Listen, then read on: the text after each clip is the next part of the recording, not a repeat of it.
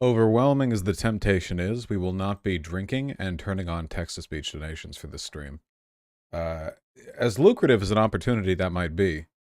Howdy. I gotta get another haircut. Go the fuck to bed. It is 9:21 p.m. It is not sleepy boy time for me. It's not. What is Vaush's alternative to the Godsony emote? Oh god. Simply Unknown 412. Are you a DGGer who only entered here because I argued with Demon Mama yesterday? Be honest. It's gosh. Oh god. No, I like you both.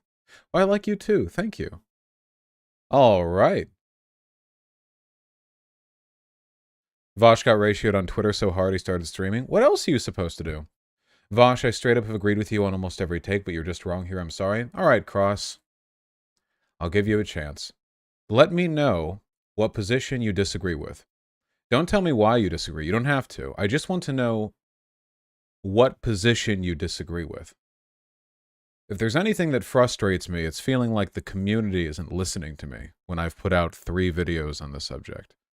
I just want to see. Can we not enter the Spite Arc? We're not. Any disagreements with Vaush will end in permabans. Choose wisely. That's true. I missed it. What bridges are being burned? Maybe ContraPoints. We'll see. It would definitely be unfortunate, but, you know, we have to maintain our principled stance on these issues. Wait, I'm waiting for Cross to respond. Don't burn bridges with Contra, she's hot, Vaush. That's not the reason why we burn or don't burn bridges. Also, I never burn bridges, okay? People burn bridges with me. I'm just waiting for the response from that person. Ugh, they're not going to respond. Whatever. Why do I bother? Why do I even bother talking to chat? There we go. What's the drama with Contra? Oh, it's the cat. What's the hell is going on? Oh, right. I'm so sorry. Not all of you follow my Twitter feed 24/7. The basic gist of it. Okay. The funny thing is. Okay, wait, hold on. So, wait, Cross did respond. Vaush, I disagree with the position that you've taken. Okay, so this is what you're ascribing to me, which is my ironic misogyny is fine, even if everyone else says it doesn't look good. That sounds like something that I would ban you for because it feels like a mischaracterization, but it also might just be that you simplified my take enough that it sounds indefensible. I won't ban you. I love you. All right? We're all children under God. Okay? Anyway, all of this actually started because I did a good thing. That's not a joke. So Kat Blaque is a prominent figure in the online left, of whom my opinion right now probably couldn't be lower, but I'll save the insults for after I've established why, you know. And Kat Blaque did what Kat Blaque does and typed out like 400 tweets 2 days ago on how I'm a bad trans advocate because of my misogyny. You know, it was like the takes you guys have heard, but like broader, you know, of course. Not valid criticisms as far as I'm concerned, at least with regards to the bolstering turf arguments, that kind of stuff. But like it's the usual, you know. So here's the thing. Normally, I don't engage with people directly, but Kat had open DMs while looking at it, and I thought, wouldn't it be nice if just once we could settle this through DMs, you know? Rather than turn it into like a stream thing. I thought that would be like a good thing to do, like a morally good thing to do, you know? So I DM'd Kat, and I basically said, hey, I have some issues with your position, you know? If you'd be interested, you don't have to. I'd like to talk with that about you. It doesn't have to turn into a stream thing, you know? So basically I went in and I said, like, we can talk if you want, no big deal. Either way, it's not going to turn into a big thing. Or so I thought, of course. But, you know, at the time that was the case. Vaush, she leaked the DMs. I'm aware. They don't make her look good. That's fine by me. Anyway, so she said, she didn't seem like enthusiastic about talking to me, but how often do I get enthusiastic reception from other lefties, right? I thought, like, okay, she invited me to explain my position. And the DMs are public, so you can look if you want, but honest to God, it was about an hour of me attempting to explain my thoughts, with her aggressively misunderstanding me the entire way. And towards the end of the conversation, she said that she actually hadn't been listening, had not read earlier segments of the conversation, and never intended on having her mind changed because I was cisgender. And she felt that it was arrogant of me and condescending of me as a cisgender person to even think that I could have an argument up on her. Now, that sounds like an exaggeration, like I'm narrativizing, but I'm almost quoting her when I say that. It was very, very direct. I said something along the lines of, the way you're talking gives me the impression that you never had any intention of listening to me. And she was like, yeah, well, of course, you're cis, and it's so arrogant of you to, etc. It was pretty much verbatim is what I'm repeating. Um, Now, this isn't a huge surprise because Kat Blaque was also the lady who tweeted that she thought that she could have a better convo on race with Candace Owens than a white progressive. So she's very much the, you can make fun of me for saying this if you want, but I maintain it, anti-white racist. But I thought maybe I could be a little more friendly with Kat Blaque because she and I sexted a while back. She made that public too. That's not me leaking that. She tweeted that like 15 minutes ago. And I thought maybe there's some foundational good faith, something like a little something. Not like, not like, oh, she'll agree with me because she's seen my dick. If she even has. This was like 3 years ago. I don't even know, but just like something. But unfortunately, that just didn't end up happening. So I felt pretty, I think, fairly frustrated to essentially be told that for the past hour I'd just been wasting my time because she thought it was arrogant of me to even attempt to disagree with her. Like the concept of disagreeing with her was itself like a failing on my part. So essentially her position was like the really standard, like woke scoldy kind of one where like, if you're white or you're cis, you should shut up and listen to people, in their lived experiences. Now, in my experience, this is abuser language. It's often used by people with abusive attitudes towards, I guess, their advocacy for social justice and gatekeeping, because it basically means like the quality of the argument doesn't matter. We're just going to bully the shit out of you. So I was like, okay, let me listen to minorities, all right? I'm going to take my trans positions from Blair White. Have you heard of this guy called Jesse Lee Peterson? I'm now taking my race positions from him. I'm listening to minorities. And what I was hoping she would do is respond, obviously rebuking my silly, behavior, and say something like, no, obviously, listen to the trans people with the better arguments. And then I would say, like, well, how can you do that without having an internal metric for determining which trans people's positions are valid and invalid? And then she would have to say, well, obviously, you have to know these things well enough to be able to determine which minorities are giving you the right opinions. And then, and this was my plan, I would say, right, and you were the wrong one here. Like, that happened. A lot of my positions are informed by talking with people whose lived experiences have given them understandings that I don't have inherently. In this case, you were that, that's what I thought we were leading to, which would have been nice. Dude, I'm reading Kat's thread and I really don't get that impression. Why are you taking her interpretations? Read the DMs. I don't understand, guys. We've been down this block 500 times. Like, this is like critiquing me because you listen to non-compete describe my behavior. Or like, hey, Vaush, I just listened to some of Infrared's stream. And I gotta say, you're a real asshole, man. Like, come on. We've done this before.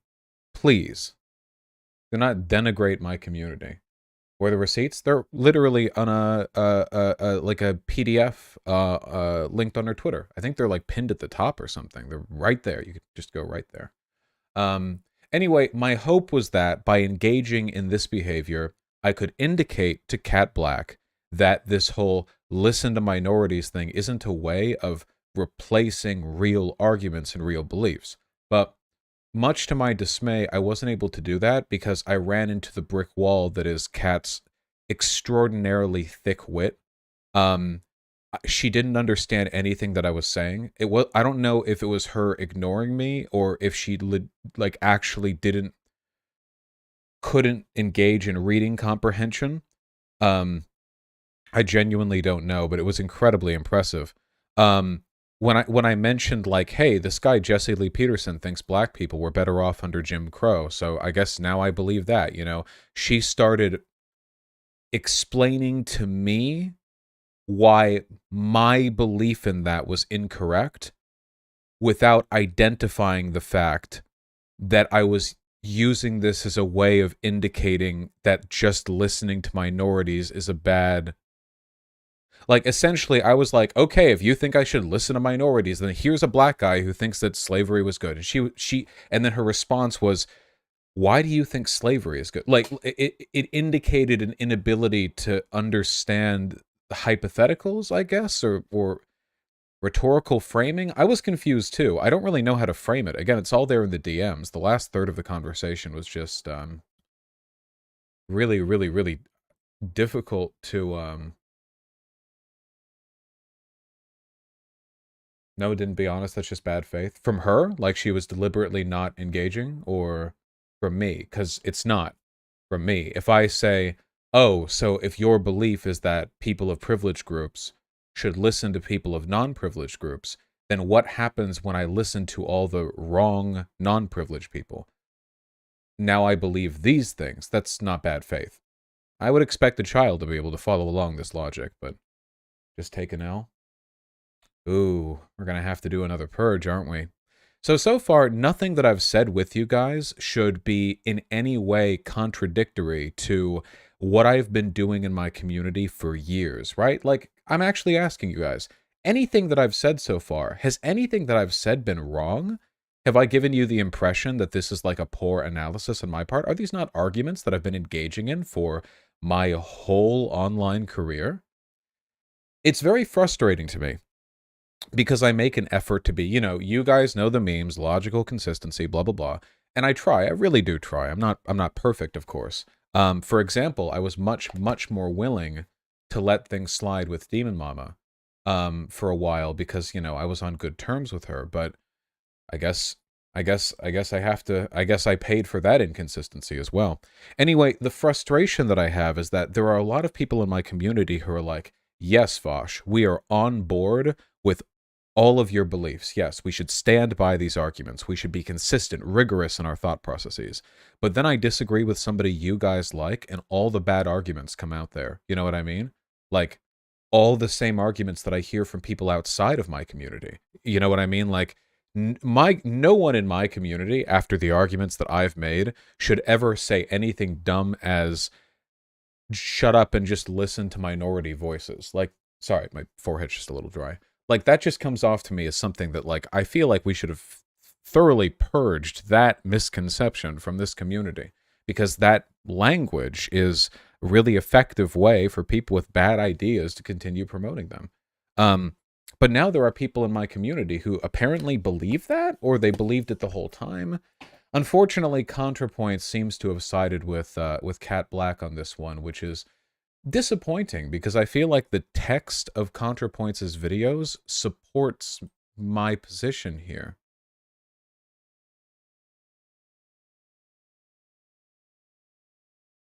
Contra tweeted. See, these arguments come off to me as quite bad, really.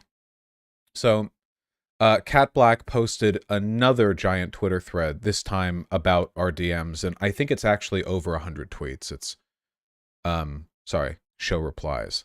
Yeah, it's more. It really does go on. She's very verbose. And as I learned from arguing with her in DMs, a very fast typist, so maybe it's not a big deal for her, you know. Vaush, you're prioritizing being right over making friends. That is true. That is correct. Obviously. I'm sorry, do you guys want the person who gives in to peer pressure? Oh, I'm sorry. If you wanted if you wanted the left content creator who cedes their position so they can maintain friends, then oh my God, why me? Why not anyone else? Why me? Why choose me? Anyway, so Contra, I really think you should. I think you should think about what she's saying here instead of getting really defensive about her, correctly pointing out your perspective on this is limited by you not being trans and not a woman. So The problem that I have with this tweet right here, you look insanely self-obsessed right now. I don't understand where your thought process is to be at that. It seems like you are the victim of peer pressure. You don't have consistent beliefs. If someone you disagree with does something, it's cringe. But if it's a person you agree with and they do the same thing, it's based. If you like it when I go over bad arguments from people you don't like, that's fine. But, you're going to have to stop, okay? Anyway. So the problem with this tweet from Contra, I'll say it, these are stupid and below her pay grade. The problem here is that it's a straw man. At no point have I said my perspective isn't limited by being a cis or a white person. I've never said that anywhere. I don't think ever in my whole career, actually. The only thing I've ever said is that being a member of a dominant power group doesn't prevent you from having better arguments than people who aren't from those groups. Like inherently. That's my position.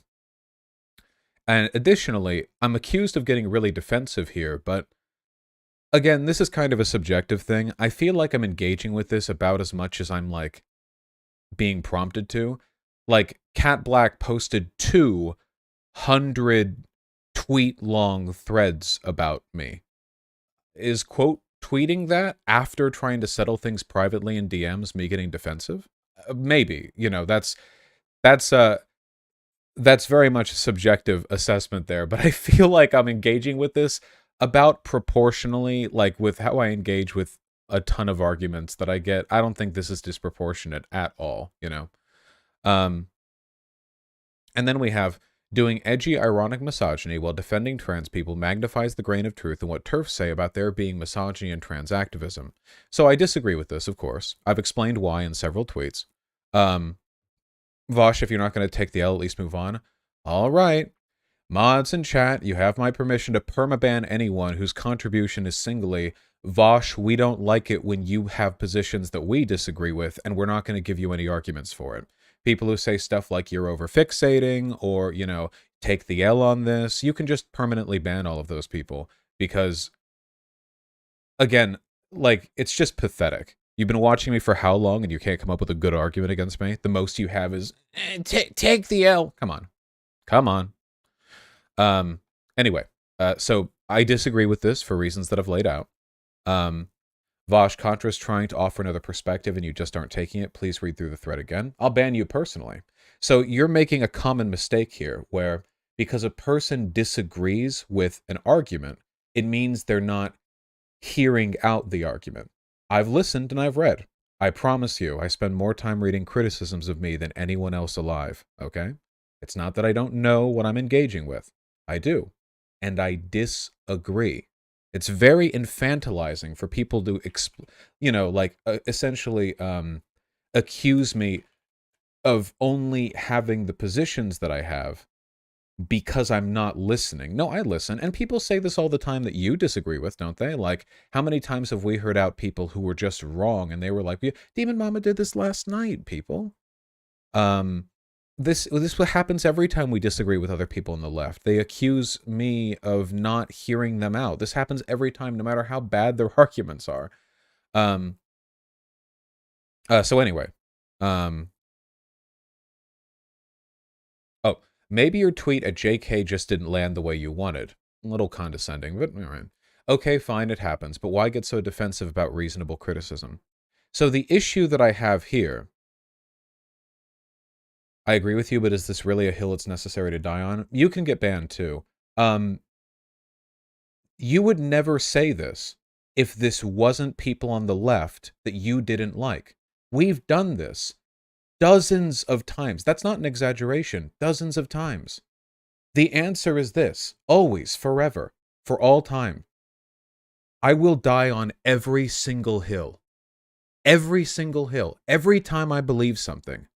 As long as anyone disagrees with me on it, I will sacrifice everything to continue pushing for that point. That is why I am where I am, and that is also, by the way, why you guys respect me. It's my whole fucking career. Do you have any idea how different I would be if I ceded to peer pressure every time the left disagreed with me on stuff? It's like you don't even like what if you just want progressive commentary, there are loads of channels, loads of good ones too. Clearly there's something distinctive about what I do, especially my relationship with the rest of the online left. The answer to are you really going to die on this hill is always yes, with me. Because that's, I don't know, isn't that being principled? Right? Like, oh, just give up. They're peer pressuring you into believing something or not talking about something. Like, sheesh. Anyway, the issue that I have with these contra tweets broadly is, who here has seen the her canceling video? Her video on cancel culture? Don't her tweets here feel a little bit like what she was complaining about? We have a kind of abstracted condemnation where the central criticism is not that you're wrong, but that the tone with which you're defending yourself is unacceptable. Does that make any sense? So people would do this with Nat all the time, where they would say, you know, they wouldn't disagree with her like explicitly with arguments, but they would say stuff like, you know, well, your words are hurting trans people. You know, trans people are hurt by this. The community disagrees with you. So rather than addressing the actual points, it's instead you, I mean, let's be fair, kind of try to silence a person, or at least sort of optically stomp them down, by just sort of alluding to the unacceptability of your position, not based on its merits, but just that you have it at all. Does that make any sense? See a lot of people in chat who are saying stuff unrelated to what I'm talking about, and I gotta say, I can only read so quickly. Now, this is not a direct one-to-one parallel right here, but it definitely seems a little bit similar to me. At least in the sense that tone policing is being used as a way of circumventing the perceived need to make a real argument.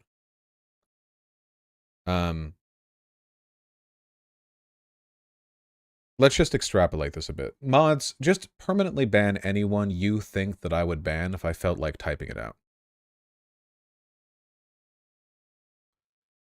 Let's see. And then I said, because this is the gist of my point, essentially. How many, quote, unquote, reasonable criticisms of you have you, knowing what others don't, thought unreasonable? I've talked about all this before, and will continue to, and I'm happy to hear out Kat or anyone else, but I disagree with her here, and I have reason to think little of her opinions. Does this not seem like a fine tweet to you guys? The point that I'm trying to make essentially is, okay, right now, Nat, from your perspective, maybe it seems like I'm being obstinate and defensive, you know, but you know that that's not always valid, and I'm happy to hear out people's positions, but I feel, you know, firm in my conviction that I'm right on this. I think, does that seem fine? I think that's fine. And then the response to that I gave, the follow-up was, with respect, the arguments you give in your videos support my position here, and I agree with that. And with all the associated context, this site really isn't the best place to speak on it with nuance. I'm extremely confident you'd agree with me if you were fully caught up, and I do think that. I don't think she'll come on or anything, but, you know, hypothetically. And then, I gotta say, I'm very disappointed in these. Nat says, it just strikes me as off that you're extremely confident you definitely know better than a trans woman who's been doing this activism for over a decade. Is this not, like, verbatim the language of woke scolds that we've been fighting against, that she's been fighting against for years? Listen, I'm not of the opinion that being trans can't offer you a unique insight into these issues. It absolutely can, but we're kind of like, this is really bad logic. This is just idpol. Yeah, this is just idpol. I have never said Kat doesn't have experiences that I don't have. Of course she does, obviously. But that doesn't mean that a person can't be right. Here's an example of this. Who is a person you guys can think of who does trans activism and has been for far longer than anyone else involved in this convo? That's right, it's Buck Angel. Buck Angel's been doing trans activism for far longer than anyone else involved in this particular issue. Now, if Buck Angel were to make an argument like this, it would be written essentially the same as what Nat is typing out, or if a defender of Buck Angel was saying this. Would you find that a particularly compelling argument? It just strikes me as off, as you're completely confident you definitely know better than a trans man who's been doing this activism for over 2 decades. You know, well, it's the same. It's the same argument. And I don't like it. My response is, of course, is that really your argument that I, by way of being cisgender, couldn't possibly be correct in a disagreement on trans issues with a trans person? I was always under the impression you valued the quality of the argument. And I really do kind of think that's what she's getting at. Obviously, that's not the explicit thing that she said, but this is the implied statement behind people who say this. And we know that because, again, people have been saying this to me for years. It's happened thousands of times. This is the statement that usually is implied by this statement. Does that make sense? Trying to walk this through with chat as calmly as I can. Why is she ratioing all of your replies? Well, she is ContraPoints, and I'm Vaush. So if you think about everything both of those things entail, then yeah. And then we have her most recent tweet. I haven't heard any arguments yet. This right here to me is like a big red flag from the beginning. Like, she clearly has strong opinions on the validity of my disagreement, but okay. Only your assurance that you're extremely confident you're correct. And I don't think extreme confidence is warranted. Men who are extremely confident, geez, they know more than women on what is and isn't misogyny don't have a great track record. So this indicates she really doesn't know my arguments because we're not talking about what is and isn't misogyny. But yeah, this is just id pull. Now how do we respond to this one?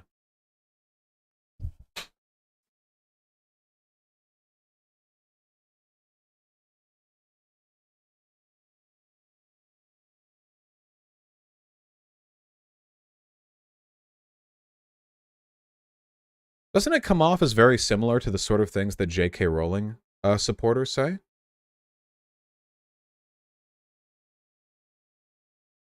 It kind of does.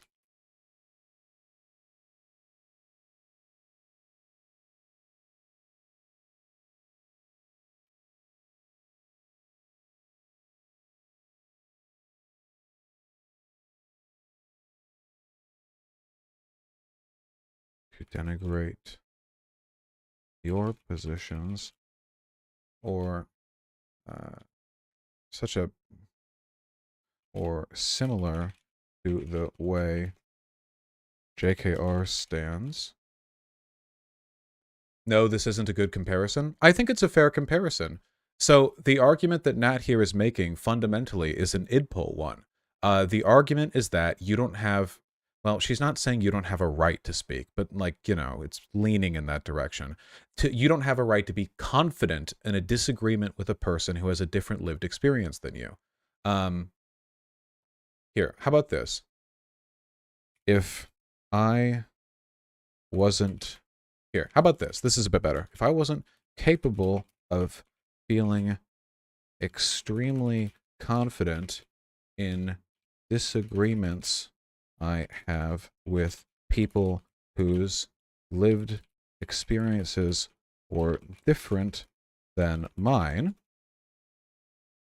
Maggie Mayfish is in YouTube chat? You're going to have to forgive me, but I don't know who that is.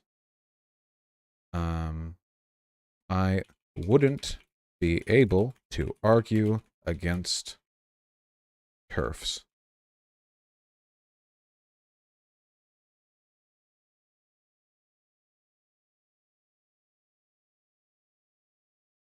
Also, she says she hasn't heard any arguments yet. How am I supposed to...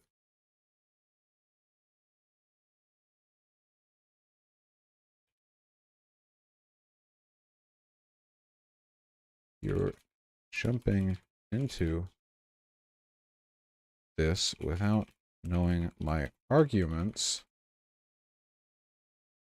What do I even say to that? Damn it. Fuck. Where do I... Oh, I missed the into as well, so I have to cut like 10 characters. If I wasn't capable of... How about extreme confidence in... Extreme confidence in disagreements I have with, okay, 2 more characters, with people whose lived experiences differ from mine. Differ from mine. Wouldn't be able to argue against turfs. Also, I can't help you if you're jumping into this and owing my arguments. What do I even say to that?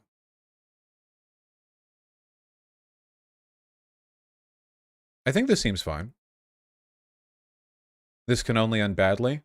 Who cares? I'm right. This is the best way I can phrase my points. I think Contra is saying she hasn't heard arguments in this Twitter thread. It's I said in the earlier tweet, this is Twitter. It's Kat Blaque typed out 100 tweets in a tweet thread. What am I supposed to do to that? Do I have to? No, absolutely not. I have videos out on this.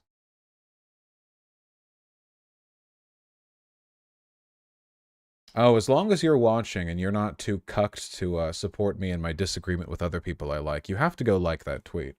Come on, have us have at least one tweet where we ratio her. Come on, come on, come on.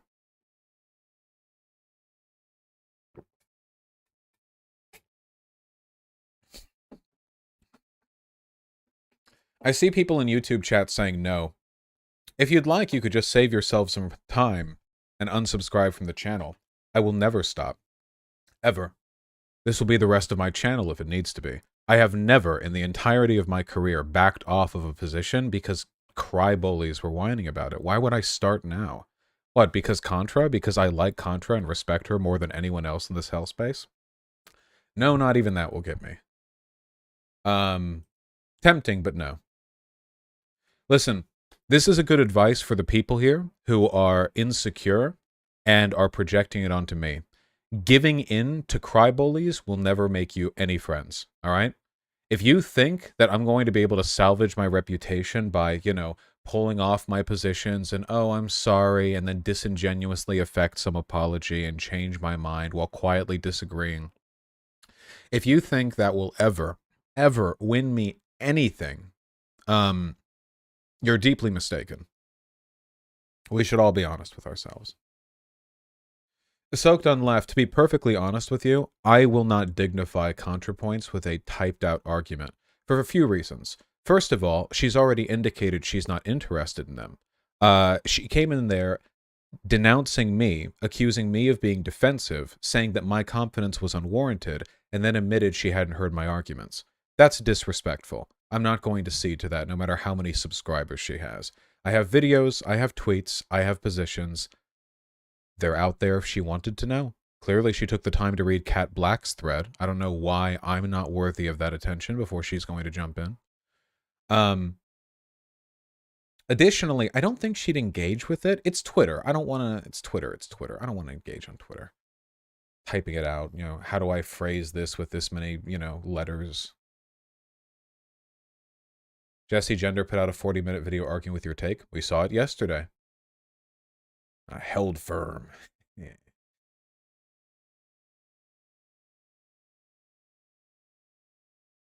That was kind of a shitty position to take. What position? Vaush, I think you're right about the idpol stuff, but it just seems like they don't really want to have this convo. That's fine. I'm not forcing any of them to have a conversation. I'm asking, to you all, have I demanded any of them come on my stream? I haven't to Contra, and to Kat Blaque, I was so averse to doing so that I went into her DMs and said specifically, let's hash this out in private. I'm not out here grinding for content. As long as they continue to attack me, I will continue to talk about it. And that's precisely what's happening here. I, after having a disappointing convo with Kat Blaque, didn't out her or say anything. She then dropped a 100 tweet thread and then dropped our DMs. She leaked DMs. Which is quite a faux pas in the content creation community. Now, mind you, I think I look fine in those DMs. I don't think it makes me look bad or anything, but still, like, on principle.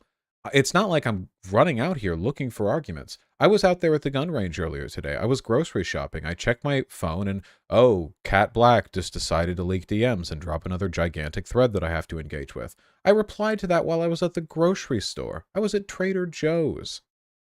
And then I get back home and see Natalie's involved now. I'm not the one instigating. And if you guys think, sincerely think, that by defending myself and holding true to my convictions, I'm the one who's burning bridges, or I'm the one who's engaging in, bad or dishonorable behavior. I think that's really silly of you. Trader Joe's. They have some nice food that I like. They've got some tasty, tasty food. Yeah, I'm standing my ground. Congrats on 400K.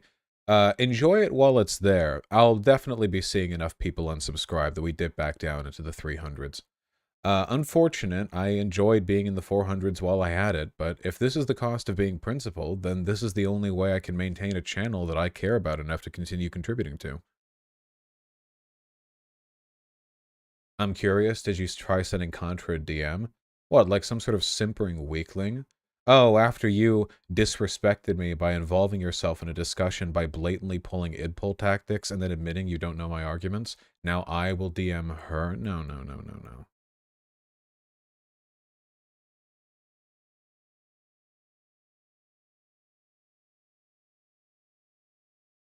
Oh yeah, DMing Kat having gone so well, yeah. It just means we could celebrate twice. True. I think saying to Contra she isn't worth typing a position out in more than 240 characters is kind of shitty. The only reason you're not permabanned is because you're not worth the effort it would expend me and the calories that I'd burn doing so. No. If you're disrespectful to me in the way that I feel she has been, I'm not going to, deign to type out a Twitter argument. If she wants my argument, she can just... Well, there are lots of things she could do. For example, she could DM me, or she could text me on my cellular phone, and she could say, hey, I disagree with this thing that you did or said. Is there something that I don't know? Anything like that? And yet, obviously, that's not the direction this is taken. I just don't feel like I should be put in a position to feel like I need to further clarify the things I believe when I put out multiple videos. You guys know what I mean? Like, don't you think that's a little bit frustrating from my perspective? It's like you have like videos on a subject out, and like imagine if Contra put out a video of her own and some other large content creator was like telling her that her video was bad and her position was bad, she should back off of it, and then that person admitted to have not watched the video. I don't know, like, would you tell Contra, oh, you should type out the summary of that video's contents so they'll definitely engage with it? Like, come on.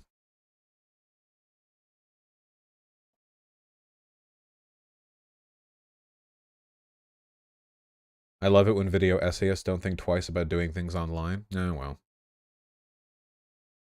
Could she have not known you made videos on this topic? Could she have checked? If it again, guys, like this is a level of decorum that I engage in.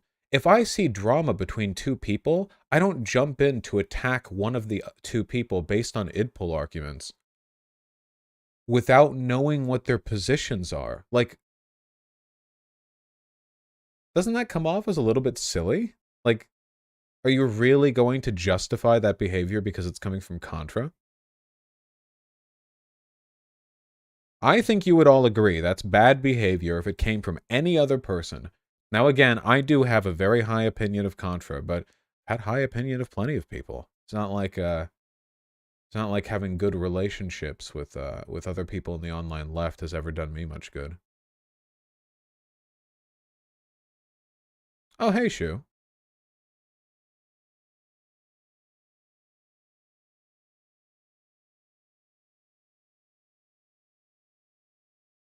The joke was funny. Zan, it's not about the joke, okay? First of all, it wasn't funny, all right? Ironic misogyny is generally only funny if it's done in a sort of situational sense, and it has to be really contextual. It wasn't funny. It was a lazy tweet for me. The point that I'm making, the 2 points that I'm making, are one, it's not that big of a deal. It's not, right? Like, you can't post hoc justify being overly condemnatory towards something because it got more attention than expected. You know, like at the flat of it, it's not a big deal and people are being babies, okay? The second point is that I really don't think that it's bad optics, that it hurts trans people, that it gives TERFs arguments or anything like that. You're giving TERFs arguments when you call them cisgender. When you point out that being a woman can be a thing you self-identify as and isn't just having a pussy, you're giving them leeway for their arguments. Guys, I've said this before and I'll say it again, okay? Me being ironically misogynistic in terms of how much we like feed into TERF arguments is at about a 1, and believing children should be able to transition socially is at about a 400 for a TERF or any kind of transphobe, okay? So if you're very concerned with not giving them ammunition, I promise you, the thing they use that justifies their anger internally is not a feeling that they're victims of misogyny. It's a feeling that trans people are degenerates. Have you learned anything from my conversations with conservatives? It would be like believing conservatives when they say that the reason they don't like black people is because it's disrespectful to hang their pants down low. And then you find black people with their pants down low and you're like, hey, if a conservative sees that, you're going to make all black people look bad, and it'll be on you. Like, it's really dumb. Don't buy into their propaganda, okay? Do not. That's the point. That's the argument that I'm trying to make here. Not that it's okay to be misogynistic, albeit if I think it's funny. Like, I don't really care. But the thing I care about here is don't buy into the conservative propaganda that, you know, stuff like this feeds their arguments, because it really doesn't. And I don't think they care as much as they pretend to. In fact, I know that they don't.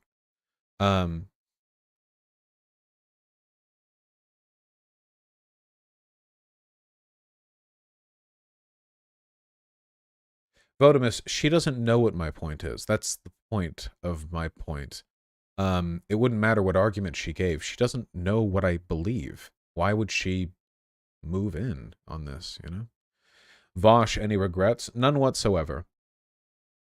I regret only that I could, that at no point during my life have I been as much of a coward as half the people watching right now, so I can't sympathize with you when you pussy out of your principles, and change your positions on something on peer pressure, okay? So speaking of people with different lived experiences, okay, I only wish I was capable of understanding what's wrong with you. But I can't. I was simply born infinitely confident. That's not true. It's a little bit true, but not in the way that it is true today. It was true in a different way. But you know, it's funny to pretend. I appreciate your resilience, but this is friendly fire that'll do more damage than it's worth. That right there is a peer pressure argument. Don't speak up. Don't defend yourself when attacked. Defending yourself is only going to cause trouble. Like, it's an abuser argument. I'm the one being attacked here. I'm not going after other people's positions. I went after Kat privately in DMs. I asked her if she wanted to talk to me. What you're saying is that me defending myself is harm, and I just don't believe that. I think that I have a fundamental right to stand by my principles and be as aggressive as I like in defending the things that I feel like I'm being attacked unfairly over. I feel like these are all very, these are all very like level 1 arguments that people in my chat suddenly don't understand. You know what I mean? Like if it weren't for the associated context and I came on stream and I had to say stuff like this, I would think that I was being boring, you know, like, hey guys, just so you know, like if a person's attacking you, you know, even if you're like online, like don't feel bad about defending yourself and your convictions, you know, like, but I guess this gets more complicated. Did you see Kat calling you an egg over this? Kat's behavior, both in DMs and in public, have legitimately given me the impression that she's, like, thought about me a lot because we sexted a few years ago. It was very, very, very, very, very strange. Like, I'm not sure how to put this exactly. When I was talking with Kat in DMs, and again, the DMs are public, you can see these if you want. If you look at the DMs, okay? I go in there and I just want to give her my argument for what I believe, you know? I ask her, do you mind if I explain? You know, because I don't want to just sit there and spam text at her if she doesn't care. And she doesn't seem enthused, but she'll hear me out, so fine. And, you know, over the course of this, and she's, of course, talking with her is like talking to a stupid wall. I mean, you know, like nothing's going anywhere, right? But multiple times when responding, she would preface a response with, just so you know, I don't care about you and I don't think about you. Now, once or twice is fine because I'm a large content creator. At no point during the conversation did I say anything expectant of her. Like, I never said, like, you should watch my stuff, or I bet you know what I believe. Like, I never said anything that was sort of hinged on my popularity. It was just me and her one-on-one. But multiple times, I think like 4 times, she said, like, just so you know, not even offhandedly, but like, I don't think about you that much. I don't care about you that much. And it's like, are you projecting onto me? You know, like, are you like, that's a little like okay? Like, it's a little weird. That's fine. I didn't think you thought about me. Now I think you do. Um the only other explanation that I have is that the only other explanation that I have is that Kat felt that my attempting to talk to her directly in DMs to explain my position was indicative of so much arrogance on my part that she felt like she had to take me down a few notches. But that comes across like insecurity, right? Like that the idea of me just being there is an indication of my massive ego. Because I wasn't saying anything egotistical. I was asking for permission. I said at the beginning of the convo, I respect you. I respect your thoughts on this and your advocacy. I just wanted to give my opinions. I didn't come across as arrogant. I mean, towards the end, I kept calling her stupid, but holy shit did she earn that by the end. More so than almost any other person I've talked to. So, you know, but she was like that from the beginning. So it wasn't like that was caused by that, you know. Anyway, just really weird. Either like she has a thing about me or she is really insecure or both. But yeah, that was really, really strange. Maybe we should just go over the DMs. There's nothing in there that's like not safe for work because she cut those parts aren't in there. And she already leaked them, so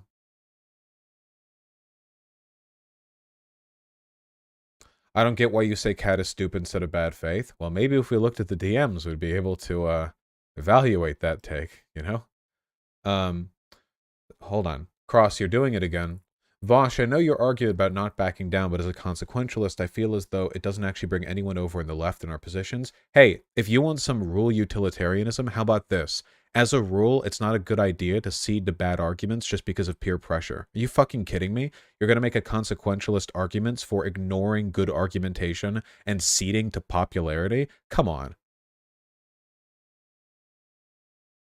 This is what it's with the optics too. Like people, you don't know what these words that I use mean. I'm sorry, Cross. I don't mean to be mean to you, but my frustration here is somewhat valid. Often, I use these terms: optics, utilitarianism. A lot, like people in my community latch on to them like they're life rafts, but they don't know like what does it mean to apply these things. Well, it's a hell of a lot more complicated than some of you seem to think. Optical considerations also change, you know, depending on what type of person it is or what situation they're in. You know, my optics don't have to be the same as the optics of other people on the left. I'm known to be an edgy shit poster. That's my thing. It's the bar, the standards for me are different than the standards for other people. It's complicated. It's just I genuinely don't understand why Kat said you're a clout chaser who only cares about covering whatever gets you the most views. Well, funnily, I mean, I literally opened this by DMing her specifically to avoid making a public spectacle out of it. But she's projecting again because, as we're about to see, the very first thing that I said after I don't want to drag you publicly is, you have my full permission to drag me on stream. I won't watch it. I'm not online enough to really feel impacted by it personally. That's the opening that I got. I said, I take issue with some of the stuff you've said and would like to talk about it privately, of course. I don't want to drag you on stream. And her response is, you can if you want. I don't care. I don't care about you. You know, like, this is the opening that I got. Sure. Let's read. You can pick up on some of the red flags that I picked up on. I do hope you're reflecting on some of the things I've said and what other people have said, and I hope that when you advocate for trans folks, you understand that when you engage in things that associate with misogyny, you're making these convos harder for people like myself to have. So this is the stuff that I disagree on. This is what I want to talk with her about, you know. And I think that should be something you consider as your voice is regularly prioritized over trans women. True. Yeah, that's true. I don't follow your stuff and haven't looked at your page once during any of this conversation. This is very weird. I don't, like, now in the same paragraph, I don't follow your stuff and I haven't looked at your page once during any of this conversation, and it's the second message of this. Because for me, I frankly just don't really care that much about you specifically. And I hope that doesn't sound harsh, and I'm sorry if that makes you feel a certain way. I'm just going to assume it does, but it's how I feel, and it's just the truth. This is the first message that I got from her. The projection is wild. This is the last message. The one before this one was like 2 or 3. Oh, that typo is doesn't? I'm just going to assume it doesn't. Oh, possibly. I think that the point here fundamentally comes across just the same. Like, again, first message, right? Like, is there a way to scroll through, like, move to next image in a Dropbox link without having to go back out? It's a long convo, boys. And then I say, look, with respect, I feel the way you've characterized me here gives me the impression you think personal attacks and vapid, senseless, prejudiced criticisms are a common and inherent part of the content I produce. I own up to being edgy. I love being edgy.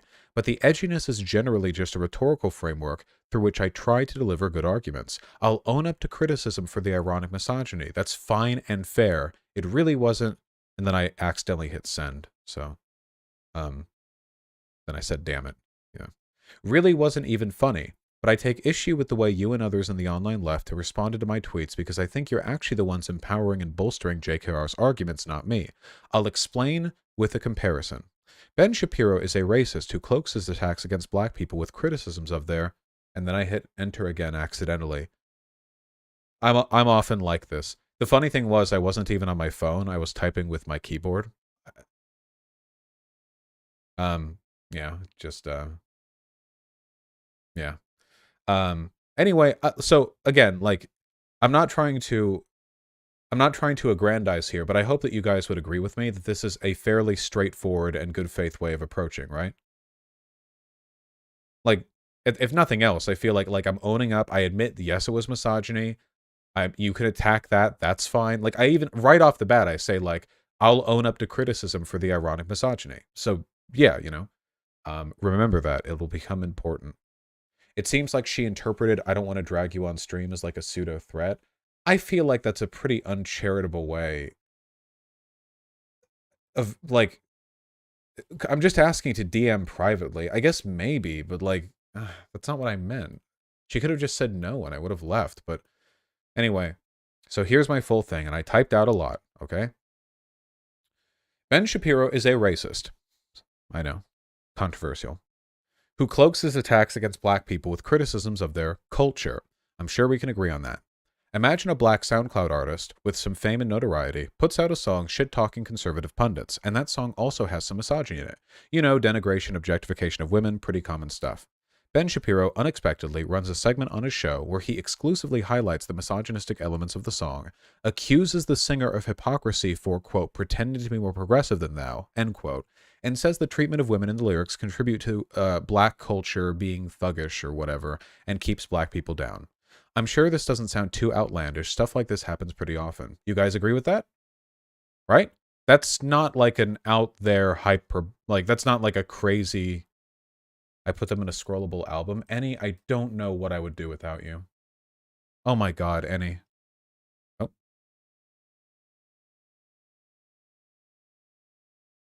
Oh, wait, wait, are these not in order? No, wait. Oh, sorry, Annie. These aren't in order. We have spoilers here. Oh, did the order fuck up? Okay, we'll get to that soon then. Anyway, so I hope you guys can understand that this Ben Shapiro example here is not like out of left field. Anyway, I continue. I think it's totally fair to criticize the artist for his misogyny, but I would never spend the drama fallout, you know, like the media shitstorm happening around this, attacking that black SoundCloud artist, saying he's making anti-racist look bad, saying he's a bad advocate, saying he's giving Ben Shapiro ammunition, um, all because a bad faith actor. Oh my God. All because a bad faith actor who exclusively fixates on finding ammo for his punditry rather than looking for good faith criticism decided to do the same thing here. You get what I mean, right? Does that make sense to you guys? Right? The point that I'm making here is that while it's acceptable to criticize the misogyny there, I feel like you're really playing into Ben Shapiro's narrative by like fixating on the misogyny instead of just like sort of unifying in criticism against Ben Shapiro. And then when the time is right, you can be like, yeah, you know, there's misogyny here, right? I think that's fair. I'm not opening my own DMs, guys. I don't know if there's anything here that Kat omitted for any reason she believed necessary that I don't want to expose anything that she hasn't exposed. I do not want to be faulted here. Anyway, I'm typing out a lot here, but I really just wanted to like give my take, right? If my response to that drama was to write out long Twitter threads about how that black artist was a bad advocate who doesn't speak for me, I'd be doing Shapiro a favor. I'd be joining his argument for him by joining him, or sorry, I'd be making his argument for him by joining him and focusing on the minor problematic elements of the song over addressing the broader context. People on the left do or say problematic stuff all the time. Should we condemn everyone who ends up in a screenshot? Attack the trans women JKR retweets because they're not sufficiently civil to that bitch?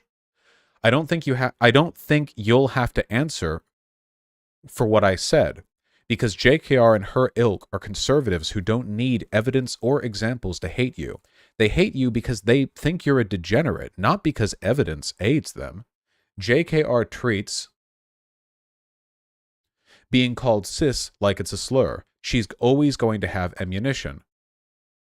Does that make sense so far? Stop asking me to download as a zip, all right? I see it in chat. Thank you. I love you. And then I say but because I was intending to continue here. Hold on. Vaush, as good as your hypothetical may be, the vibe I got reading through these convos was that she just did not want to engage at all. I literally ask multiple times if she's willing to hear me out, and she says yes. I'm sorry. She's an adult woman. She's literally older than I am.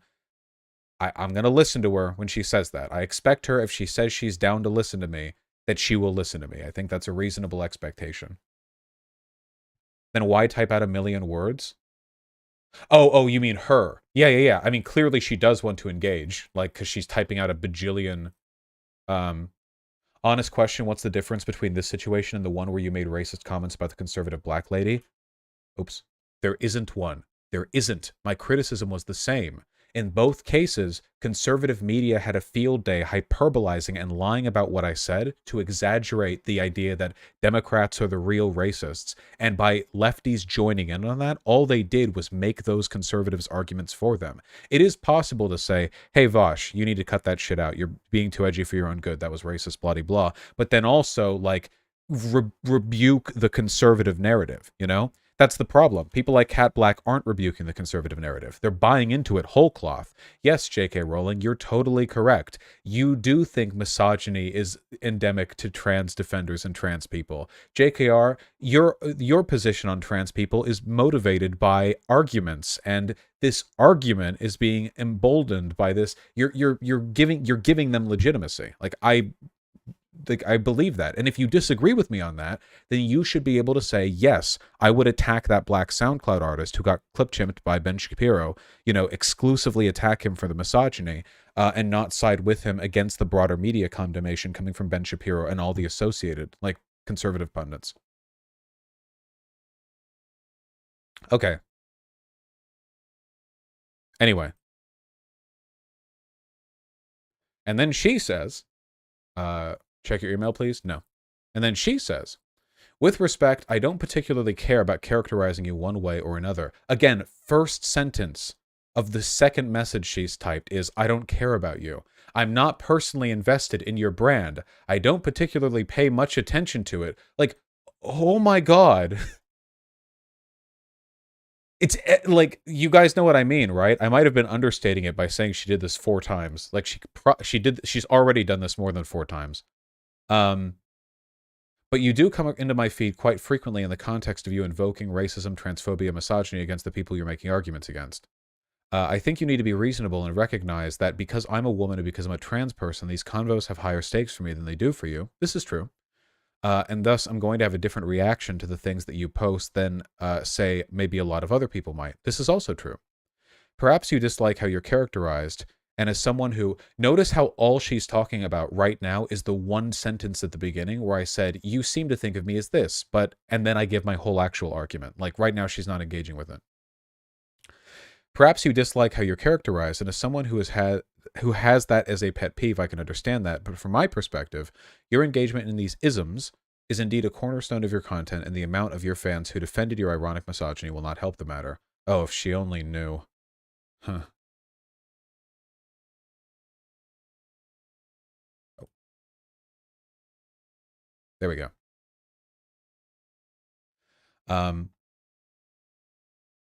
What is clearly communicated and felt from someone who is not very invested in what you post is at the very minimum misogyny and other isms and entertainment for your audience. So keep in mind, in the tweets that in the DMs that I sent, one of the first things I sent was, the ironic misogyny deserves criticism. I'm not defending that.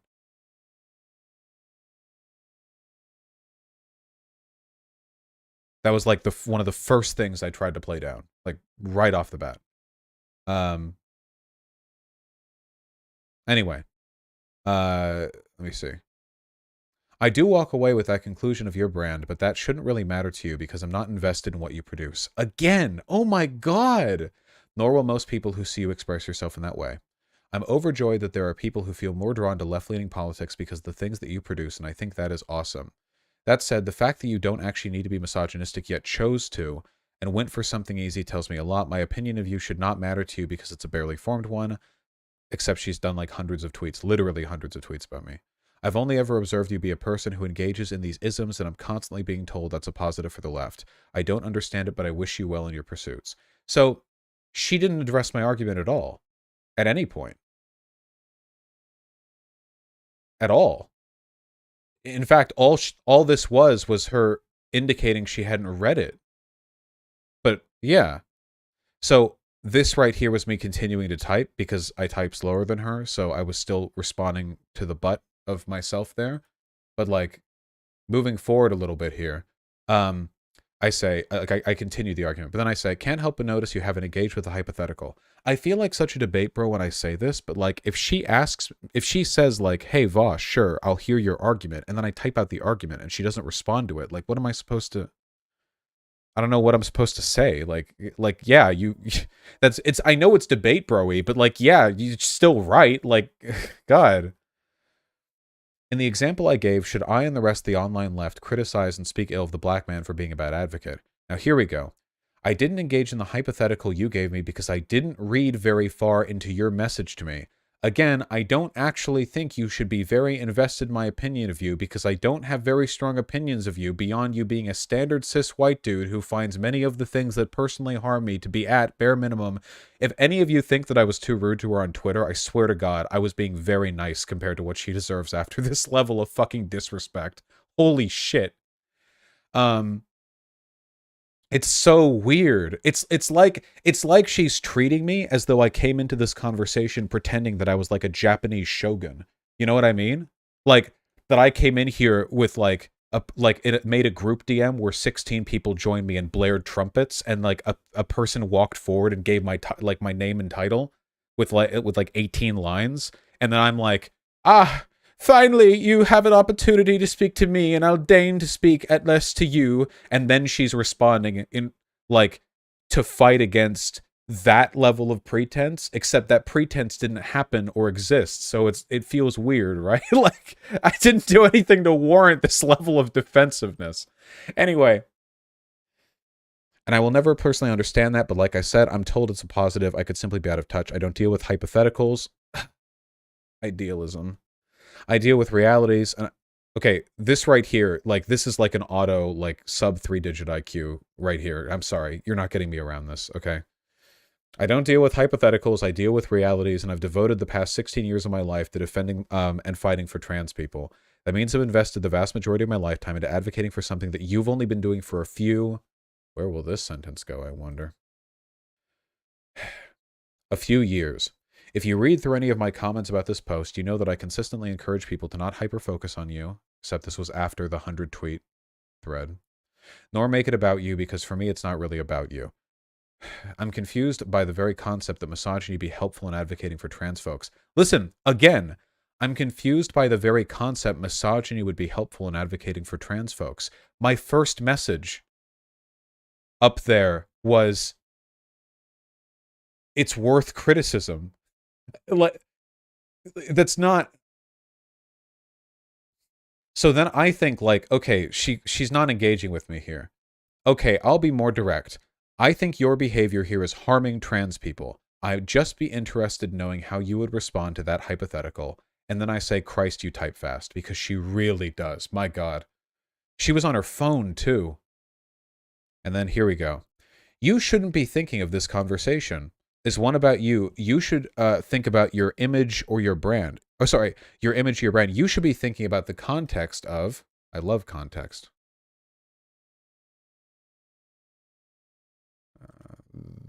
This one. You should be thinking about it in the context of its impact on trans folks you claim to be advocating for. I do not see standing up against misogyny as harming trans people, and I don't think you're equipped to define what helping and assisting trans people actually is, especially when you seem to think misogyny should be a part of it. So I ask you guys, how do I get her to learn that I'm not defending the misogyny? I beg of you, if you have any suggestions, vaushvidya@gmail.com is the email, okay? I beg of you. Vaush, you're escalating all this by fighting instead of moving on and ignoring their wrongness. This will cost your relationship with Natalie. If Natalie decides to stop being on good terms with me over this, then she doesn't deserve me. Nor do you deserve being in my chat.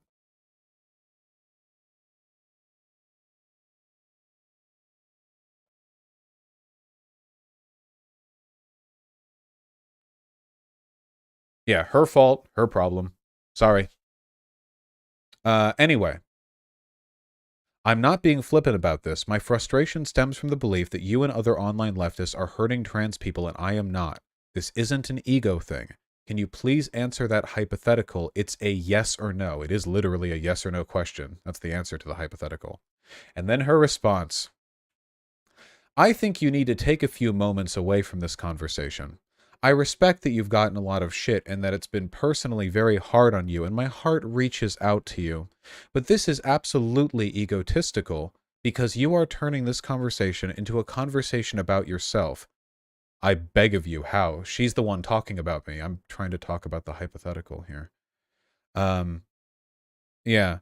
For comments that did not need to be made. Tweet 9. Okay.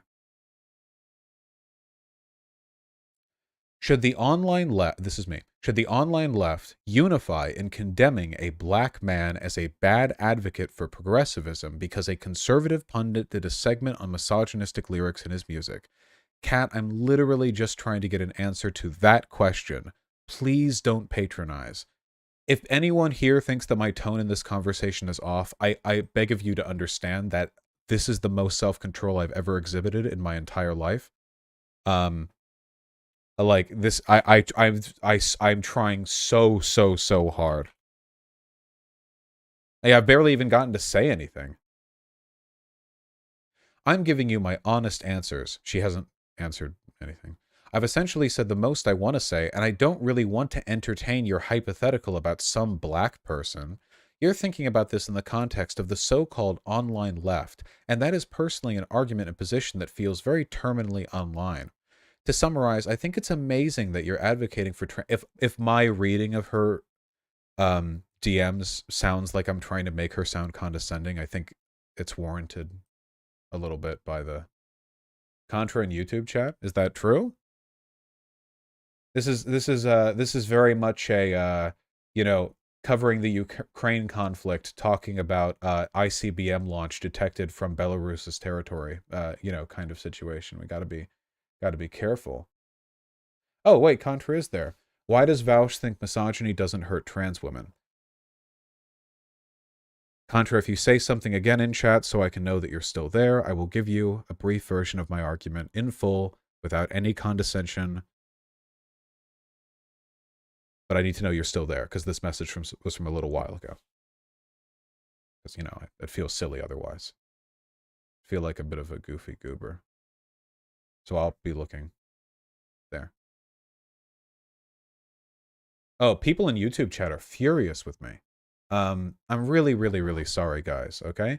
But there's a reason I have a PhD in debate and you don't, all right? And it's because I'm always right, okay? Shh. Contra gets to disagree with me here. She's earned that. Let's continue with these while I wait to see if Contra responds, okay? Maybe just explain. I've explained it. If you're a viewer of mine, you should know my beliefs. Guys, didn't I explain my position 5 minutes ago while reading the point on the hypothetical that I wanted to present Kat Blaque in DMs? Didn't I just do that? I can do it again. She's not in YouTube chat? Oh, she just came in there to, like, mischaracterize me, then left?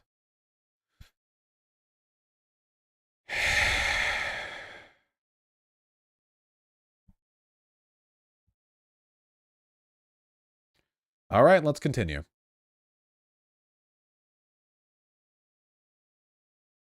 And I know that you're intelligent enough to understand that. I'm giving you that credit because it's hard for me to believe you saw that as necessary. So she's still saying I thought it was necessary to be misogynistic. Like, I don't know what I can do to move her off of this. Anyway. I'm thinking of this in the sense that I believe you are defending bad advocacy for trans people presently. My frustration stems from my belief that this behavior of yours, extrapolated broadly, makes trans people vulnerable. If your only interest is condescension and you don't want to talk about it, that's your right. Oh my god, I'm such a not debate bro. I swear to God, guys, listen to me. This is already like, we're 11 screenshots in, and I'm out here going like, if you don't want to talk about it, that's your right. What am I supposed to do? Fuck. Jesus. But I wish you'd said so from the outset. I can't type as fast as you clearly. This was a consistent problem, by the way. I actually just cannot type as fast as she can. I was really trying to. Vaush, she doesn't think you're defending the misogyny. She's just saying you still said it. No, she's explicitly accusing me of thinking it's necessary to engage in misogyny. That's explicit. Which is a mischaracterization of my position, of course. What was I saying? All right. So here we go. So this is just in response to me saying, I think you're doing bad advocacy and I want to talk with you about it. If you don't want to talk about it, we don't have to. Okay? Where do you get off believing you can define what advocacy for trans people looks like? I'm actually very curious about that. I do want to point out again that no matter how much I try to make this about the arguments, Kat Blaque only wants to talk about me. You guys are noticing that, right? Every single message from her has explicitly been about me, not about the broader argument or any of the reasoning involved or anything like that. It's always about me, which is making me uncomfortable. I'm actually very curious about that, as again, this is something I've done for the past 16 years of my life. Your frustrations here don't personally matter to me because whether you're frustrated or understanding, one of us lives with the reality of being transgender and transitioning in a world that is antagonistic towards us, and the other doesn't. Well, that last bit is true, at least.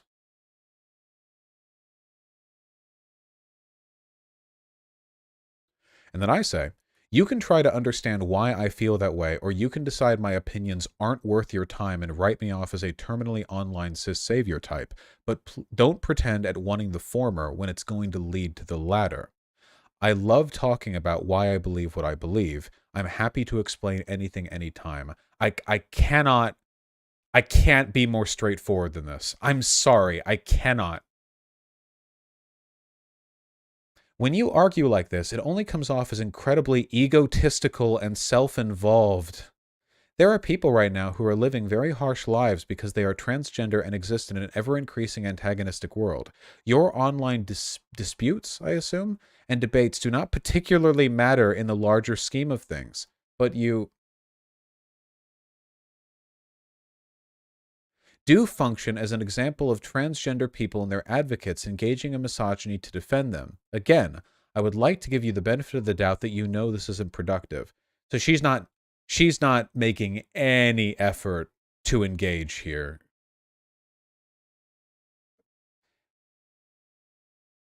See, this gives me the impression that you asking me how I got off believing that was rhetorical, and there's no real answer I could give you that you'd listen to which she says, because I think it's actually quite humorous that you as a person who isn't trans genuinely think you have superior insight. That's incredibly condescending.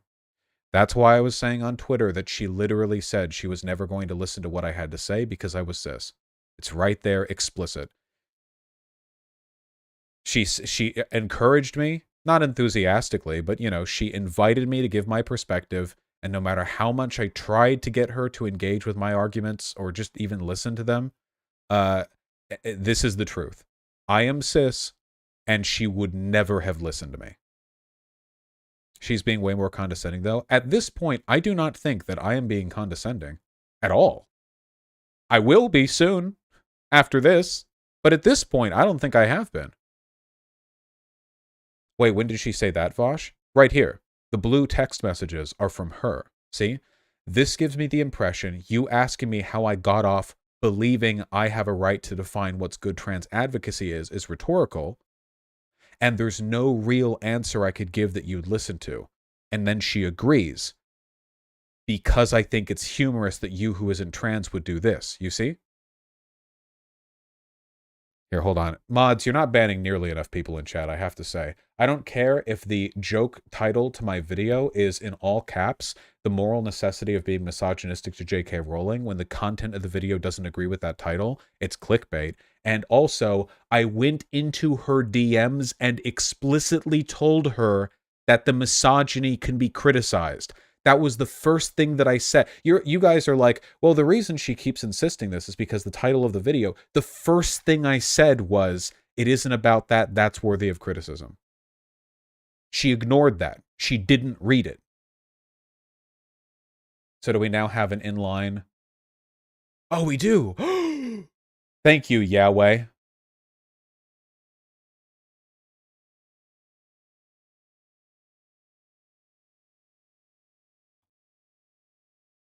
God, we've already looked through so much. Okay. Now we're back where we were. Right. So, wait, hold on. Vaush, I agree with you, but you make it too easy for people to attack you with titles like that. If you think people would stop attacking me if I didn't make titles like that, then you're as delusional as the people who think TERFs would stop attacking trans people if people on the left stopped engaging in ironic misogyny. Trust me. They don't care.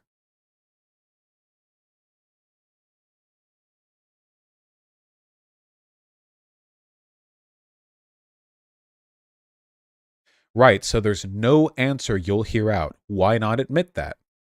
It's not like I'm unwilling to explain myself, but it seems like you just want to condescend. Should I give you a minute to continue typing out how audacious it is for a cis white boy to have these strong opinions? So here's where I get a little bit sassy, but like, that is what she said. So, yeah. I get this all the time. I'm clearly comfortable expressing disagreements with people whose lived experiences are different than mine. Which is fine. There's not a damn thing wrong with that. And then she says, lol, you can explain it, and I'll listen to you, but it's still going to be incredibly arrogant for you to think you have authority over conversations around trans issues as a person who does not experience any of the actual things that trans people experience and has not navigated through it. This is a really weird point to me. I don't think you need to have authority to make an argument. I've never believed that, ever, for any group of people. Big Joel has joined the brigade. Of course he would, obviously. Everyone will. Everyone will disagree with me on this. But everyone who's watching right now should pretty clearly understand why I have every right to think ill of Kat Blaque.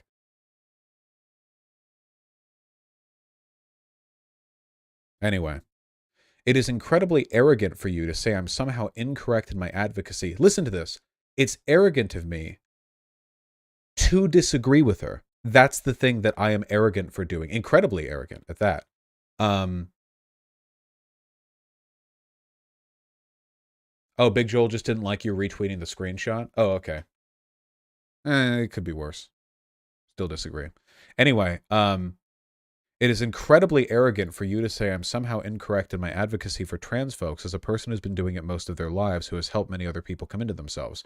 Again, this applies as much as or more to Buck Angel, who has been doing this for longer um, than it does to Kat Blaque. This is just a really bad argument to make. I don't exactly know how you could possibly believe you have a superior understanding to me. This is where she's calling me arrogant. I don't know how you could possibly believe you could have a superior understanding to me unless you had an overly inflated sense of self. I assume that's what's being blocked here. And this is why I generally do not connect with your work. You are attempting to undermine the work that I've done for most of my life to advocate for trans people and to help people understand them because you don't like that. I said your misogyny wasn't helpful.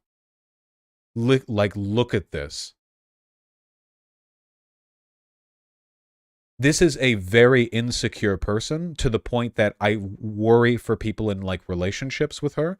This is this insane level of I don't care about you. I don't think about you. It's incredibly arrogant of you to disagree with you. It's disagree with me. It's insane that you would even think you can have a point up on me in this. You're undoing everything. You're destroying my work. Like no willingness to engage. Nothing. Anyway, I don't mean to condescend. I'm still being too polite here. But you're essentially telling me preemptively you don't care what I have to say. How am I to respond to that? Christ, you type so fast. I'm an anarchist, Kat. I don't think a person needs authority to speak their mind. And then her response is, you shouldn't respond to it.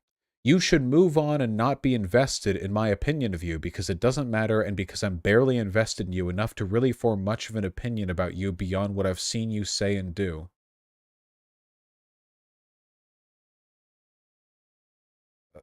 Okay.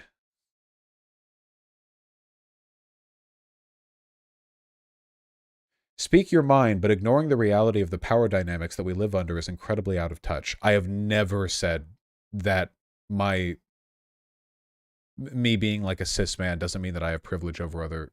I've never said that. And that you don't consider that or examine that tells me pretty much everything. Kat knows about the DM debate, thinks she cares. She watched the Demon Mama debate? Wait, she's watching my live stream debates and she doesn't follow me? I think, has she been like stalking me?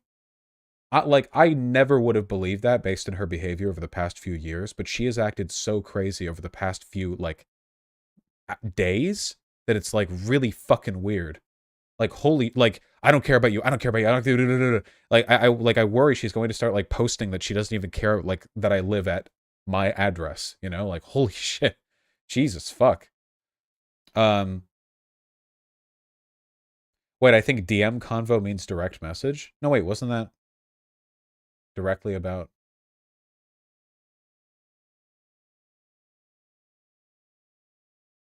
Oh, I'm stupid. That's right. Demon Mama DM. No. This is the DM convo. The convo we're looking at right now, where this person apparently thought that my behavior warranted them throwing fists. How do you get to this, like, state? I know I've said this a lot, but I really feel like Kat Blaque comes across like an abuser here. Anyway. Out of curiosity, do you believe it's possible, however unlikely, that I might have an argument worth hearing or a position worth ceding to? Or is that a categorical impossibility to you, something literally incapable of being the case? I don't ignore the power dynamics, Kat. I know I'm white and cis and young and incredibly influential comparatively. And her response is, oh, poor you. I'm sure it must be hard for you to not be seen as an authority in all things. What the fuck does that mean? What the fuck does that mean? This is so revealing to what's going on in her head. Her brain is like a fucking matte projector. Like like all of it is being directly transcribed into a fucking MP4 format. It's insane. I take that as a no then. You do believe it categorically impossible. And then she says, I don't think you understand how you're coming off here, but that's likely because of all the shit you're getting. And then I say, Kat, all I've said here is that I disagree with you. That's it. I don't think that's terribly audacious. I am privileged and I disagree with a person less privileged. That's it. I'm fine being that person. And then she says, you entered this conversation with a sharp disrespect of the work that I've done, so I'm not very interested in hearing how you have the better argument. So in this case, the disrespect she's referring to is me disagreeing with her. So her logic is disagreeing with her means she shouldn't have to hear the argument that I have for disagreeing with her. I mean, she disrespected my work, yeah, but, you know. And then I said, because I'm still trying to be nice, untrue, I respect the work you do. You're one of the very few people I haven't torn into on stream when I have disagreed with you, and you know that, sincere. I'm sure you know I have absolutely no reservations to do that generally. I do respect your work. The reason for the typos is because she never stops typing. Like, she's always typing, so if I want to type and respond to her and not have the next tweet or next DM from her be out there, I have to like do it really, really quickly, you know? Like I said, I don't care about you calling me out on stream. It has no value nor impact to me in any real way. For me, it would actually make you look kind of childish, because even in my very public conversations that reference you, I was very polite in asking people not to hyperfixate on you.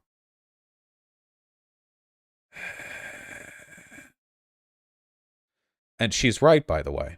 Because of the way the online left is, even people in my community right now in YouTube chat, you can look at them by the dozens, possibly hundreds if they were all to type, and you will find that they agree with her.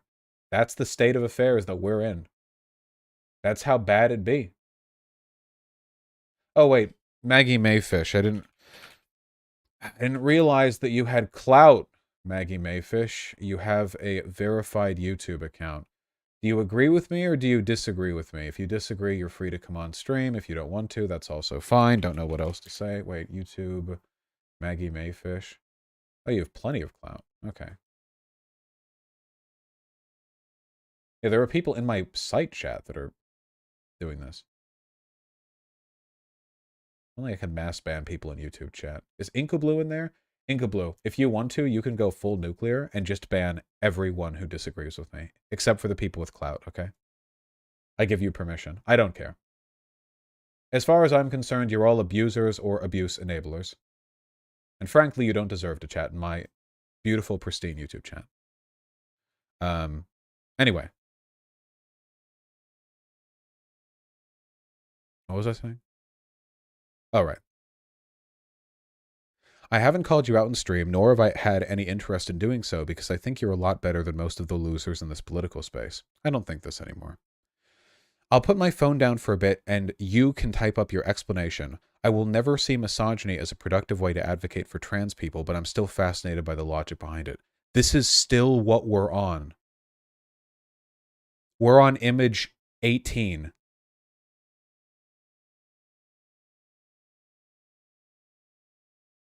Like...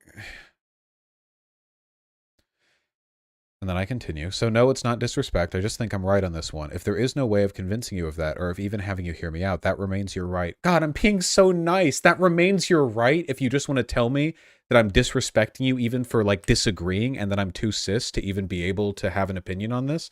Holy shit. I get painted as such the bad guy in all these disagreements, dude. This is, like, legitimately, undeservedly nice. I'm violating a fucking moral code by being this kind to a person this shitty. Oh my god. All right, anyway. Kat, I did. You have to answer the hypothetical. And then she continues. In my view, misogyny has a very intense negative impact on me. When you explicitly decide to be misogynistic to women you disagree with or dislike, you are saying there's a degree at which you will exert misogyny towards those who you disagree with, which for me makes you seem like a person who is quite unsafe. In every other context where that's been the case, that has been my feeling. I don't trust people who engage in bigotry only when they believe they can get away with it because the person they're being bigoted towards is a bad person. I understand people who disagree with me on this will never understand this as a worthwhile point. However, she is being an explicit bigot in this conversation, and I am not. You know, I'm also not defending the misogyny here, but, you know, hold on.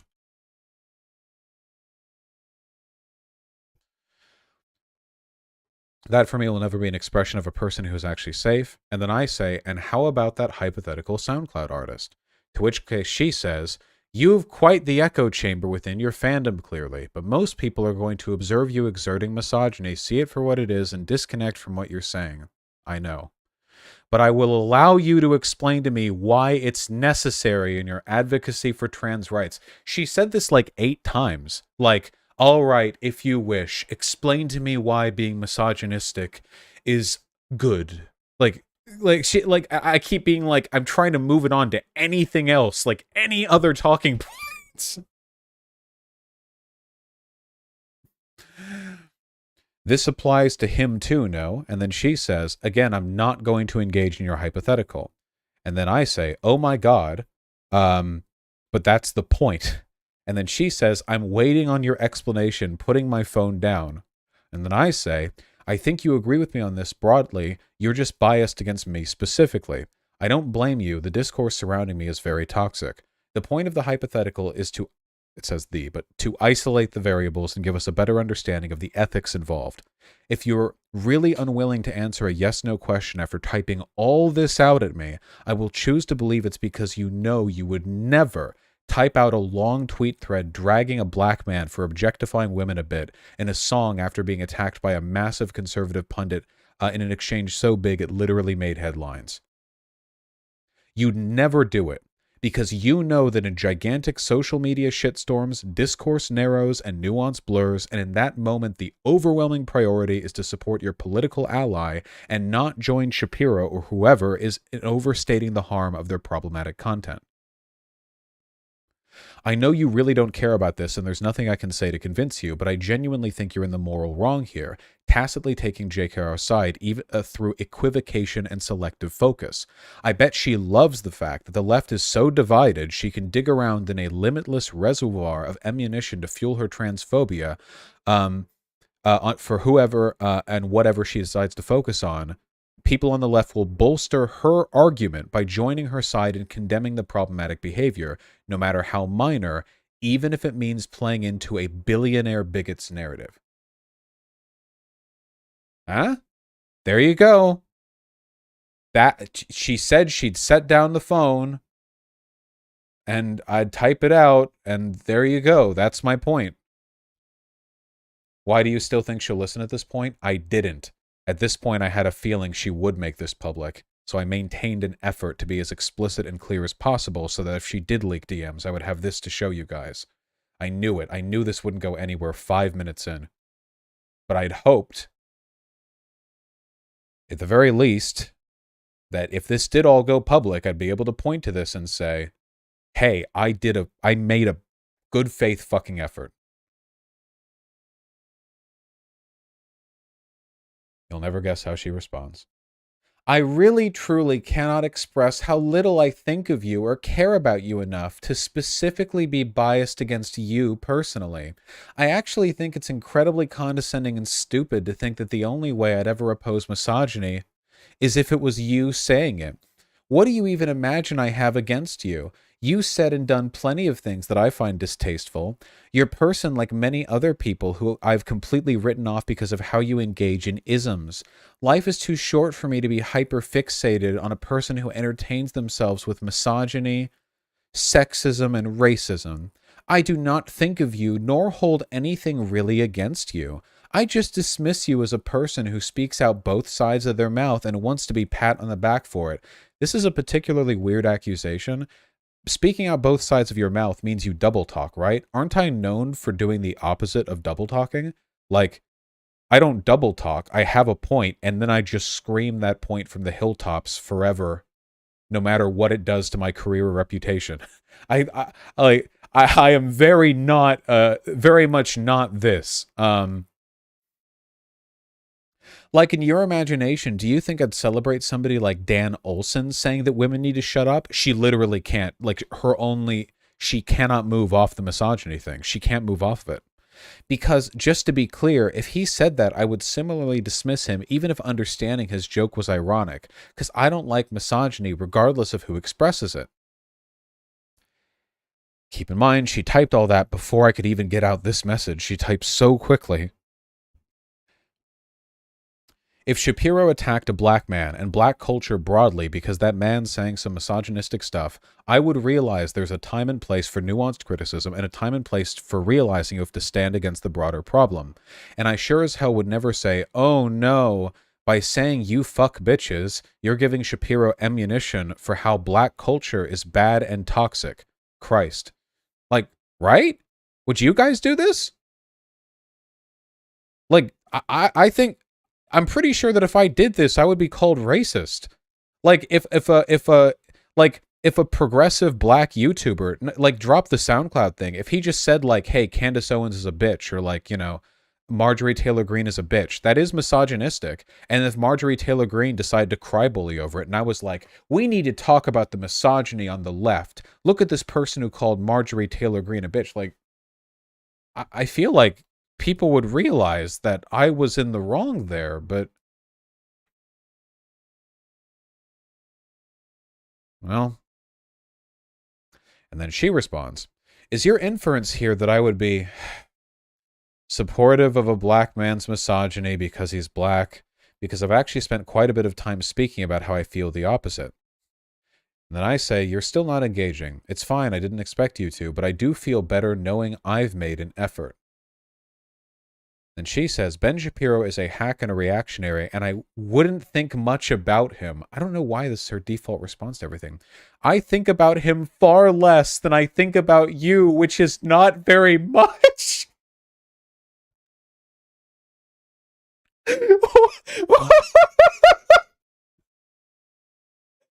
Dude, this is so fucking weird. Yeah, is she obsessed with Shapiro too?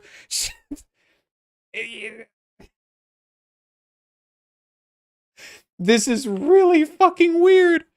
Somebody, listen, okay? Fuck, okay? Do you think Kat Blaque doesn't do live streams because it would be too much of a hassle to deconstruct and reconstruct the shrine she's built to me in the back of her bedroom? Like every time she wanted to go live? Fuck. This is very strange. This is very weird. Okay. Fuck.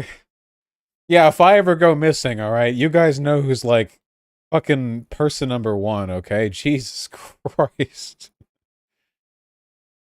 Kat, why are you so insecure?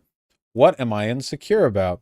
You have like 12 times reminded you don't think of or care about me. That's okay? I don't own space in your mind. You don't work for me. I've never told you should care about me more. Why do you keep saying that over and over? If you're trying to calm my ego, it's not working. Because you continuously act like I'm particularly invested in you, and that's really just not the case. You're projecting then. I know nothing will calm your ego. I thought that way long before you messaged me. I don't think about you much. Also, here's a strong feeling I have about you. I'll be upfront. I care about you. I think you're causing harm. That's why I DM'd you. And then she says, dude, you're literally in my DMs trying to have a hypothetical conversation about something to defend your own argument. Yeah? You literally just said that you think I am particularly biased against you. Geez, who isn't? And then I say, I won't feign disinterest. I'm worried for minorities in this country. In my head, I'm thinking like, can I get her to understand this isn't about my ego? I'm legitimately concerned about how her behavior negatively affects minorities. Like, trans people especially, bad times a-comin' and all that. And then she says, I've devoted a lot of my time to calling out misogyny on my platform, and it's pretty shitty of you to vaguely make the suggestion I would somehow not care about the misogyny if it was part of black culture. So she won't answer the hypothetical. She'll just like gesture at it. Nice me, Minnie. And then I say, I care very much about trying to push people's behavior in the right direction to be better advocates and such to the best of my ability. And then Kat says, I don't expect for you to be very invested in everything that I post, especially about race, but I actually... Oh, she cut a part off here. God damn it. I think at this point... Oh, she cut a lot off here. 25? 26? Wait. Oh, no, you don't. Oh, no, you don't. Nuh-uh. Nope. Nope.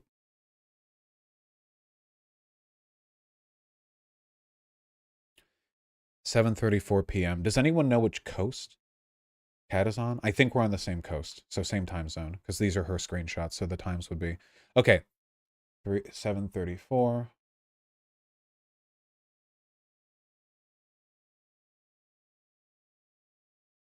Oh, we skipped a lot.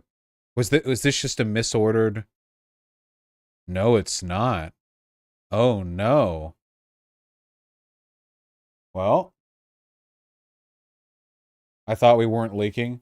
Nothing in here is a dox or anything. There's nothing in here that she, I think, has any more of a right to not have seen opposed to everything else here.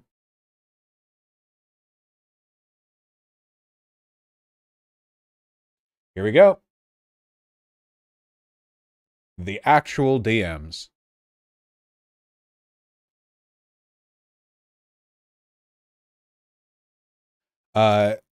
She says, I don't expect for you to be very invested in everything that I post, especially about race, but I actually speak quite frequently about black men's misogyny.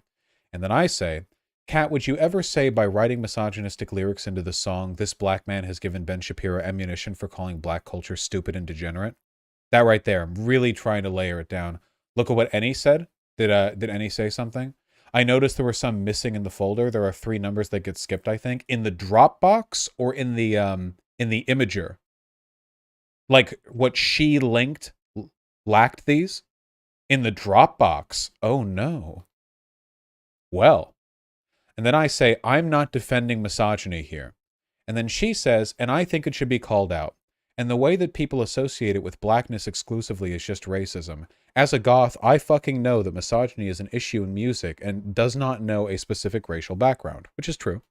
And then I say, I never have. She says, it's weird how you pick that one particular thing to point at then. I say, Kat, can you please answer that question? It is directly analogous. She says, lol. I understand the argument you're attempting to make here, but what you're missing is that the context is completely different. So I was right. She never would do what she would. Her answer to my hypothetical is no. Her answer is no. She recognizes that it would be inappropriate to dogpile on that black guy for some misogyny while being attacked by a giant conservative figure. Of course. Obviously. It's because I'm me. Sorry if that sounds conceited. You guys might know I have a pretty bad reputation in the online left. Then I said, oh my god, I knew it. It's not an analogous example, not even vaguely. It is, of course, directly analogous, but... then I said, that right there is why I chose a black musician. She says, lol. And I said, I knew you'd agree with me. She said, no, I don't think you actually understand what I'm saying here. I think both you and the black musician engaging in misogyny is a bad thing. Notice how that's not the hypothetical right there. Then I say, sure, me too, but that's not the point. Kat, would you ever say, and then I repeat the hypothetical because it's about attacking them during the media condemnation. And she says, but you're comparing someone's art to you posting something misogynistic on Twitter. These are not the same things. I don't get it. Is she saying misogyny is more acceptable if it's in a song? I don't get that. That's the point. Is misogyny more okay because it's baked into song lyrics? She says, you're explicitly advocating for trans people while being misogynistic. If a black person was explicitly advocating for black folks and being misogynistic at the same time, I would condemn it all the same.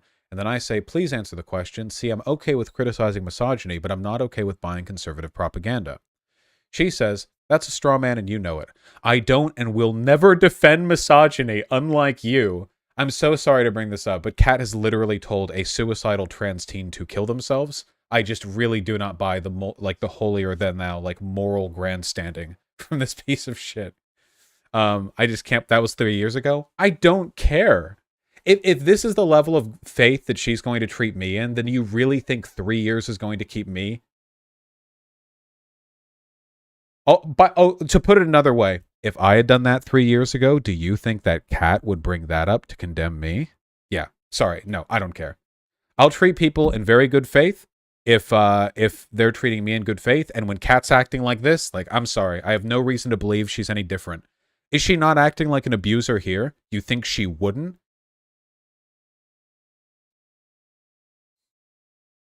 Also, she was an adult. She'd been doing trans advocacy for like a decade at that point.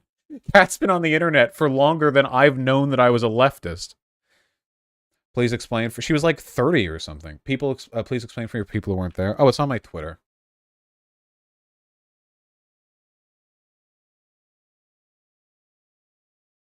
I just can't stand moral grandstanding from people who act like an abuser in DMs to me, and like they've got this shit in their fucking closet. You know what I mean? That like really, really bugs me. I'm not even going to read it out loud. Anyway.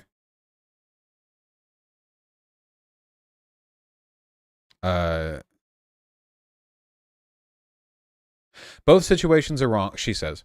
Both situations are wrong, but you're talking about Ben Shapiro criticizing a rap artist who's making a sexist song and you advocating for trans people while being misogynistic. It's not even the same thing. And at this point, we're both typing so quickly that I don't even know who's responding to who at any point, but I'm just going to respond to her messages for a second.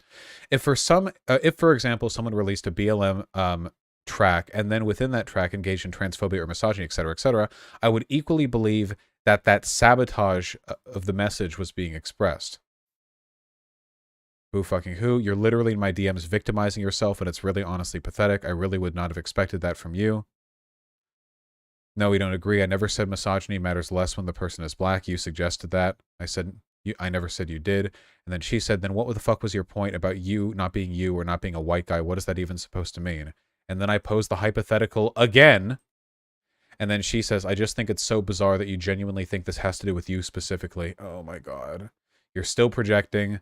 Lol, these are not analogous examples at all. Then I'm glad we agree. So at this point, the fact that she's not willing to answer this is obviously because her answer is no, and she knows that makes me look good, so she can't engage with it. So she has to say, like, you know, they're not analogous. It is analogous. Yeah. I think the criticism Ben Shapiro makes is incorrect. I think the premise is wrong. We don't agree here because we're not saying the same thing. So this is really interesting to me right here.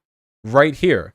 So she's saying they're not analogous because Ben Shapiro would be wrong to say black culture is stupid and degenerate because one black man is misogynistic. And that is supposedly different from my situation, which implies that she believes J.K. Rowling is correct to say that trans people are misogynists and threats to women. That's what she's saying right there, which is a bit odd. You know, that is the direct thing that she's saying right there. If she's saying that they differ because Ben Shapiro's criticism is incorrect, then the implication there is that J.K. Rowling's is correct. And then I say, interesting. So you think JKR is right to say trans advocates are all misogynists who want to suppress cis women's sex-based rights. That's interesting. And she says, now I'm curious. Do you think that your tweet referring to J.K. Rowling and speaking up for trans people is it the same as an artist putting out something into the atmosphere without a political message or goal? I think your trans audience very clearly demonstrates they are at the very least indifferent to misogyny. Oh God, if she only knew. Not all of them, but quite a few of them certainly did prove that point. And what's frustrating is that misogyny is not required for you to advocate for trans people. Is the implication that misogyny is required for black SoundCloud artists to advocate for... Okay. What you're doing is misrepresenting the issue that I have with this. It has nothing to do with you at all. I don't want anyone to advocate for trans folks while being misogynistic, no matter what color they are, no matter if they are trans or cis. And then I say, I don't know if we need to continue this conversation beyond you saying you believe JKR is right when she says trans advocates are all misogynists. Nobody is defending misogyny, Kat. And then Kat points out, lol, I think she's correct to point out that some trans women engage in misogyny while advocating for trans people. This right here is this is more damaging to trans people right here than anything I have ever said or done. I think J.K. Rowling is actually kind of correct when she says that trans women are engaging in misogyny. This right here is legit. Was this left in or out of the tweets? No, okay, we can go back up through here. Yeah, okay. That part was skipped. I don't know if it was skipped by accident, if there was something there she didn't want shown, but that right there is legitimately more transphobic than anything I've said. Here. Like by far. Yeah, this is some like appeasement shit right here. I can't believe it. I would never say that. I would never. Yeah, well, JKR has a point when she says that like some trans women are. By some, do we mean like it's capable of happening at all? Maybe. I think that trans women are, as a group, significantly less misogynistic than any other group of people. Like they are the least likely group of people to be misogynistic. Like, so no, I don't think that she has a point. I don't think she's correct at all, you know? Like, that would be like Ben Shapiro saying, well, black people are murderers. And Kat being like, well, I think he's correct to point out that some black people murder. And it's like, every people murder. Why would you what? I'm Kat Blaque. J.K. Rowling had a point. Hitler said that the Jews were all beggars. Well, he had a point because at least one of them was. Like, I can't, like, I can't, fuck. Jesus Christ.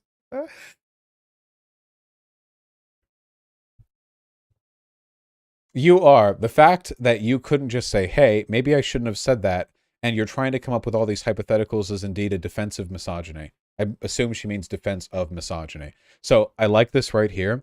The fact that you couldn't just say, hey, maybe I shouldn't have said that.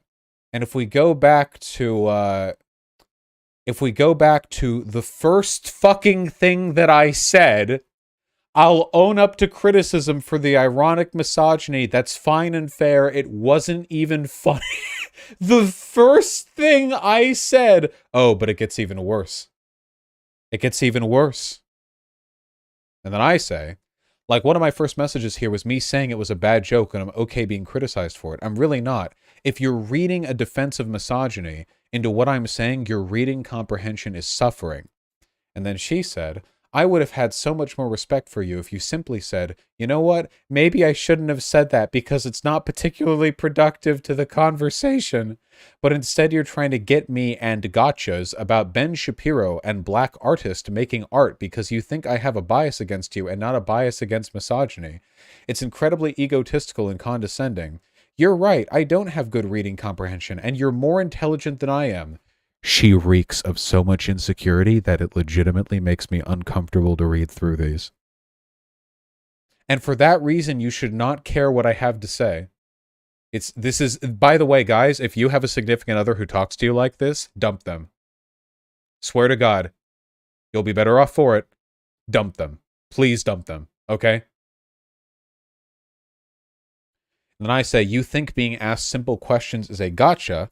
And then she says, no, I think you're obviously attempting to have a gotcha, and it's very immature. Isn't this like the thing that Destiny did, where like the meme of like Destiny, like a conservative will say, listen, I just want white people to be able to live free with white people in this country. And then Destiny would be like, wouldn't that mean you'd have to like deport or kill a bunch of minorities? And they'd be like, why are you trying to gotcha me? Like they don't, like they think it's a gotcha to be asked clarifying questions about their beliefs. Oh God, Demon Mama did this too. It's a really common thing with people who have bad arguments. Okay, fuck, I have to stop shit talking Demon Mama because like, I don't know how that's going to pan out. I don't know how burnt that bridge is. We have to see if we can be constructive about it. Look, let's focus on this, okay?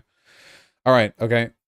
And then I say, what? here's where I have the existential crisis, okay?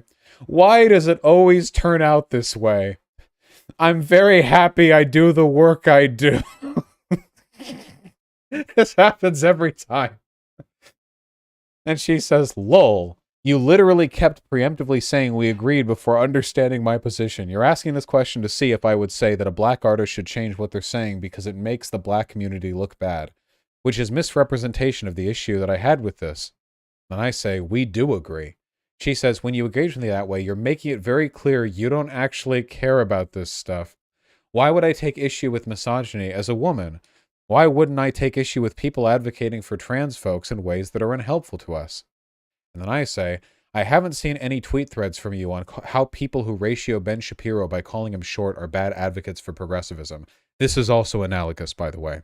And then she says, because again, I don't give a fuck about Ben Shapiro, which suggests that her principled position on advocacy without problematic language only applies in the very specific...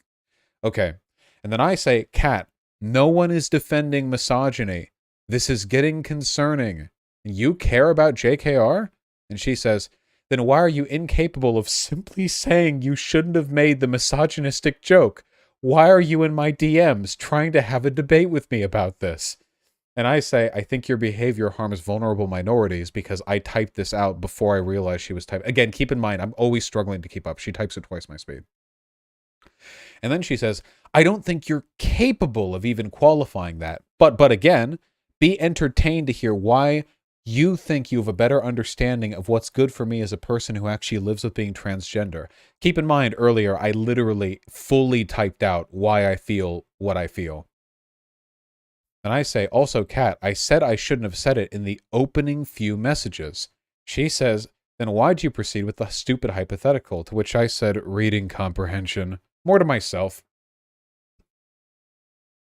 And she says, I already told you I didn't read your messages.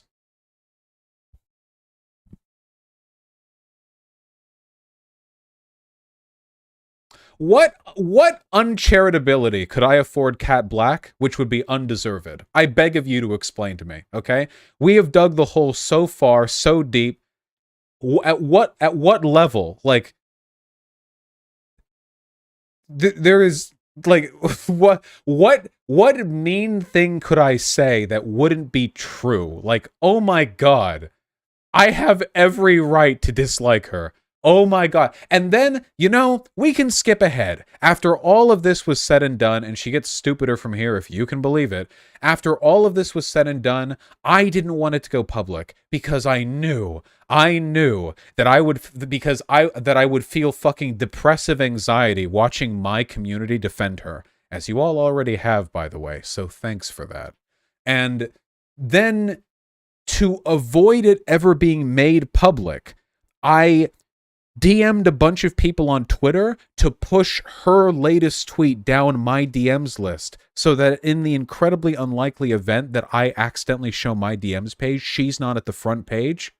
Like, I made an effort to prevent an accidental leak of any drama. And then, while shopping at Trader Joe's, she typed out an actual, literal 100 tweet thread.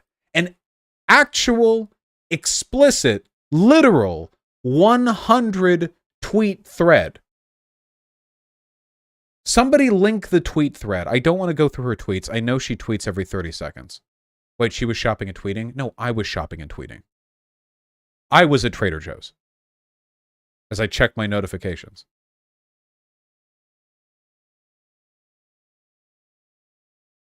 Thank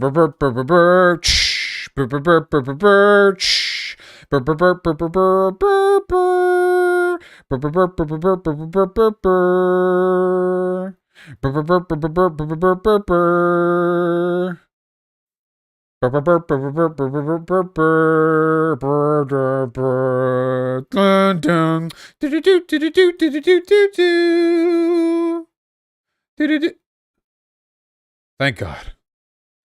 And then she leaks that we used to sext. And then dropped all the DMs in a Dropbox, violating the code that you don't leak DMs between content creators. So, okay. But yeah, but I'm the psychotic one who's dying on a hill and can't take the L. All this I'm already aware of, and then I get to open up chat and there are people spamming just take the L. Okay, fine. No, sure. Yeah, fine. Okay. Sure, fine. Okay, fine. Sure. Okay. Um, but you can read her Twitter thread if you want, but like, given how she's acted in the DMs we're looking at, do you really think she like represented my positions fairly in the Twitter thread, or understood anything that I said, or like anything, like that there's anything of worth in there? You can read them. All the DMs are public. I don't even need to speak for any of this. It's all public. It's all visible. All this is public. A bit weird she randomly revealed you guys used to sext. Yeah, I don't know why. It is very strange and highly inappropriate to just drop that unprompted for something years in the past and also just leak a bunch of DMs. But you know what? She's hot and she's got big tits. So you know what? I'll take the W.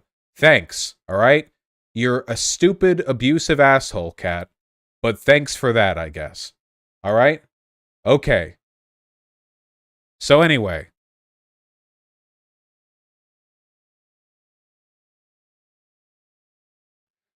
She says, I already told you I didn't read your messages. And I said, because the hypothetical is about an entirely different subject. I'm getting concerned for your well-being. And then she says, because the hypothetical seeks to defend what you've said. She thinks the hypothetical is about defending the misogyny. She literally doesn't. This is what I mean about like reading comprehension or like basic intelligence. I don't know how to work through something like this. Does that make any sense? Like I don't know if there's anything that I can say to work through this. It's not about defending misogyny. It's about how you treat a big drama situation when you're being attacked by conservatives for like and being used as a like being straw man to serve their points, but you also did something mildly problematic. And then I said something totally true. I said, at no point during this convo ever have I been defending misogyny, which is true. We've read through every DM. We even looked at the ones that were left in the DMs. I never did. And she said, lol, now you're just being weird and ableist. I'm doing quite well, because I said I'm being concerned for her well-being. And then I said, I mean, I could accuse you of lying. Then she said, it's very weird and gaslighting for you to act like I'm suddenly unstable because I don't think you should be misogynistic to defend trans folks, lol. Okay, but would it be ableist to say this is like schizophrenic? It's like there's a separate set of like DMs she's receiving from another person. She's responding. She's reading those and responding to this. Somewhere, so there's another set of DMs she's getting in her head. Yeah, you're right. This is being very mean to schizophrenic people. Anyway, go ahead, accuse me of lying. I say, Kat, you're trying to gaslight me. She says, define gaslighting for me. Fucking weird thing to say. We both know what it means. And then I say, you keep insisting this convo is about defending misogyny. You're impugning me for not saying things I have said to you. And she said, then what's it about? What is it about? Explain it succinctly. And then I say, scroll up. I don't know, Kat. I've typed it out like 4 times. And she says, I'm okay. We've already established my reading comprehension sucks. So maybe I'd appreciate it if you broke it down into smaller words for me. If you have a significant other who acts like this, please break up with them. I'm begging you. And then I say, what? So you can accuse me of being condescending or ableist or racist? It's been typed. I think this is a fair thing to say. She accused me of being condescending for disagreeing with her at all, like as a concept. She accused me of being ableist for pointing out that, I mean, I don't know. Are you well? Like, I don't care. Whatever. And then she said, all right, I'll read it when I get a chance. Right. I said way earlier that I'm happy to explain everything I believe, but I don't want to do so if you're not going to care about it or pay attention to any of it. I can't believe I'm still trying at this point. She says, yeah, randomly saying you're concerned for my well-being is pretty ableist. Okay. That's actually the only solid thing I've said about you in any other context. I've said you've engaged in isms, but didn't say you were exactly someone who was racist or misogynistic. She hasn't said I'm okay. She accused me of talking out both sides of my mouth. I said, I have foolishly fallen for the meme yet again. Again, I'm talking to myself mostly right now. I think this marks the change in the conversation where I start trying less, which, frankly, it's about time. She says, I don't know how much more clear I could have been about not caring about your explanation, because again, this was never a conversation I had about you specifically and explicitly. If you read the very first post I made about your tweets, it starts with completely ignoring who said this, because it's not about you, but you want to make it about you. And I say, it's about you, Kat, and your behavior, which is harming trans people, she says. So because you don't want to type up a smaller and more easy to understand post for my poor reading comprehension to process, how else am I supposed to read this? I will scroll up later and respond to your lengthy post because you clearly care so much.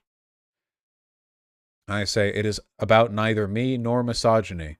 And she says, I don't think you're even able to demonstrate that harm, but I can pretty quickly show you how your tweets are currently being weaponized against trans people, not even trying very hard. I'll read it when I get a chance. And then I say, also, you don't need to. And then I repeat the same hypothetical over again. And then I say, answer this and explain why you arrived at that answer. She says, no, no, no. You asked me politely, so I'm going to. I've already answered that. Scroll up. Then I said, no, you explicitly did not. It's yes, no. Just type yes or no. It's less effort than any other response you can give. She says, your premise is flawed. I say, that's not an answer. The question doesn't state the parallel. So the point that I'm making here is that you can answer that hypothetical, but then with a yes or a no, but then go on to say, but I don't think it compares to this example. Does that make any sense? Like, you can answer the hypothetical and then say, but I don't think that it compares to what you've done, but you still have to answer the hypothetical. The hypothetical is holistic. It's right here. There's nothing about this premise that you can't. Yeah. And she says, come up with a better hypothetical that's more accurate, and I'll give you a yes or no answer. And I say, I'm asking in a vacuum. And then I say, wait, do you not think that happens? She says, don't be condescending. I say, you won't answer because your answer is no, because we both agree. She says, yeah, I've already explained why it's a bad premise. I said, incorrect. You jumped ahead and attacked the inferred association. I don't know why I'm using words like this. I know she doesn't. Yeah. She says, all right, I guess we both suck at reading comprehension then. I say, not the premise of the central question. She says, would you like me to explain why the premise is correct? And then I say, there is no attacking that premise, because there isn't, not of the central hypothetical. Then she says, because to answer your question, I've actually already devoted a lot of time to calling out misogyny in music. And then I say, oh Christ, you still don't understand. Is this deliberate? She says, no, I understand what you're trying to say, and I disagree with the premise of the question. And I say, I have to assume this is deliberate. I'm mostly talking to myself still. She says, you're comparing your unnecessary misogyny and your advocacy to song lyrics and some racist opinion about said lyrics. It's not a good premise. So, what? Oh, right here. What's up? I want my water. Oh, you left your water. Here. Yeah. Didn't empty my pockets until after we got back. Anyway, tell me we're at least halfway through this. We're almost to the meme portion, okay? We're almost there, folks. If we're gonna go through these, I'm gonna make sure I don't want Kat to get away with a 100-tweet thread that makes me look bad and nobody look at the DM she leaked when the DMs make it pretty clear that she's like monstrously fucking abusive and I did literally nothing wrong here. Anyway, are you guys miscommunicating / talking past each other? It's her part, probably deliberately. I'm not talking past her at all, okay? I'm punching a brick wall right now, okay? I'm levying an overwhelming assault against a cube of platinum. Like, it's I'm not at fault here, okay? I am doing my best. Oh my god. I hope you guys can agree with me. There is literally nothing that I can do at this point ever to get her to understand what the hypothetical is meaning to demonstrate. There is no series of words I could type out, no amount of time I could spend. There's nothing, literally nothing that I could do. It is impossible. You know what I mean? That is the way I feel, and I'm extremely confident that is the case, okay? Anyway. Then I say, very few things frustrate me. She says, well, I told you several times you should probably not care about my opinion, so feel free to log off whenever. I say, oh my God, this is definitely deliberate. She says, no, you just think you're so much more intelligent than I am, and it's very entertaining to me. I'm not even entirely sure what I'm supposed to read from this exactly. But my response, now we're getting back into it. I will assume either legitimate cognitive problems or deliberate malicious bad faith. Kat, you don't have to be smart to not do what you're doing. Then she says your premise is bad faith and you clearly don't actually care for an explanation about why your premise is flawed. So what are we even here to talk about? Enjoy getting oh, sorry. I thought this said I enjoy getting trans people hurt, and I was like, wait, hold on, that doesn't make me look good.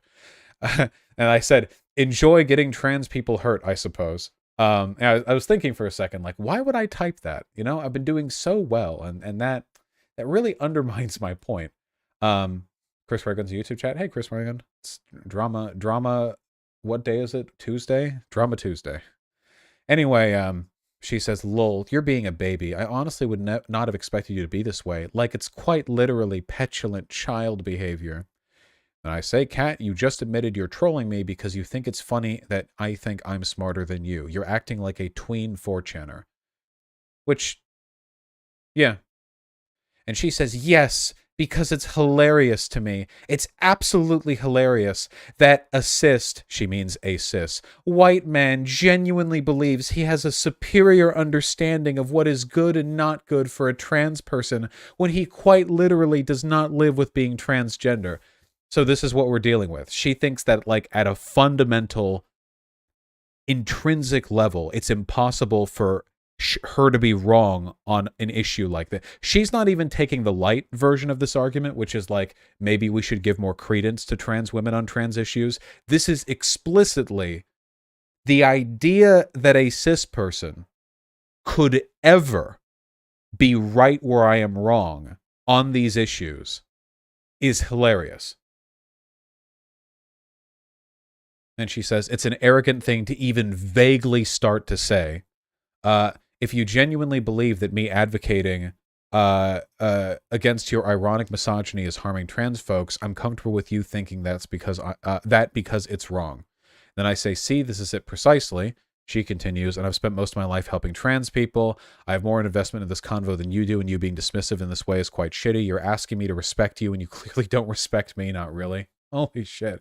She's such a fucking abuser, dude. Holy fuck. And I said, there is never any way at all to make you believe anything other than what you already believe because of your ego. And she says, no, it's not really even my ego, it's my experience. I say, the idea of learning something white from a white cis boy is too much for you. Even hearing one out, really. She says, I don't have an eagle around the work I do. I don't know what that means. But I'm not going to believe that you are a person who has the ability to decide whether or not the things I do are good or bad for the trans community. Ego? Ego. It must be ego. That's right. Yeah. And I say, you've been projecting so much insecurity onto me throughout this conversation. She says, you're not a part of the community. Maybe send one of your friends over who is trans and to explain it to me and I'll hear it. This is weird. She's doing speech to text, I think. That's cheating. This is really gross. Send over a trans to talk with me and maybe I'll hear you out. This is legitimately really fucking tokenizing. Like, this is disgusting. I legitimately think this is incredibly disgusting. Like explicitly transphobic, you know? Like, yeah, I don't know. And then I say, through racial essentialism, no less, thank goodness I'm not as racist as you. She says, lol, when did I say you were racist? And I say, thankfully for me and the people who listen to me, I am actually capable of hearing out criticisms from others, no matter their skin color or background. I know how liberal. She says, lol. I say, it doesn't wound my ego. And, okay, I think you guys get the tone of the conversation for a little while. You get it. Basically, she will never accept criticisms from a non-cis person. I'm abusive for saying that I disagree with her. I'm sorry. You can read through this if you want. It's all public. I want to get to the point that I wanted to make, okay? Believe what you like, Kat. People so arrogant they think it's impossible for them to be a bad advocate because they're part of the group they're advocating for are very vulnerable to turning bad. Like all those second-wave feminists who became TERFs. Pride cometh before the fall and all that. She says it's not impossible for her to become a bad advocate, and then she says, my understanding of trans life is informed by experience when yours is only formed by opinion. And she says, continued, and I am constantly advocating against the ways in which cis people's opinions of us limit our ability to move through the world comfortably and safely. Remember, no matter what she says, remember her real argument is that she cannot be wrong to a cis person. No matter what she types out, her real belief is, if cis people disagree with her on trans issues, they are wrong fundamentally, and it's an insult for them to even think of disagreeing with her. It doesn't matter what else she says here. Her real position has been made clear. And then I said, I remember these arguments from my debate with Blaire White. She types so fast, or speak types. I thought trans people didn't need surgery to be real members of their chosen gender, but I suppose that's really her field, and I should have listened to her.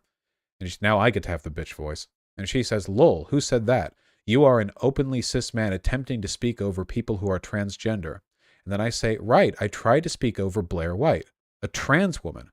Should I not have listened to her? But, and this is incredible, she is too stupid to understand what I'm doing here. She says, that is absolutely nothing to do with your state of transition. You're a man and a cis one, and you said that several times. I want you to think of this response for a second. I want you to think of this response and what it must mean is going on in her mind in response to what I just said.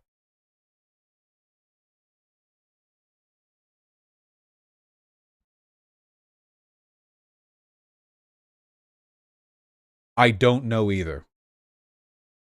This is just a glitch. This is a cognitive failing. I don't understand the thought process. All I know is that she's not understanding. That's it. That's all I can get from this.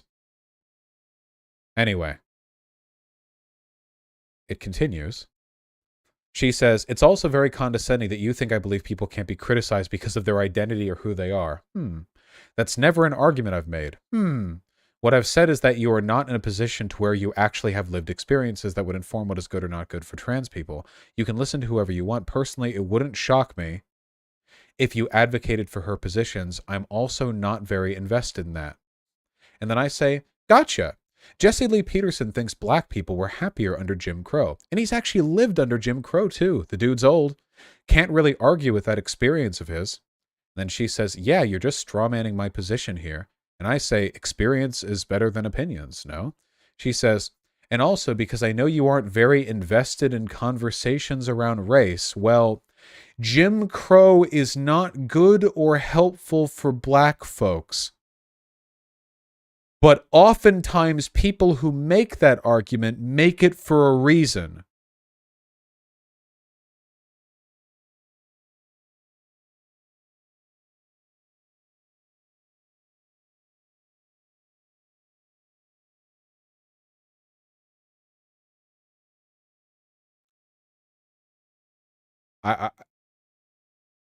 There were people in chat telling me to take the L on this. I legitimately believe that this level of inability... I'm Kat Blaque. Jesse Lee Peterson had a point. Yeah. Okay. And the biggest ones being that financially, black folks were able to have more economic power. Under Jim Crow. Is she just thinking of like Black Wall Street? Like, there's nuance here, but no.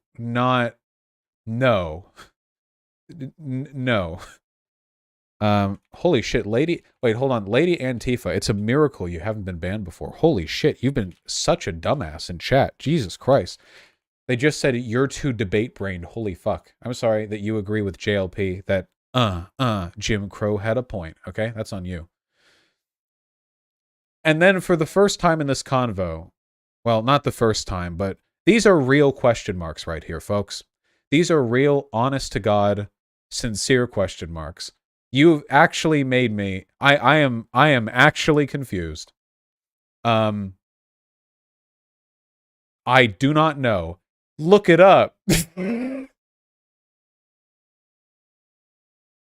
Okay. So we've got J.K. Rowling has a point when she says trans women are misogynistic, and also people who defend Jim Crow have a point. All right. Then I say, I've heard Jim Crow was good from black people. And she said, I can't believe this. Did you hear their explanations or did you just dismiss them? And then I said, oh, I listened. But at the time, I arrogantly assumed that I, as a white man, had an opinion worth listening to. Jesse Lee Peterson says black people are inherently stupider and less responsible than white people, so it's best they be kept in line a bit. That sounded bad to me too, but... And I'll follow up on that, but here's what she has to say. Perhaps your issue is that you work in a very this or that mentality. This is in response to whether Jim Crow is bad and whether black people are inherently stupider and less responsible than white people. Which is why you want me to have a yes or no answer to a poorly formed hypothetical. I tend to listen to people who disagree with me and try to understand why they feel the way they do. Take this back to the conversation. J.K. Rowling has spoken pretty openly about her experience with misogyny and domestic abuse, and that's a very commonly shared thing expressed among many radical feminists who oppose trans women specifically. And then she says, and so what I tend to do is hear that trauma, and instead of trying to invigorate it or poke at it, I acknowledge that it exists, and it's there for a reason.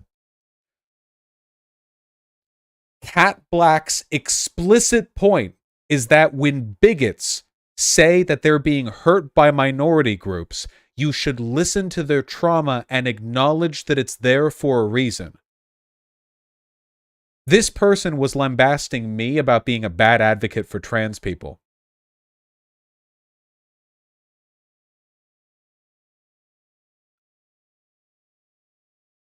And then I said, there I and my white boy opinions go again, after saying it sounds bad that JLP says black people are inherently stupider and stuff. And then I say, oh, come to think about it, J.K. Rowling is a woman, and according to her, you're a threat if you're in women's spaces. You, Kat. Far be it from me to believe my silly little old man opinions can stand up to the titanic weight of J.K. Rowling's lived experience, which... You can say this is cunty if you like, but this is the argument she's making, is it not?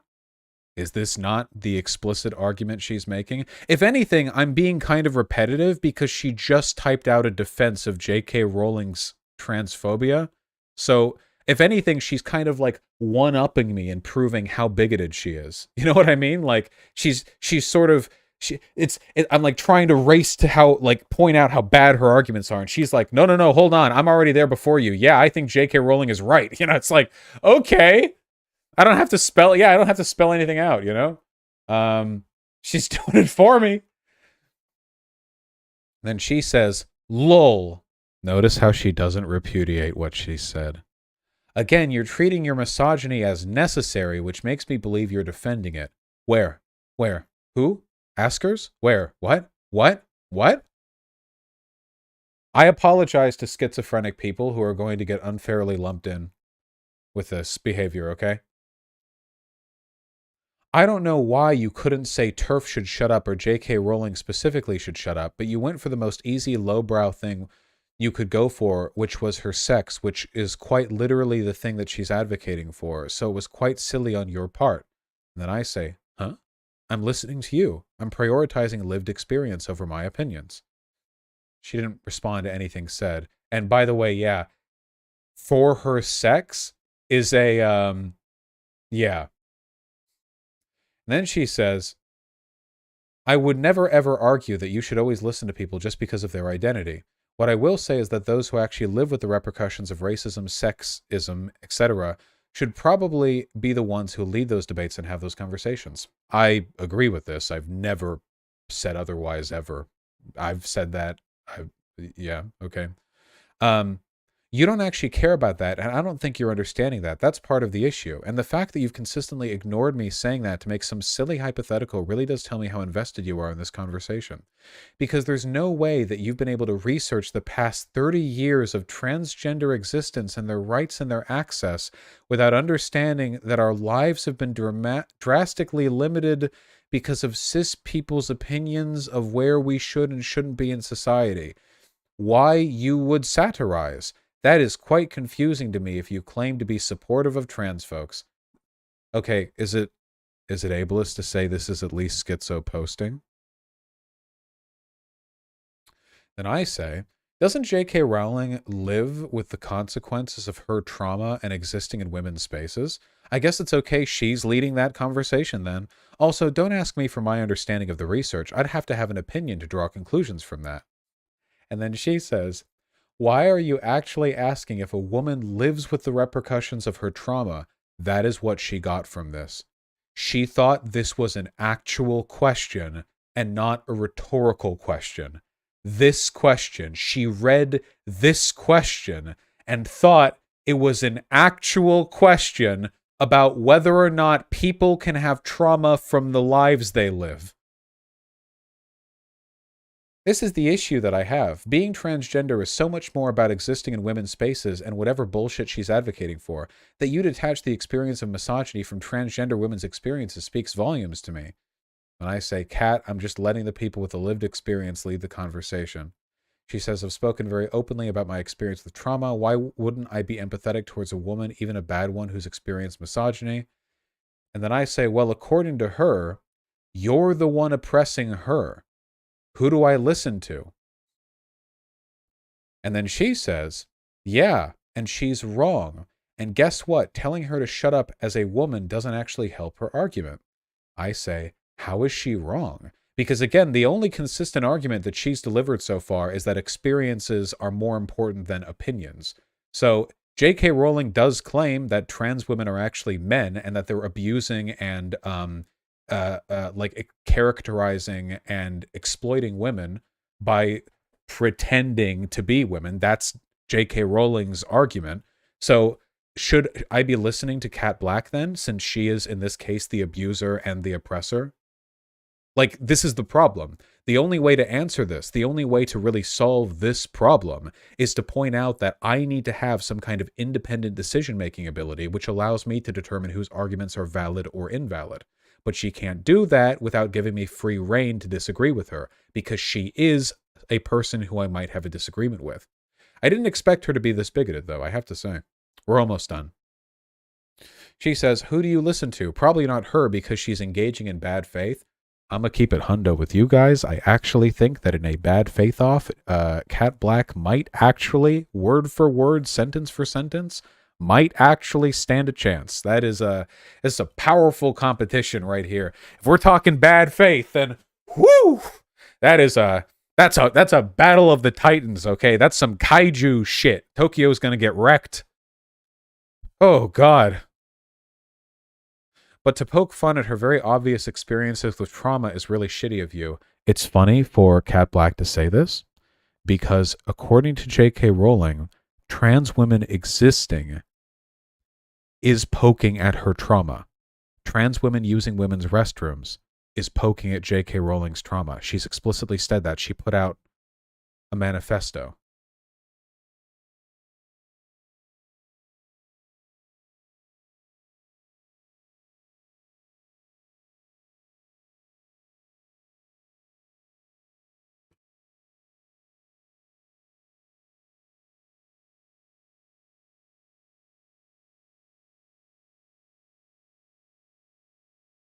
Anyway,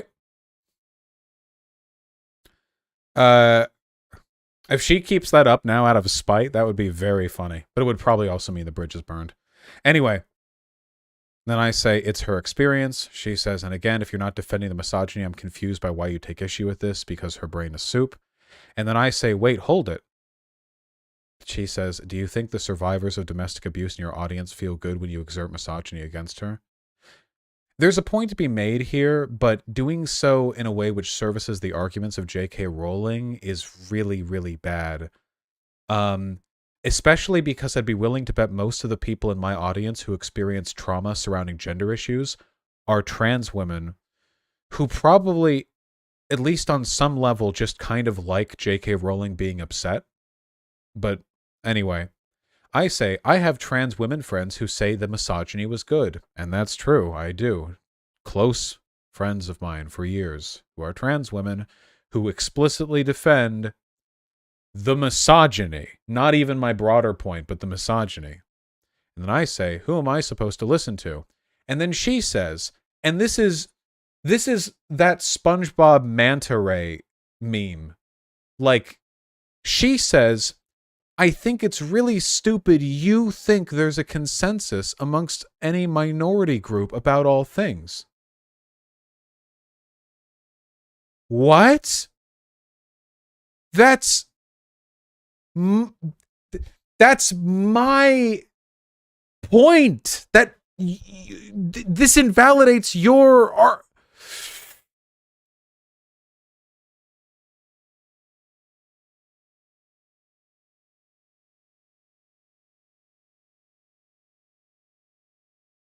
Anyway.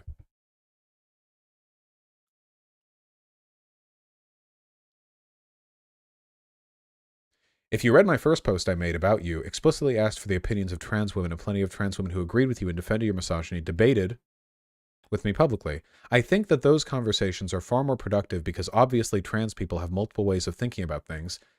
Okay, congratulations all trans people. You now have multi-threading activated in your cerebral cortex, okay?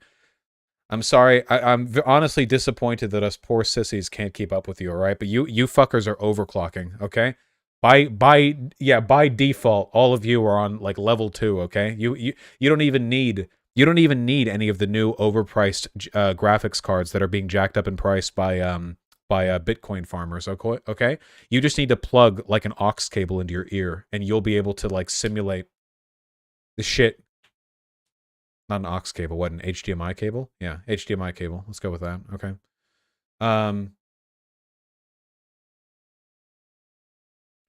Possible demon on a subtweet. It could be a subtweet, but I can't get mad at this. I refuse to be mad at this, and I'm not mad at this. Like, it could be a subtweet, but like, can you imagine me having the audacity to get mad at this? Like, yeah.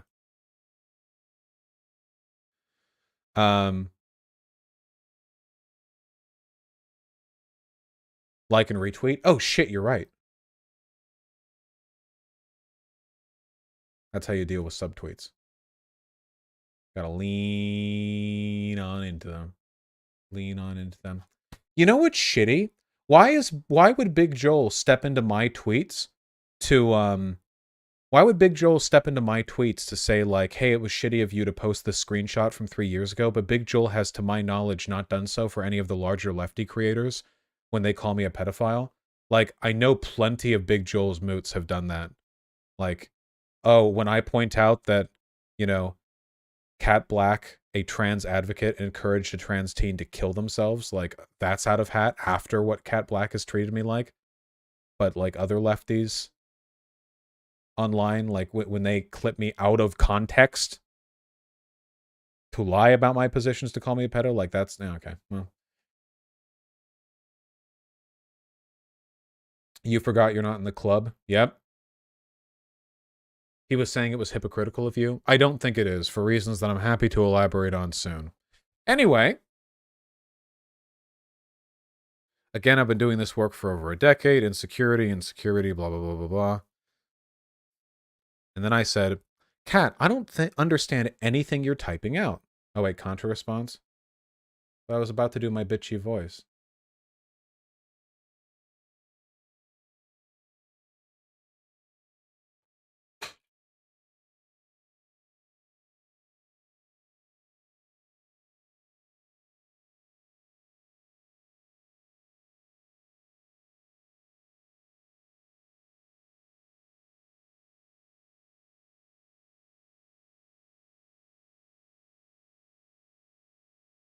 Big cringe behavior from Contra. Now that you've all seen these texts, all these DMs that Kat leaked,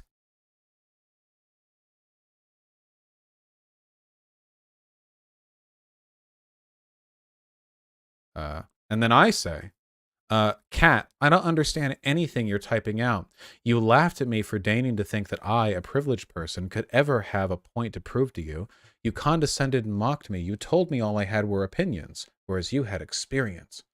Well, here you go. Now I'm listening to experiences, and as it turns out, people have all sorts of experiences. So now I don't know what you want me to believe. I can't pick between them because that would require me, a cis white man, to invalidate a minority's lived experiences. That's bad, no? Perhaps I should listen to Buck Angel. He's trans and he's been doing this longer than you. Contra also said if only we were smart enough to see it. Hold on.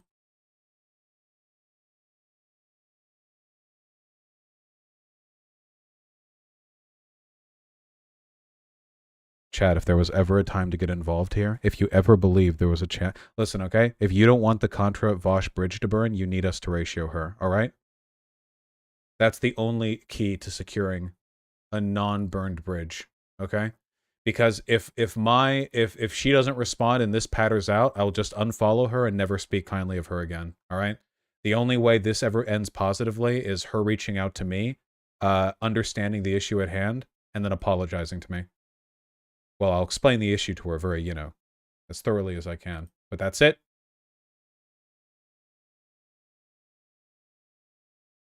Like, okay, the thing that really bothers me is, like, is this not exactly like all of the woke scolds who would reply to ContraPoints and say stuff like, are you done invalidating the voices of trans women who have been hurt by your content? Like, it's such a shitty, presumptuous, like, woke scold kind of behavior because you're presupposing, yeah. All right, thank you guys. Keep it up though. Don't get complacent. The more of you are in the replies being like, that's not what's happening right here. Like, this is necessary, okay? Publicly shame her into changing her mind on this. Why the fuck would you never speak kindly of Nat again? Oh, sorry, I should clarify that. I would never treat her with any kind of, like, friendliness again. Of course, if she does good stuff, I would recognize the quality of the content. I actively dislike Destiny, and I still point out when he does something good, so I'm pretty consistent about that.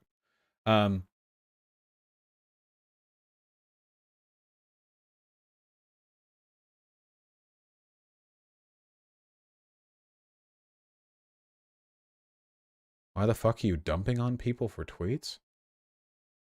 What? Well, tweets are a form of communication that can indicate thoughts and ideas that people have. And when people communicate with each other, they exchange ideas. What?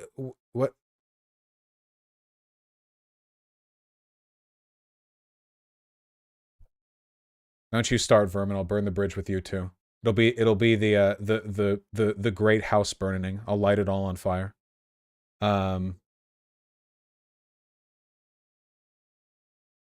Mythaldu, I love you, but even the slightest justification of Kat's behavior here is unacceptable to me.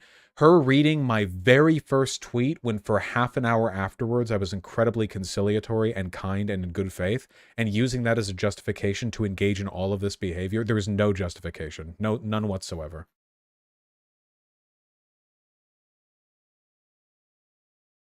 Vermin, did you just tag yourself? Hey everyone, Vermin tried to tag me, but tagged themselves. They hit V tab and it hit them instead of me. Ha! Ha! Ha!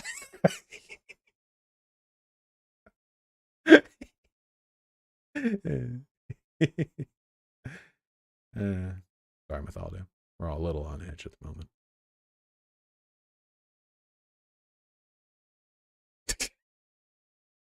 Okay, anyway. So anyway, I say maybe I should listen to Buck Angel. He's trans and been doing this longer than you. Which Kat Blaque says, I think you need to leave your house a bit more and interact with people beyond the internet. Is this ableist? Like I said at the start of this conversation, this feels very terminally online and it's really sad. Contra's back in YouTube chat.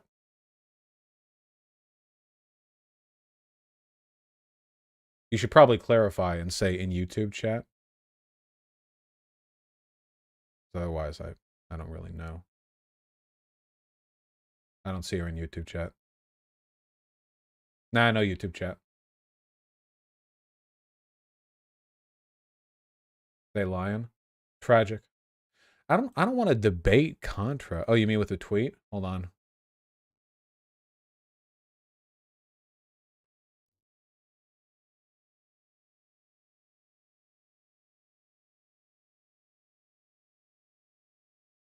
Okay. We're letting her have it.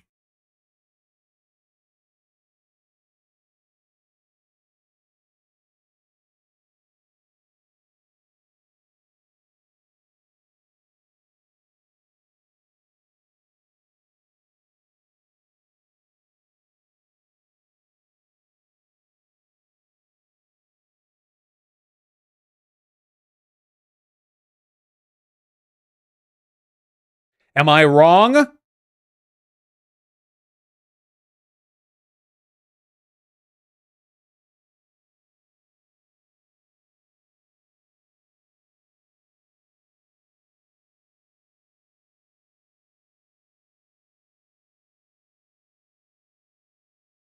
There. What am I supposed to do?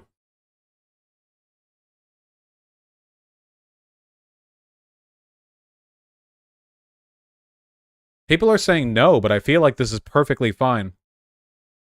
Don't say fucking. I will say fucking. And you're going to goddamn like that tweet. Because I am disappointed in her. She makes an active effort to avoid drama on Twitter, and she's getting on me over this. All the billions of fucking drama engagements that happen in this, and she's admitting that she doesn't know what my arguments are. She should know better.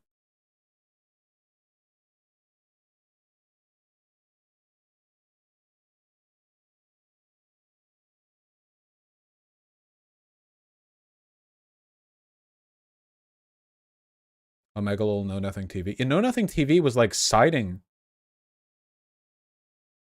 What the fuck? I think Know Nothing TV is loyal only to the content, okay? Know Nothing TV is singly loyal to the content. This is it's his drive, okay? Every oh hey Know Nothing. Every once in a while I see Know Nothing on Twitter and I get mad because earlier like I got mad at him because I will be blocking thousands of people on Twitter to improve my experience. And I saw Know Nothing and I thought about it, but then I thought Know Nothing brings me so much joy, you know? Am I really really going to?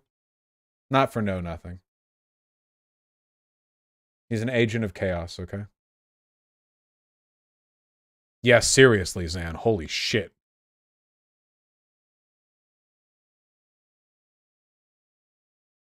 Sorry, no meme review. My good friend LGBT Turtle. I love you. You got to get some rest, okay? And that's fine, all right? I don't really care if my community is mad at me over all this because we are going to ban our way through it. I don't care how many subs I got to lose. I can't believe this is the third time that I've been doing this in the past month, but we're going to ban our way through it. And keep in mind, the ban isn't for disagreeing with me. The ban is for being epistemically divinely incorrect and by sullying the honor of my legendary correctness.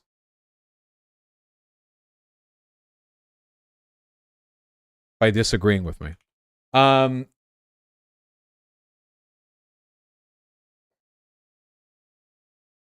did she respond? Oh, she didn't respond. We'll get to it. We'll get to it. We're almost done with this. I text save me? Save you? During stream? Really? You're asking for cash during a stream? What are you doing with your money? What is that? What is this? Taxidermy stuff. Taxidermy stuff's expensive. Also really lucrative, by the way.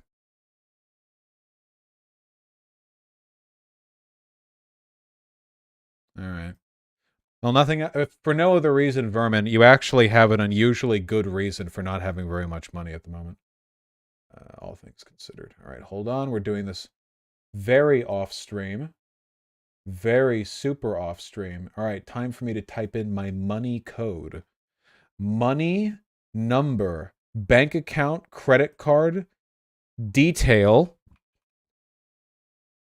number, pay money dollar. Let's go. Type in secret password. 1, 2, 3, 4, 5, 6, 7, 8, 9. 0. As I go left to right. What was that? And okay. All right, what was I talking about?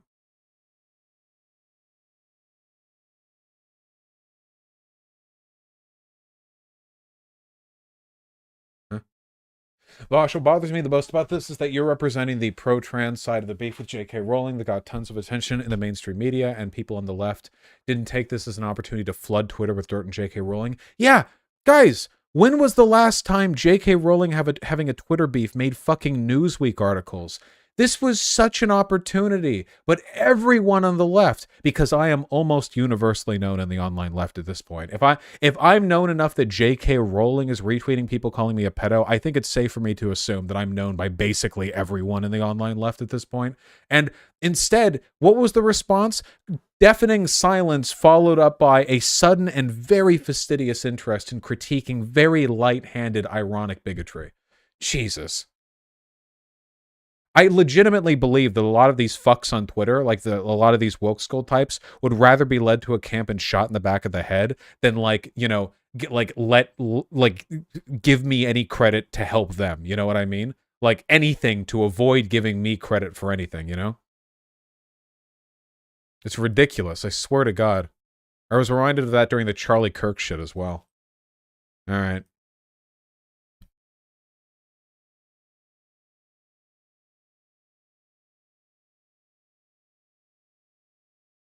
We gotta end this. I ask, wait, so which minorities do I listen to? She says, I know you're joking about this, but I think you should listen to minorities of all different perspectives and figure out what makes sense to you. That's what I do, and that's what I encourage you to do. I respond with question marks. She said, but I think most people will probably agree misogyny is not necessary in your defense of trans people. And then I say, how do I figure that out? Wouldn't that involve disagreeing with some minorities? She says, ask someone who you actually respect. I'm done entertaining this because you're not being serious. But quite literally, all I do is listen to people on multiple sides of the convo, and I'd encourage you to do the same instead of acting as though someone who disagrees with you is personally slighting you. This from her almost feels like a self-aware insult at me, like a way of attacking me with the audacity of this fucking retarded comment. Holy shit. After this conversation, the projection. A lot of this has big cleanse yourself of the whiteness, can't tell you how energy. I can't tell you how surreal it is to be condescended to from a person who referred to me as daddy in the past or whatever. Like, Jesus fucking Christ. Big Joel in YouTube chat? Ah, Big Joel. What a phenomenal time.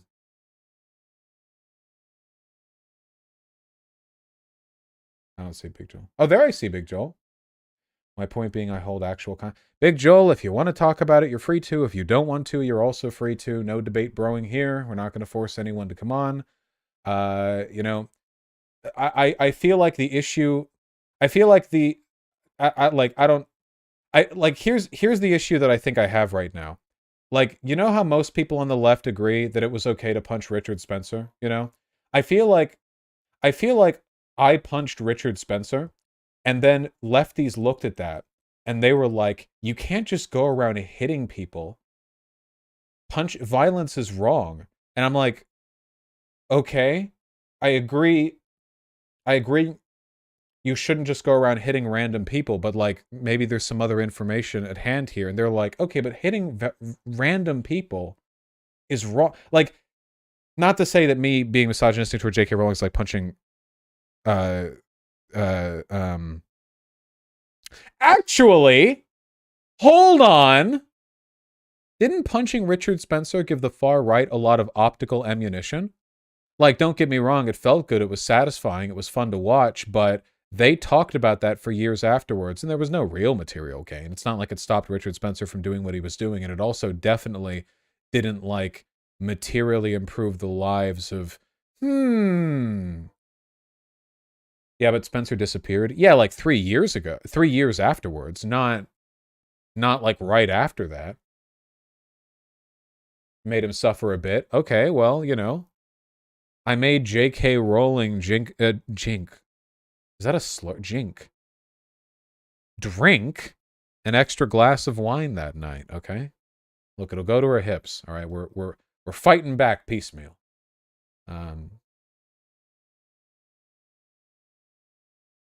Oh, Lol, I actually DM'd you a response to your hypothetical if you're interested. Yeah, sure. I love it when people fucking engage with me. It's actually a lot of fun. Sorry, the way I said that made me sound a little bit unhinged. But I stand by the sentiment of what I said. Okay, I see. Oh, you messaged me an hour ago. Sorry, I haven't been checking my DMs. Can I read this? I assume you're bringing it up and inviting me to respond publicly, not to like show it, of course, so that our illicit, spicy DMs don't come out, and all those times you said racial slurs. But you don't mind me reading the content of your.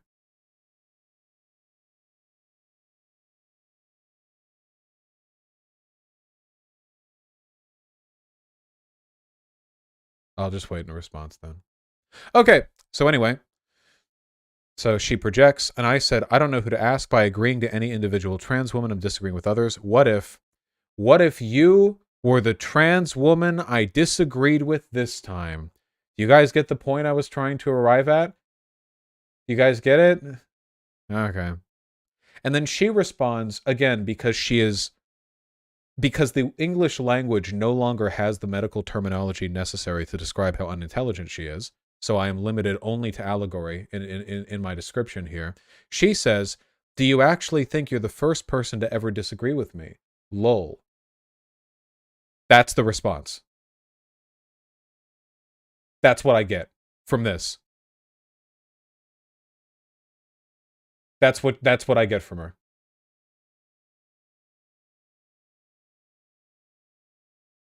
You were trying so hard. I was trying so hard.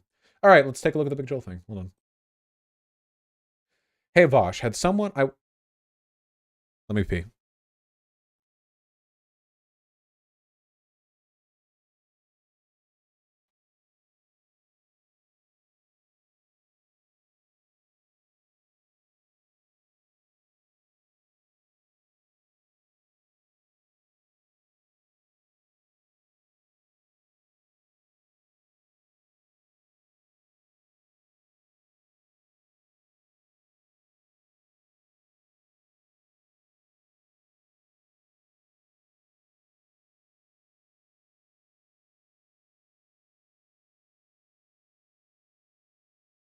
Woo! That one snuck up on me. All right. It's like tilting a flask with one of those like uneven necks where like there's no pour at all and then suddenly it all glugs out, you know? If you wash your hands, Vaush, every time, unrelentingly, with soap. Anyway, Big Joel says, hey, Vaush, had something I wanted to say concerning your JKR take in the cat convo. Read it on stream if you want to. Oh, I'm retarded. But feel free not to. Of course, I don't care. I feel like your SoundCloud rapper hypothetical kind of obfuscates a problem one could have here. I think I'm about to agree with you. I had to type all that out very quickly. The reason I chose SoundCloud rapper is because I think Kat is racist. I stand by that, but I thought like, you know, maybe with this, and I stand by all that, but that was the reason sort of jumped in there, but we can, anyway, here's another hypothetical that's fortunately extremely close to what happened. Say Candace Owens says something disgusting and you tweet, black people learn to sit down and apologize. Would you find that acceptable? Would you think it wrong to look at it as ammunition for the right? Would it make it seem like the left is racist? I just don't think you can escape the reality that your tweet said something about misogyny and your feelings about how acceptable it is. And I don't think criticizing that publicly, even in your interaction with JKR, innately is harming vulnerable communities. A couple of points. Fair arguments. So first, criticizing it publicly isn't the issue that I have. I get a lot of criticism, and it's fine, you know. It's criticism to the detriment of another point. So people aren't just saying, Vaush, don't do the ironic misogyny, you know. People are saying, Kat explicitly said in DMs, J.K. Rowling has a point. Like, you're giving her a point. Like this is her argument. She's like she was right to say this. So in your hypothetical right there, if the conservative outlets were to look at this hypothetical that you've provided and say, you know, wow, the left has a problem with racism. Wow, look at this racism on the left. I would be consistent here. And I would say I wouldn't join them in that denunciation to the exclusion of forming a solid wall against the right. So my answer to that would be, okay, we shouldn't have done that. But also, no, we're not racist. What the fuck are you talking about, you fucking crybabies? And I've done this all the time. I have to do this with people like J.K. Rowling because they're constantly searching for tiny trans accounts to quote tweet who are saying something problematic. If there's a trans woman on Twitter who calls J.K. Rowling a stupid cunt, like, that is misogynistic, don't get me wrong, and maybe it does give her ammo, but I would never look at that and when J.K. Rowling quote tweets it and then go like, oh, shouldn't have done that, what's wrong with you? Even if they were a big public figure, I wouldn't. Because I think you can get more optically out of playing into another line, which is leaning into the, what would you call it? The incredulity. Do you really care about misogyny, you might ask the conservatives? Like, articles were written on how I was a misogynist from the post-millennial, okay? The people who work at the post-millennial would literally live out the Handmaid's Tale, if they could. They do not care. And I feel like you give them optical ammunition by kind of leaning in with their criticism, when what you could instead do is play up the, you don't really care. Oh, you care about misogyny? What about this bill, that politician, this bill, that bill, that politician, this, and that? You, this editor right here, called women stupid bitches who shouldn't vote last week on Twitter. You're going to make that point? Like, that to me, and keep in mind, none of this is mutually exclusive to criticizing the misogyny or the racism. They're not. Both can be done. I'm concerned with the ratio. I'm concerned with how the left seemed overwhelmingly concerned with attacking me and giving JKR credit, validating her perspective that this is a significant problem, which, like, let's be fair, it's not. Ironic misogyny on Twitter is not going to kill anyone. I know it normalizes bad ideas, but it's all over the place. And to pretend and to give credence to the idea that it's this massive social harm while being attacked by J.K. Rowling is such an optical gift to the right, That, for me, is the point. Now, I will say that the example you gave about Candace Owens, and being, ironically racist with them would be worse, but only because optically it's considered worse to be ironically racist than sexist, That's more of a what level of social permissibility do we have on the table kind of question than it is like the fundamental moral value of that. It's harder to lean in with the, oh, do you really care about this, when you're being accused of telling black people to shut up than telling women to shut up, because for better or for worse, it's for worse. Ironic misogyny is really heavily normalized in our society, which means that, I guess you can lean into it more by pulling back to lighter examples of misogyny, right? Like calling women bitches. Big Joel, I know you don't call women bitches. I don't think you do. I wouldn't judge you if you did. This has big meaty pause tweet energy vibes, not gonna lie. Good. I don't know if you do it private, whatever, I don't care, I do call women bitches. I call men bitches. I'm very egalitarian, but it's still sexist, right? And if J.K. Rowling wanted to play that up, how far does that go? If they quote tweet a person calling J.K. Rowling a bitch, and it's imagine if the whole online left just joined forces to condemn the person who called J.K. Rowling a bitch. It seems very strange to me, it's not just weird and misplaced and kind of selective. It's also, you're missing a powerful optical opportunity, especially with J.K. Rowling too, because with J.K. Rowling specifically, you get to do something very, very fun. You get to call her triggered. See, J.K. Rowling may be a TERF, but the majority of the people who like and support her are just conservatives who find TERFs politically useful, It's not like there are millions and millions of second wave feminist type, gender, sex, essentialist feminists who hate trans people. It's like a niche thing, right? The majority of the people who retweet, who talk about J.K. Rowling affirmatively, those are people who are conservative. And conservatives love triggering overly delicate women who cry about their trauma, about how something is problematic. Again, this is very much a for better or for worse type situation, but that is a thing conservatives love. They love that. So leaning into that, oh my God, you're so triggered. People say, oh, you're giving TERFs ammo. There are no TERFs. There are 5 TERFs. Are you giving conservatives ammo? If you handle it right, you're doing the opposite. You're making J.K. Rowling uncool. No longer is she some brave truth teller who's out there standing against the trans mob. Now you're the edgy daredevil, devil may care shitposting left who thinks it's funny how triggered this crybaby J.K. Rowling gets. That to me, and I understand not everyone on the left will agree with me, but I feel strongly about this. That to me is so much better of a way to handle this than what actually did happen, which is people just over saying like women should shut up. Like I'm not saying it's good. It's not about defending it, but then like the whole left coming down on that, to me, it just seems like a wasted opportunity, and it's indicative of a willingness to cede arguments to the right. Okay, it's embarrassing to keep this as some DM. Oh, Big Joel, you don't have to argue with me over DMs. I was just talking all that out so you would have the fullest appreciation from my perspective. One hopes, Bring him to me. Crying. Crying? Yeah, because you've had the door closed. Pardon me, I had the door closed because I'm live streaming. Yeah, he wants attention. Pardon me, is that true? He probably wants of water. Yeah. Ooh. Here, Artemy, you can join me in looking at this new DM from Big Joel, okay? He likes it. There we go. There we go. There we go. Yes. Very good.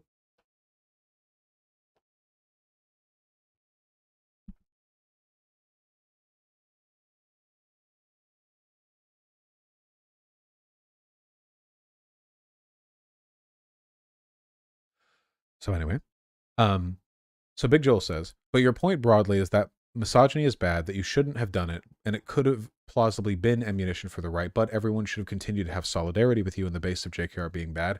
No, the solidarity makes it ammunition for us. That's my point. It's not about me. I'm already hated. I understand this. It's about the ability to know when you need to identify essentially the greater and lesser evils, and additionally, which criticisms are mutually exclusive to which others in the context of broader drama, right? So there's like kind of an implicit support and denunciation type deal here, right?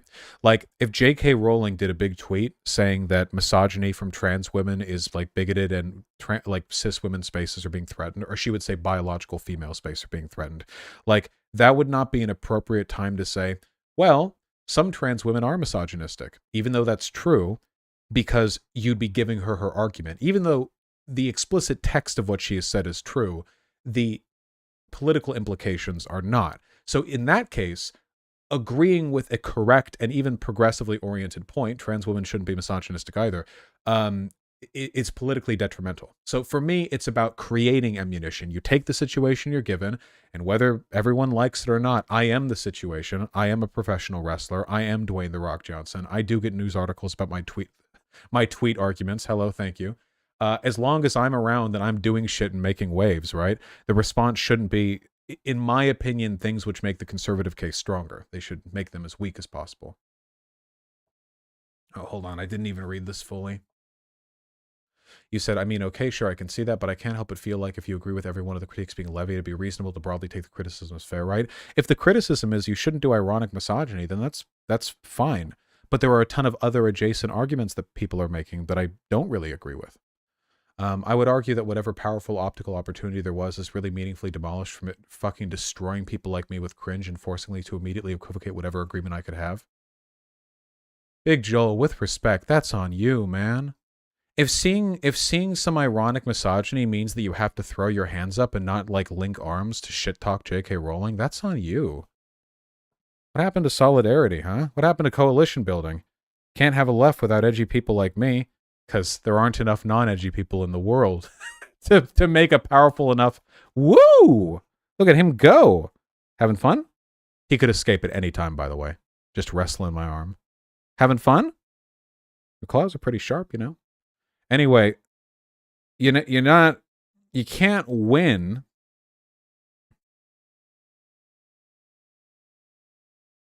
I guess to put it any other way, Big Joel, there will literally always be ammunition, and it's that they find, and it's your choice how to respond to it. They will never run out.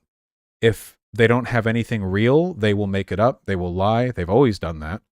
No matter what form the ammunition takes, we always have to respond to it in ways which best strengthen our community, consolidate our message. And that's what I'm concerned about, And I feel like right now we're demonstrating on the left let's say, not demonstrating the necessary political instincts to survive, if that makes any sense. Contra reply. Fine.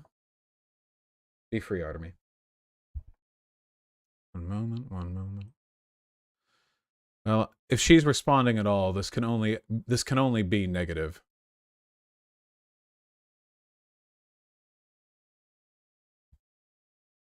Why is she woke scolding? Wait, this is verbatim what people have said to you. Is this not verbatim what the woke scold types said to you? Almost down point to point? The people who drove you off this site and into... I don't want to bring up the substance abuse.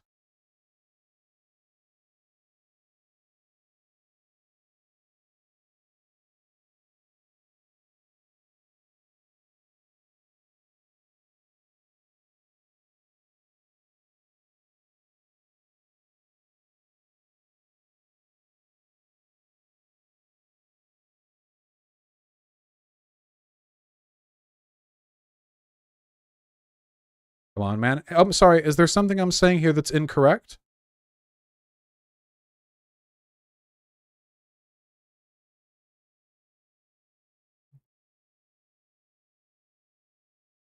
Little wordy. It is a little wordy. Take it to DMs. This isn't productive. She can take it to DMs if she wants to take it to DMs. I invited her to wait for a DM, and she responded with an insult, multiple, publicly.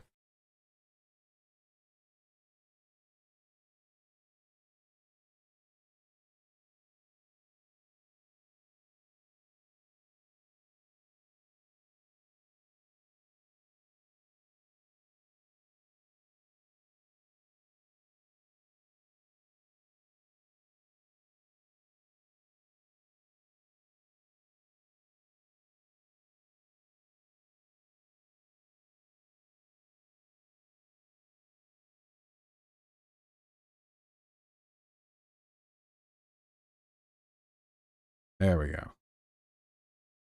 Unaware of. The only difference that she's a trans woman? That logic doesn't work no matter who it is. Look at this. Maddening to watch you pose the savior of the transgenders. Who? When? Where? Then do edgy misogyny in the name of that? She is memeing you? What about this gives you the impression that this is memeing?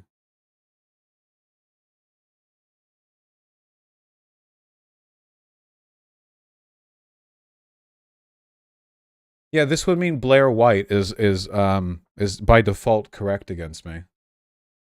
Rare Contra L. Genuinely disappointing. Yeah, verbatim opens me up to criticism because it's not literally verbatim. Vaush call out Contra might have a bias because she's friends with Kat. That seems like not a good optical strategy.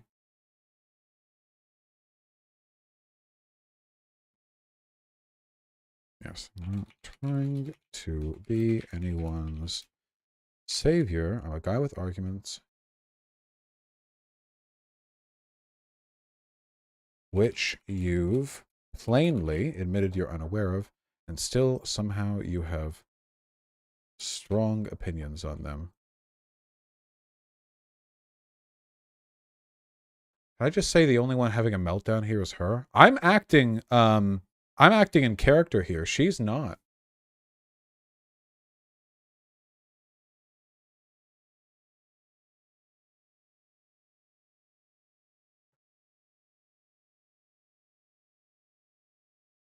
Hmm. Hmm. How do I...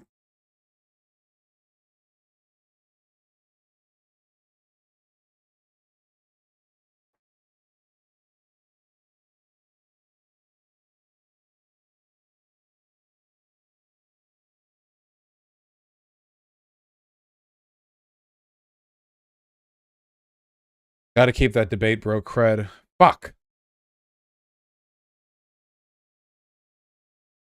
Okay, anyone savior? A guy with arguments.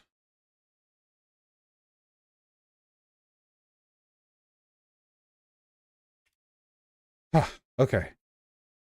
I liked the plainly. I did like the plainly, but... Alright. You all know your job. Alright, we were arguing with Big Joel.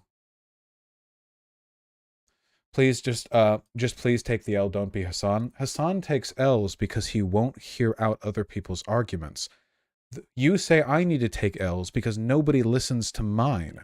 I'm being told, listen, I should take an L to Contra, who said she doesn't know what my argument is, and she has the fucking audacity to disagree with me.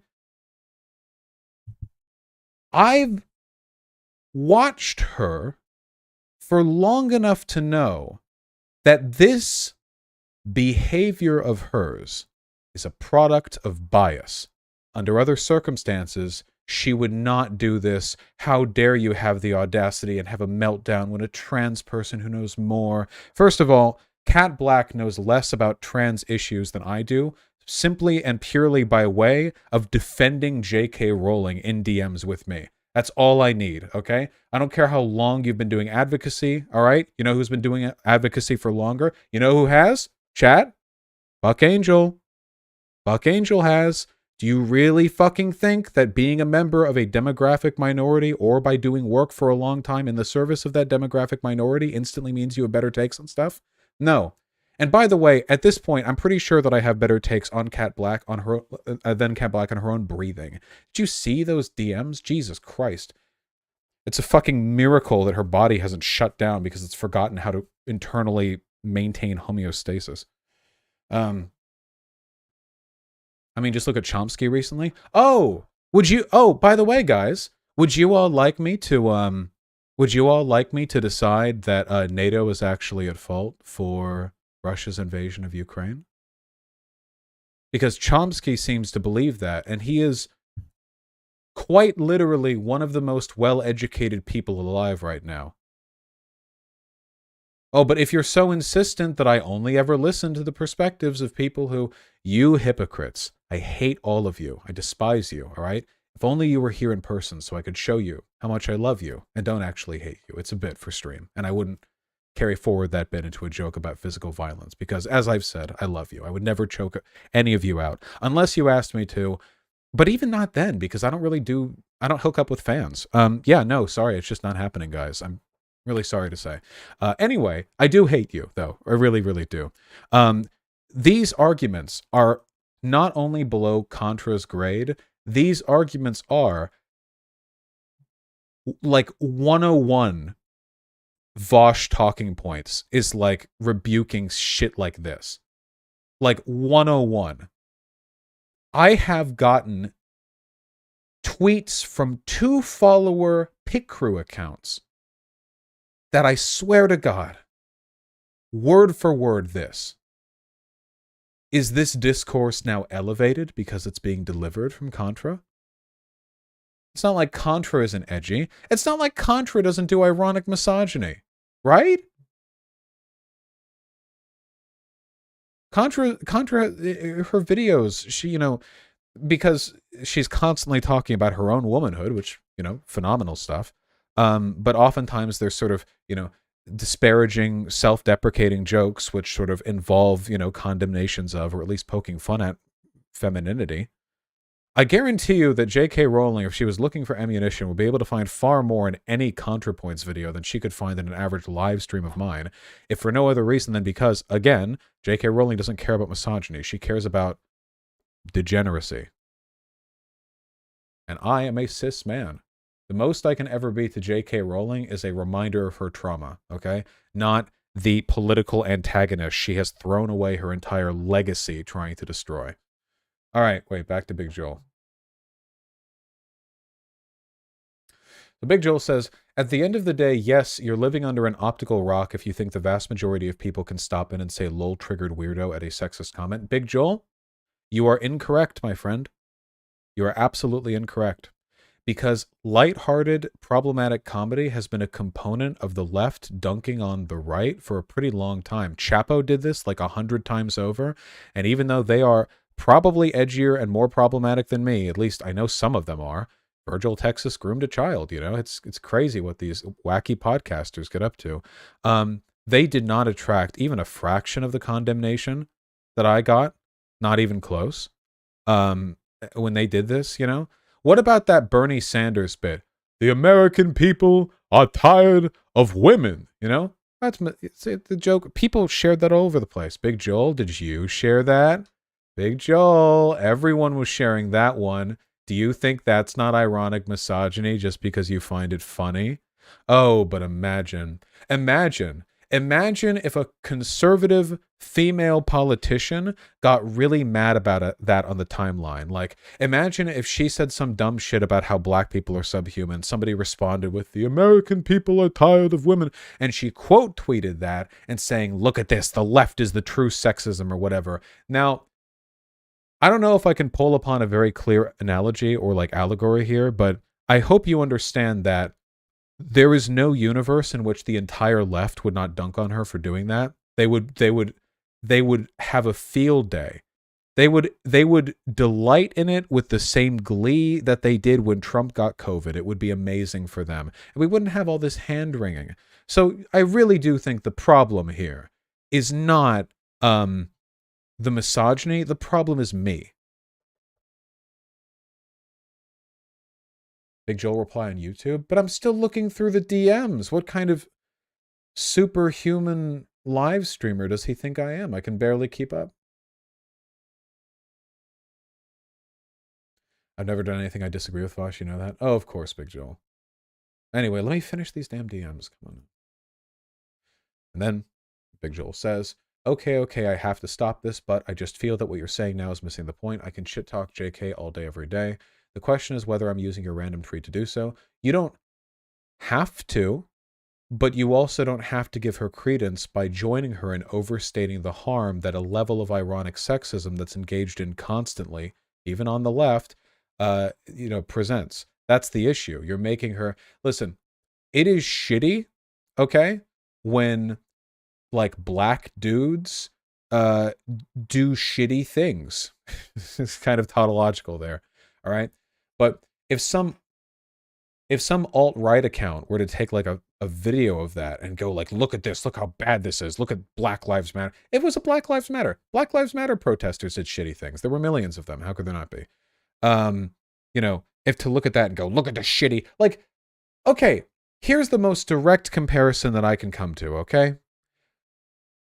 Big Joel, rioting generally is bad. It's generally not that effective for provoking social change unless we're talking full-scale insurgency or uprising. It's usually an optically difficult, adjacent to protest kind of dealio in liberal democracies. The rioting and arson that happened in Black Lives Matter, like protests, was minimal, but it did exist, and it hurt people. It burnt down people's personal property, their private shit, you know? People lost money and their lives sometimes. It was bad. Now, if a conservative were to point this out and go, wow, look at the left, look at BLM, would you be consistent in your stance and agree with the conservative and go, yeah, that's really shitty behavior? Or did we on the left recognize that we're missing the point by focusing on the protest, on the rioting? Didn't we? Wasn't that the take? That was my take. Yeah, sure, riots hurt people. They're destructive and often counterproductive and bad. But we recognize that in a time of great heated conflict, there are two sides. Unfortunately, nuance gets bled out in times of great, stress or engagement or just discourse.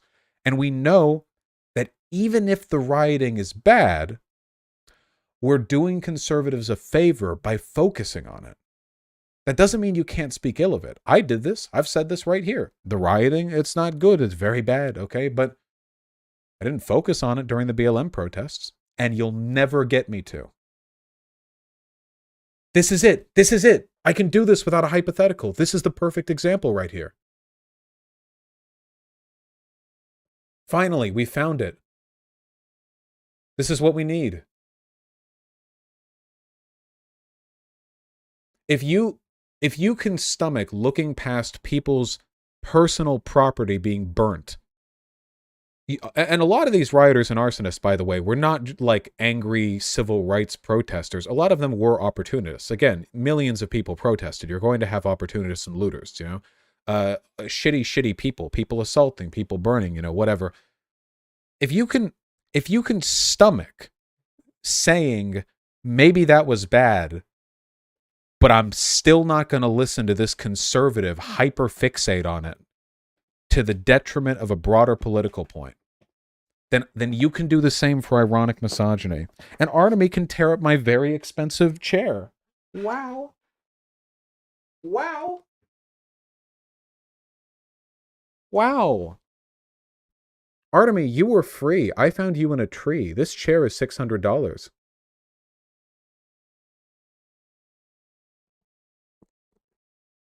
Neon Icon, my mocking J.K. Rowling and Black Lives Matter aren't comparable, but the dilemma you face when it comes to choosing not to join conservatives and fixating on the optically bad elements is perfectly comparable. You want to bite my face? I know you want to, because your claws are digging into my arm.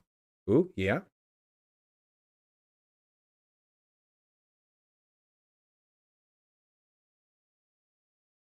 Wah! Mad.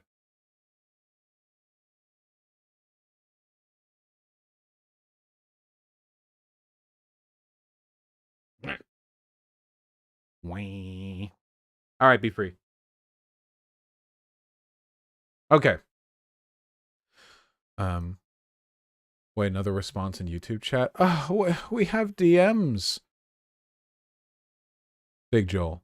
Big Joel said, being ironically sexist is in fact the language of the oppressed. That's true. Okay, Big Joel. I treat you in high regard, but I feel like you're missing the point here. The argument is not that me being ironically sexist on Twitter is, in terms of its relationship to broader social forces, exactly the same as how riots tend to be a component of protests or the cry of the unheard, but rather in how we treat the optics when people on the right fixate on the bad elements, legitimately bad elements, of a broader point. You understand? In that respect, this is analogous. I can't construct for you a perfect comparison, but I hope you understand why it was necessary. No, Contra deleted. Good. Those tweets never should have been put out there. I'm disappointed in her. Irrevocably so.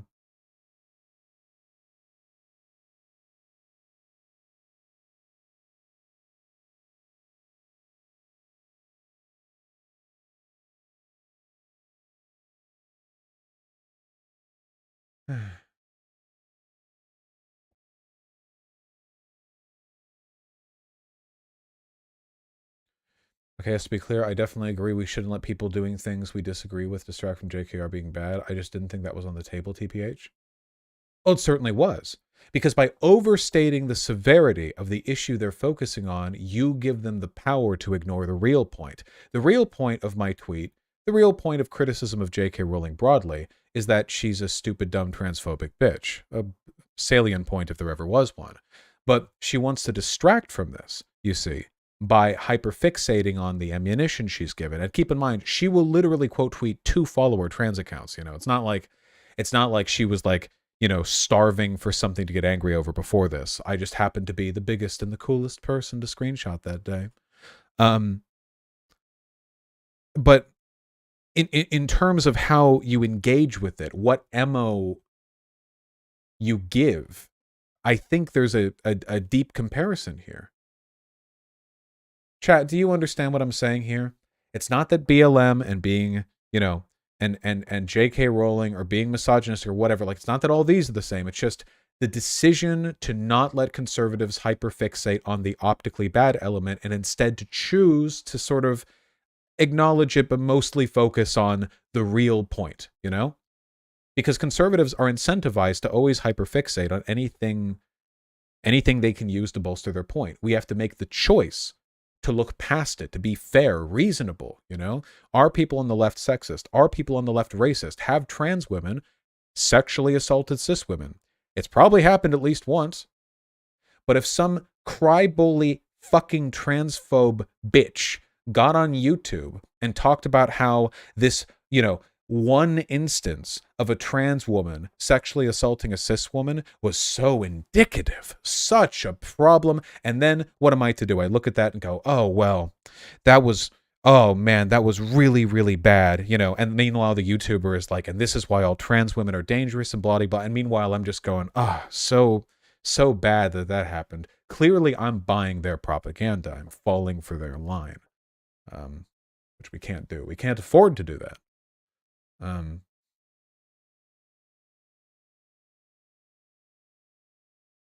My hand hurts because Artemy got me in two places there. I got to trim his nails. Hold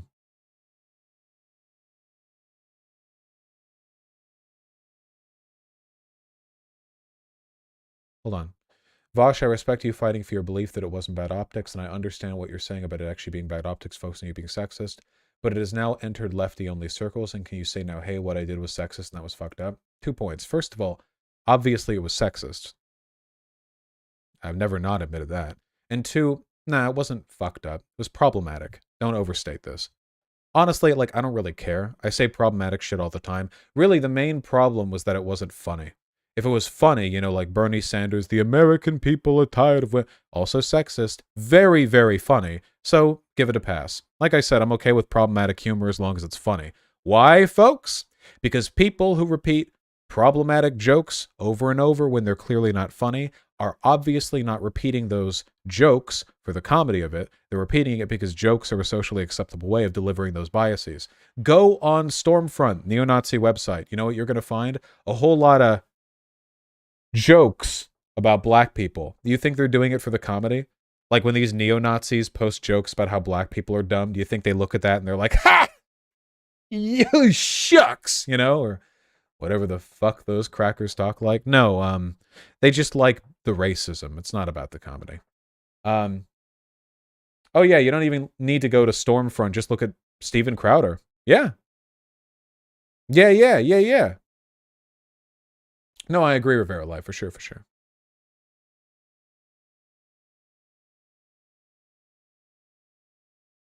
Hot take, Twitter Vaush is worse than YouTube Vaush in the same way Sean is. More abrasive, more defensive, less consistent. No.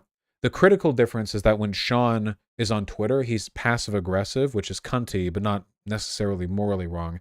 He's also wrong. I'm right everywhere all the time. I also own up to everything that I do. This is the nice thing about being a video essayist like Sean. It's you can be a fucking cunt and just like not tweet for a few days, and all your videos are pre-recorded and edited, so there's no live chat to respond to, and you can just not respond to the people criticizing you and just never own up to it. It's crazy. I still can't believe that Sean isn't getting more shit for publicly, basically like passive-aggressively attacking Lindsay Ellis when Lindsay Ellis was going through the Raya the Last Dragon like cancellation thing, which led eventually to her leaving YouTube and having a mental fucking breakdown. Like Sean was literally like piling on her with snide tweets about the Raya the Last Dragon movie, but no one cares. It's a video essayist, and hey, he's not Vaush, so it's not like anything he does can be fucked up. The real fucked up things that happen are when Vaush tweets ironic sexism you hear at a 4th grade lunch table and gets screenshotted by J.K. Rowling that day instead of the 2-follower trans account she was going to quote tweet anyway. You know, that's the real evil, not that shit. Sorry, that sounded a little bit bitter. I am unhappy that Lindsay Ellis left YouTube. Even though she never followed me on Twitter. Probably a good idea for her. Have a good sleep, Big Joel. I appreciate you speaking with me. Even if we disagree on this, I'll always appreciate people being willing to speak to me. That's not the issue, dude. The issue is that you have flattened all nuance. No, I haven't. Everyone else is flattening all nuance. What are you talking about? I'm desperate to give people nuance. I talked with Kat for an hour in DMs to try to give her nuance. I'm mad at Contra because she jumped on in admitting that she didn't know what I believed and then got angry about it. You know, I want to give people nuance, but if people choose not to see the nuance in what I say, then there's nothing I can do about that. It's just beyond my power. I try, I really do. I know you're owning up to it, but if you agree that it's sexist, how is being sexist not fucked up? Because I think that you can engage in light problematic behavior without it being fucked up. This might just be a semantic thing, but when I think of something being fucked up, I think of like it being, you know, really bad. But I don't know, like if I have a friend and he has a date with a girl and it goes poorly and I'm like, oh, I'm sorry. And he's like, haha, bitches be crazy, you know, like, I don't know if I would look at him and say like, that's fucked up. Like, that just seems like a bit much. Here, hold on. Let me rinse this. This actually hurts a good bit. I think he kind of you tore it up a little bit, you know? Hello, dipshit.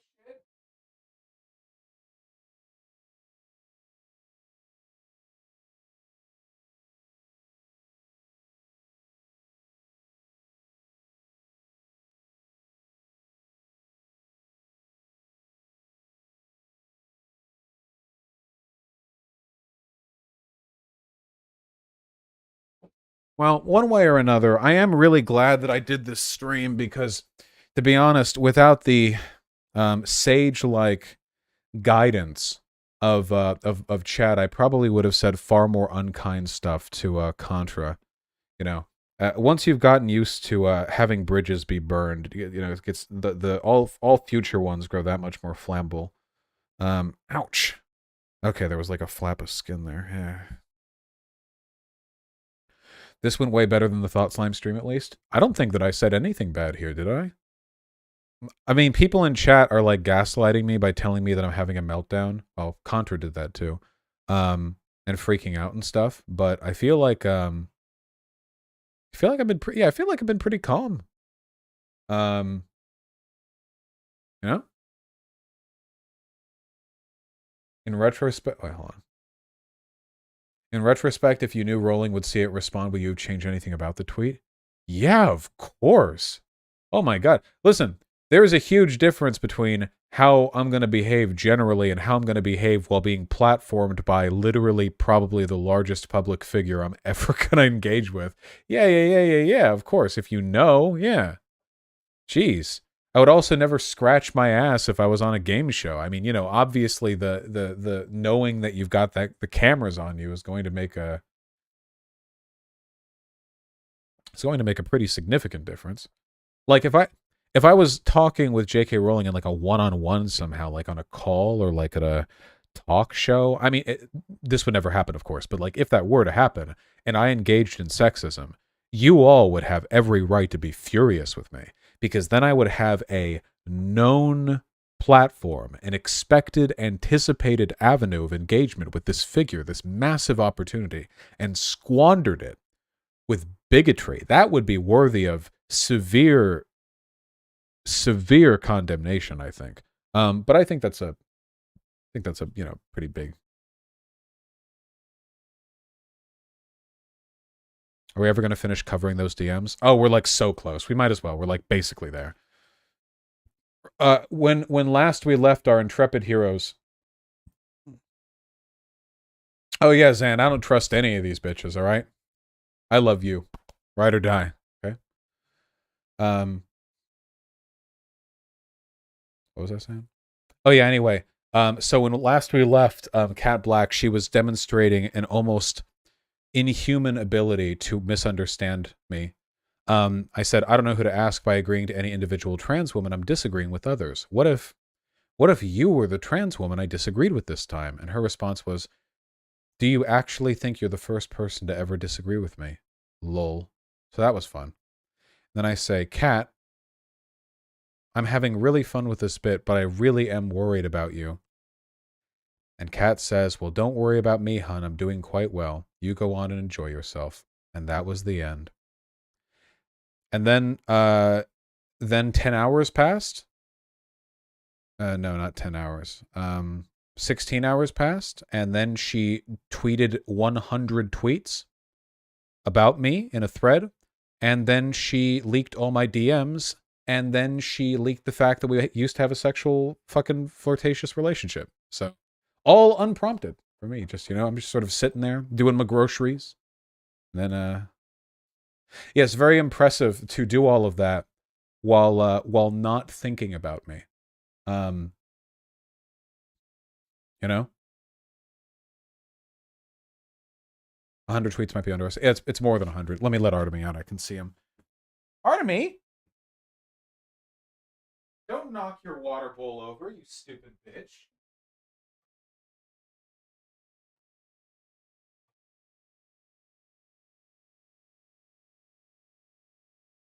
Artemy.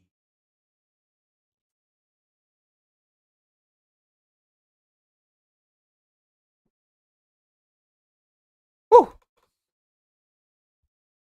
Knocked over the goddamn water. That chicken from Stardew Valley? No, it's just a chicken. Do you have some kind of therapist? I promise you I'm fine.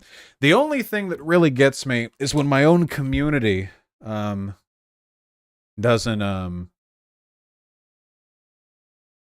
follow.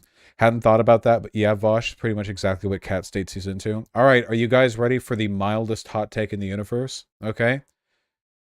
Super idpol, like lefty black women who are like really condescending to white people in terms of their ability to engage in political discourse. Love fucking white dudes. It's the exact same reason that racist white guys all watch interracial porn to jerk off to. It's the exact same thing. It's identical. There's no difference. It's literally the exact same goddamn thing. It's true. I'm sorry, guys. People who have like racist thoughts tend to like weirdly fetishize like interracial race shit for like probably reasons they should be more critical of. If any of you people think that this is like controversial, then I genuinely wonder why you think. Do you think, for example, that black people and white people are like fundamentally different species? Why would black racists have any different an attitude than white racists towards a fetishization of their political biases, right? Yeah, 4chan loves trans women. That is true. They love trans women. They love their cuck porn.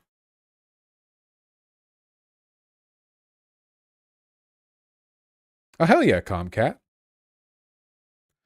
This is still one of the funniest things in her novel.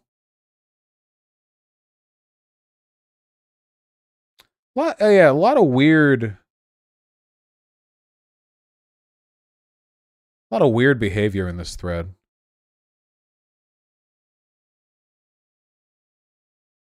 Maybe it's cruel for me to say, but his reaction felt a bit eggy. Wait. Saying that it's cruel to say a person might be trans implies that a person being trans would be a condemnation. Why does she keep...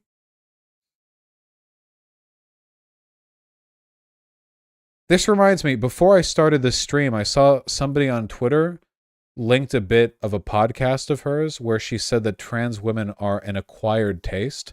And I really gotta wonder if Kat Blaque is worth defending. I didn't actually read this because, like, why would I, right? Also, wait, hold on. If I was an egg, wouldn't that mean that I'm a closeted trans woman? Wouldn't that mean I do have a right to speak?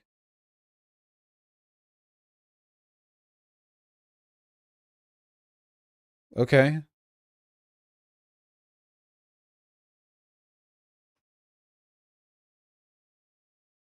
I can't believe she pinned to her profile, the closest I've been to being obsessed with Vaush is the last few days him and I sexted each other a few years ago. So just a... Okay. All right. You have any idea how much shit I would get in if I outed the people in the online left that I've like flirted with? Like in this context, like arguing and stuff. Oh by the way, here are DMs, and oh by the way, like I would get in so much shit. Oh my god. Jesus Christ. Hey Vaush, I just created an account to tell you I don't ever think about you. I just figured you'd want to know that. Because she's a woman doing it? Unironically, yes. Okay? I guarantee you that anyone who read those DMs that Kat had with me, if I wasn't me, and especially if Kat was a guy, oh my god, the red flags. Okay? Those wouldn't even be red, all right? It wouldn't even be a red flag. It would be like a red sun just beaming crimson light down on a whole fucking solar system. All right, the red wall. Oh, thank you, Polystation. What was I saying? I think it's clear Kat was phrasing each text as a gotcha screenshot. She was never not going to leak those DMs and likely lied to Contra before releasing them about what you said to get Contra on her side. If I talk to Contra and it turns out that she believe it, if it turns out that there was some behind the scenes, how nuclear can I go? I don't really have any power to go more nuclear than just saying that's fucked up, right? Like, if you burn the bridge, you burn the bridge. I'm very disappointed in ContraPoints. This is the lowest I've ever seen of her. Yeah. Okay, hold on. What do we have here? Yesterday, Vaush sent me a series of private messages. He said he really didn't appreciate the convo. So there's like some setup at the beginning. This is going to be like super fucking long. I just want to skim and see if there are any funny memes here. My impression of Vaush from our personal convos is that he's a very egotistical, self-involved person who prioritizes views and controversies that bring him views over actually effectively advocating for the people he claims to advocate for. I'm too old for streams.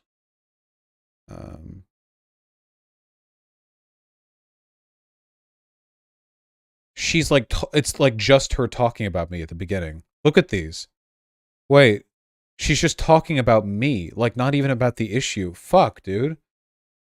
If Kat thought about me this much, I wish she would have just DM'd me and like vented in a less weird way. It's not like this would be the first person who I haven't talked to in ages in the online left who has a weird obsessive relationship with me. The first thing he said is that he appreciates me unlike other lefty creators, and he hasn't dragged me on stream for that reason. This was a veiled threat.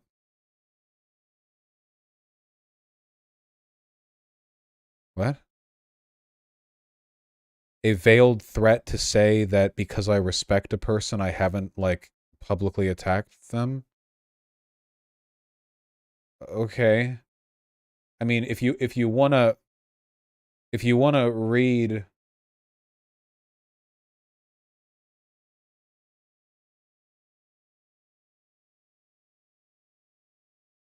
She just tweeted this 3 minutes ago?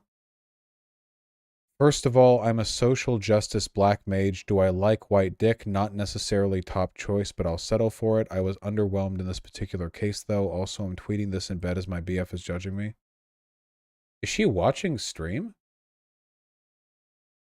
Wait, Kat, tweet again if you're watching stream. Kat? Kat, no wonder your BF is judging you, okay? If I was in a monogamous relationship and I had a girl who was treating me the way you're treating me, or treating anyone else the way that you're treating me, I would think, I don't know. No fucking shot, dude. This was 3 minutes ago. This would have been literally a minute. Oh, she's poly? Well, you have to disclose that to your partners, Kat. This was literally a minute after I made the white dick joke. Wait, is she actually watching? Kat? Kat, DM me if you are. Just say, you can say fuck you, Whitey. You're racist, all right? Just make the number go up over here. I just want to know.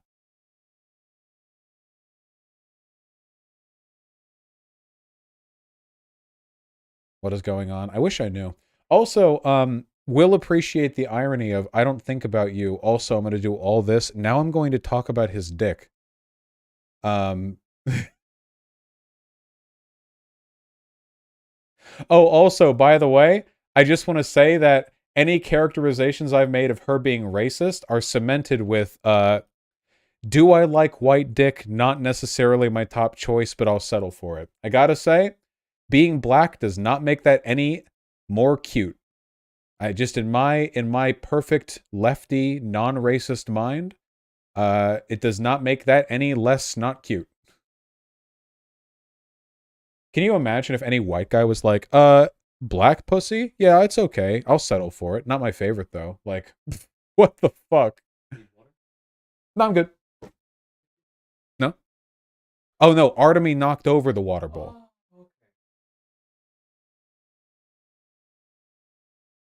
That's kind of racist? Yeah, it is kind of racist.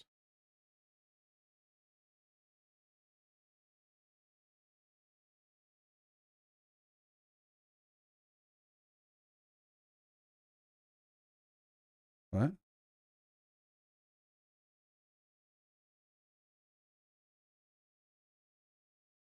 Wait, is this the same thread? Oh my god. The tweet she made where she said that we had sexted is also a tweet thread. I She's going to kill me. She is going to find me in real life and she is going to stab me to death. Holy shit. Here's Professor Flowers in there.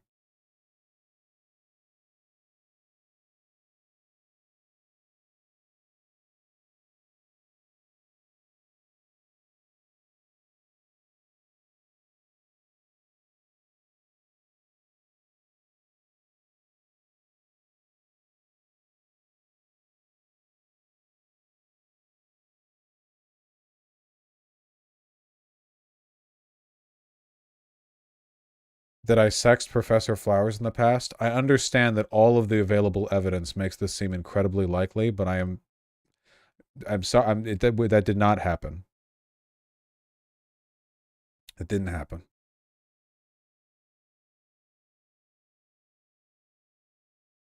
This is the point where you go and build a new left. I just, like, I don't care, but can you imagine, like, okay, it's like unbelievable to me that, like, just imagine I argue with a female content creator in the online left, drop DMs, fucking schizo post hundreds of tweets about her in an afternoon, drop info that we used to sext, which was previously not known, and then I shit talk her genitalia, because that's what she was doing. She was saying that my penis was meh, which my dick pics are public, and we're doing good. Like I like literally imagine that, like shit talking her pussy, like how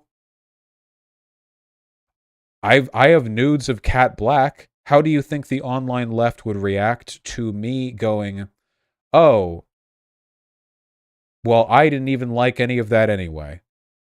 Would that not come across as kind of extremely bad in every way imaginable? I would never do that. Why am I always so much more morally upstanding than the people who hate me? This is like a 100% of the time type deal. It's insane.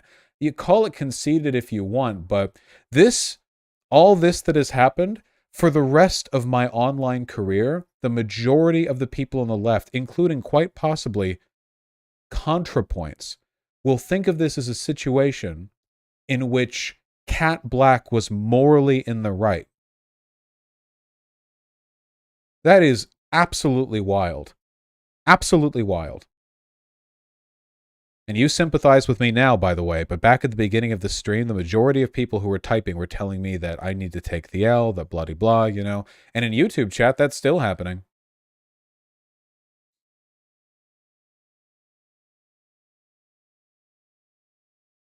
I've had my view changed. Well, I appreciate that. Um,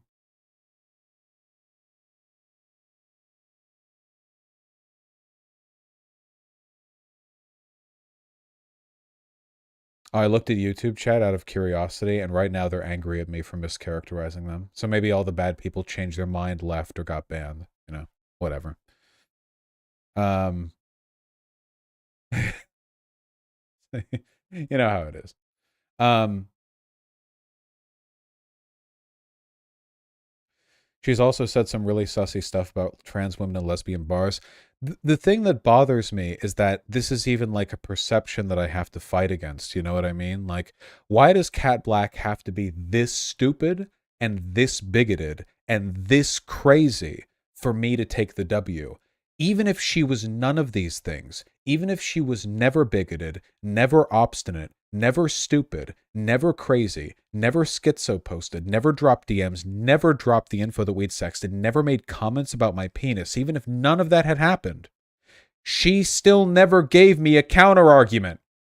And in a way, I'm almost being optically saved here for my own community because she was that bad. But even if none of this had happened, I would still be right.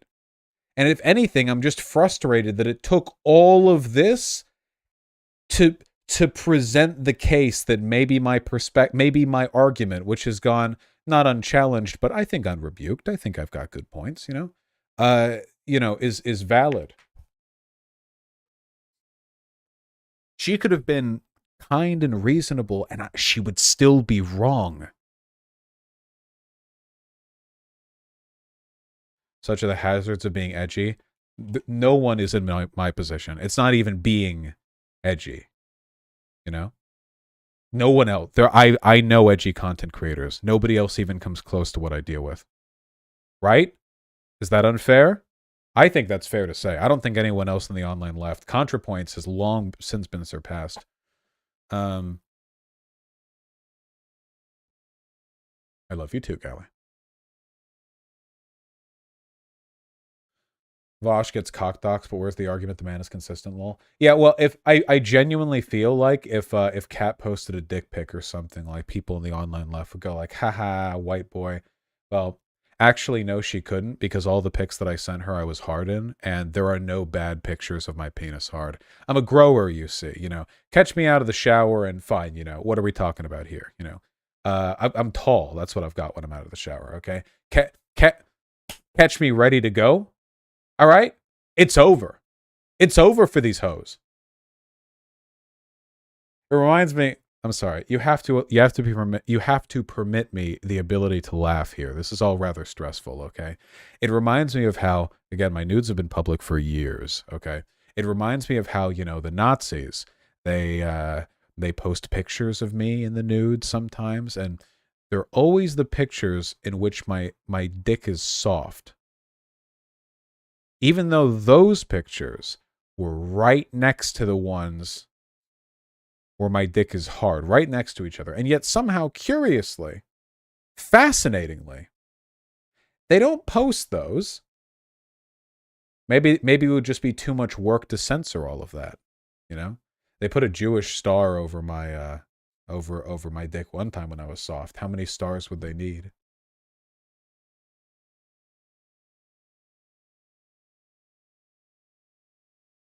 Who was the one who pinned it to the timeline? That was Sargon.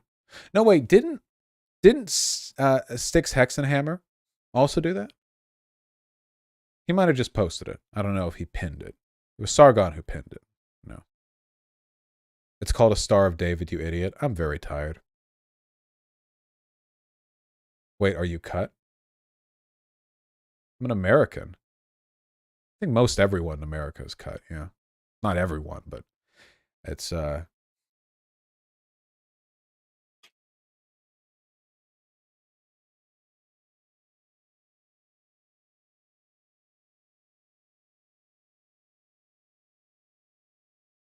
yes, circumcision is not good. Yes, that is true. That is true. Here, I want to skim read this.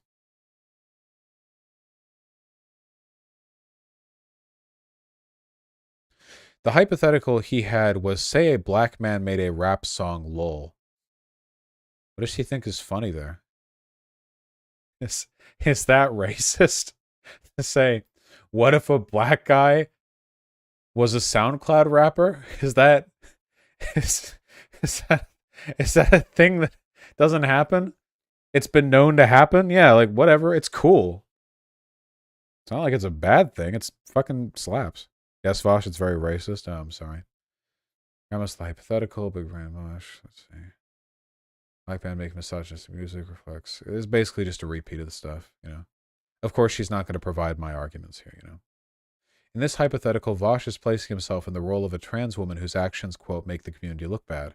If Vaush was a trans woman doing things cis people or that made cis people uncomfortable, he would have a point, but he isn't. He's a cis man inserting himself. Wait, isn't a trans woman engaging in behavior that makes cis people uncomfortable even more optical fuel for J.K. Rowling? So wait, so it's not about optics. It's about whether or not your people have the right to do it. So it's not at all about harm or optics. All the arguments about harming trans people go out the window now. Well, that's funny. And that gets more retweets than the previous or the, you know, following one. Okay. I don't know if they think this is a W, but this is essentially just an admission that harm caused to trans people isn't actually the issue, and it's just that I'm not staying in my lane. Oh wait, remember, we're time to transition to own the libs. Yeah, seriously. So Vaush was very frustrated by the fact that I thought the premise of this hypothetical was wrong, and I can only assume it's because he's used this example so many times that he thinks it's a good one. No, I made it up with her. This frustrated him, and that's when he started calling me insecure, lol. Especially after this convo, I get the impression Vaush has very little life lived outside of his streams. Why? She keeps talking about me. The only things I've really said about her pertain directly to her behavior and arguments, but there's so much armchair psychology shit here. Yeah, this feels parasocial. Does she miss the sexting that badly? I'm not going back. She's been mean. I have self-respect. This is Caleb Maupin tier shit. No, Caleb Maupin had the stones to come on and talk to me.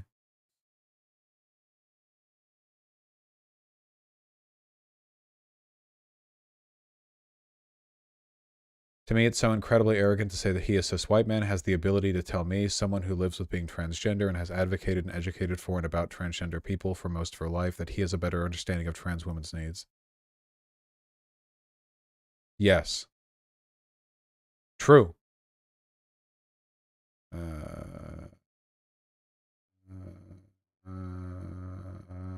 Oh, God. Forever and ever and ever.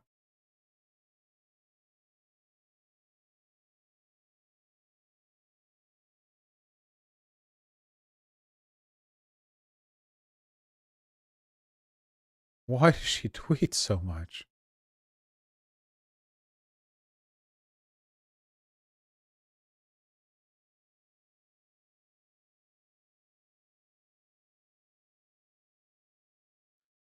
Stephanie Sterling has seen the drama now.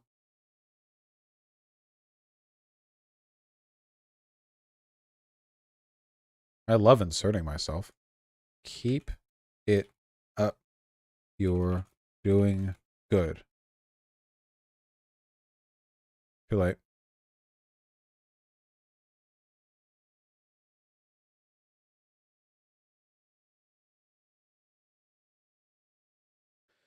Love how beef with online leftists always end up being decade-old personal drama. I don't even honestly have beef with him, lol. I just think it's funny how he's talking shit, so here we are, lol. She really is mentally a teenage girl. Like a teenage, like high school girl who's angry about an ex. That's incredible. Don't they say trans people go through a second puberty when they transition? But that would have been like ages ago, right? Because she's been doing this for like a decade and a half. I don't know if there's a justification for this. This is some Euphoria tier shit. Yeah, this is some. You have a Euphoria episode, and then there's just the random like 35-year-old who acts the same as everyone else there. All right. She's super trans. This is like her fourth puberty. Oh, maybe she just keeps it going. You know.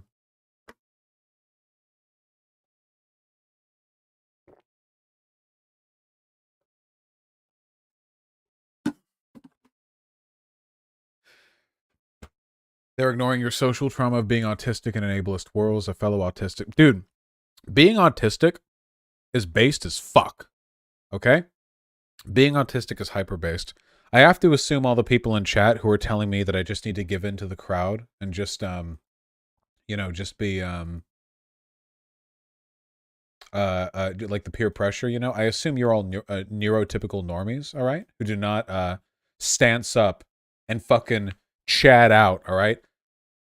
When the whole world disagrees with you, you know what you do? Never stop doubling down, as long as you're right, which I always am. So,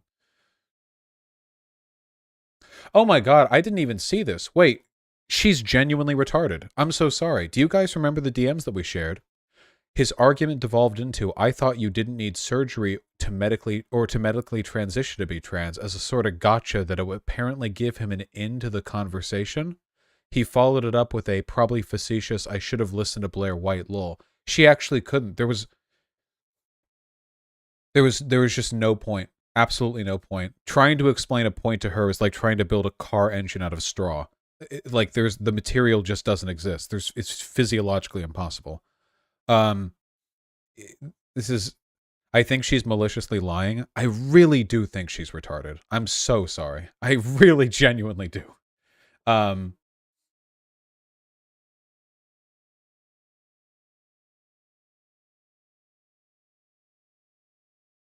yeah, no way she's that dumb. After my career, you would be amazed. I actually think that I have I feel like I have some kind of, I don't know, retarding field around me that just makes people who hate me stupider. I don't really have a better explanation for the fact that disagreement with me brings out the worst in everyone around me, and they're always just so much worse. It even happened to Contra. Oh, we have to DM Contra. That's right. Can't let her get out of this one. I won't show DMs, of course.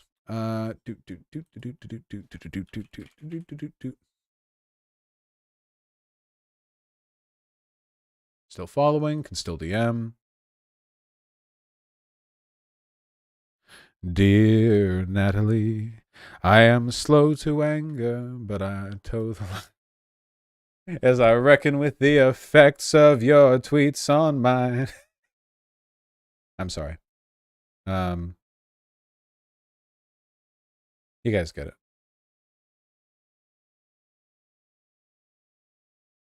True.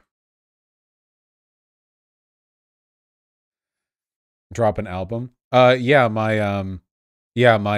performance name is Lin Manuel Miranda. So just like, yeah, go find some stuff he's put out there. Listen, okay, a lot of that stuff was put out when I was still a liberal. All right, I don't want to. Yeah.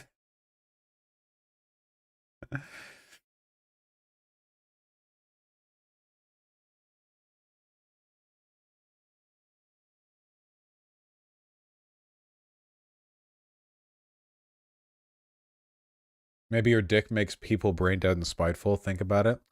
Well, I dated Vermin for a while, and Vermin is nothing if not spiteful, but they're definitely not brain dead. Maybe it was a partial effect.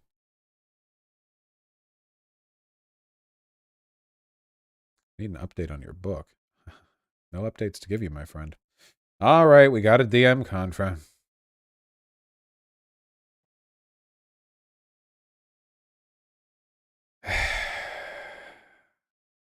If we type something out too long, she'll never read it.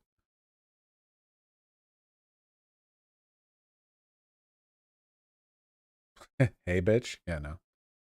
Call privately. Oh my god, who do you think I am? Calling people? Jesus, she's a boomer, but I'm not.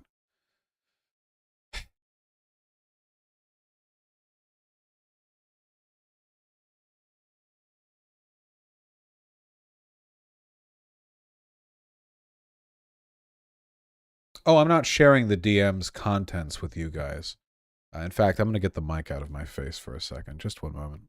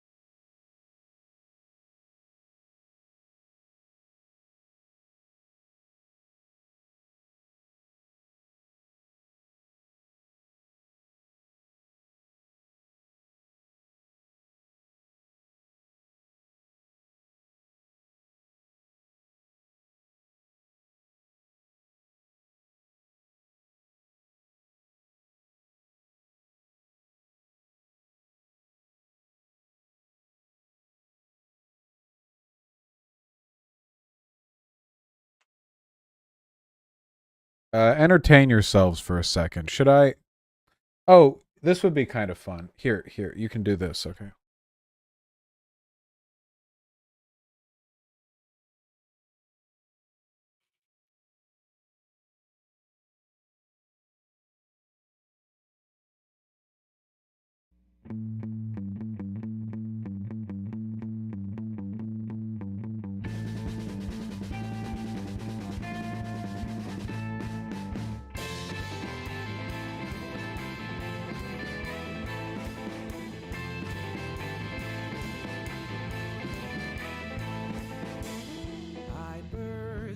Chat sitting behind windows of light, causing the left to rise.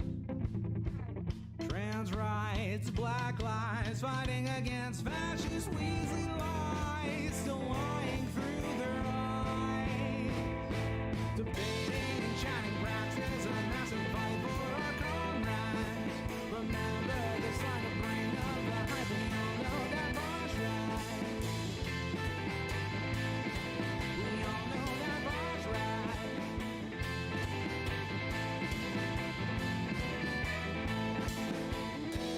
Slaps, libs mad, growing our numbers, there's no end in sight. We must achieve this victory, abolish these commodities.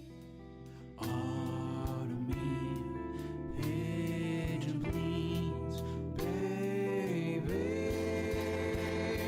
Debating and chatting practice, a massive fight for our comrades. Remember this line to bring up the hype, we all know that Vaush ride. We all know that Vaush ride.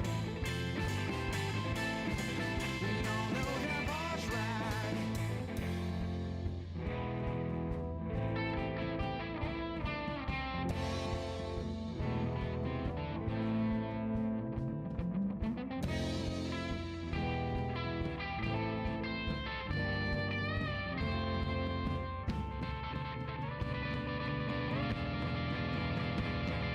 Debating and chatting practice, a massive fight for our comrades. Remember this time to bring up the hype, we all know that Vaush ride. Debating and chatting practice, a massive fight for our comrades. Remember this time to bring up the hype, we all know that Vaush ride. Debating and chatting practice, a massive fight for our comrades. Remember this time to bring up the hype, we all know that Vaush ride. The workers who challenge practice, a massive fight for our change lives. Cops with the mass movement, chanting that we all know that Vaush ride. The workers who challenge practice, a massive fight for our change lives. Cops with the mass movement, chanting that we all know that Vaush ride.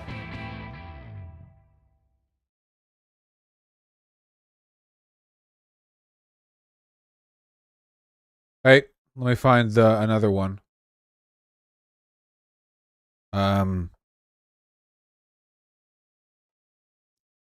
The Christmas one.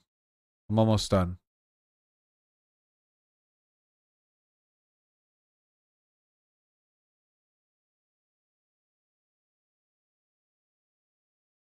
Hold on.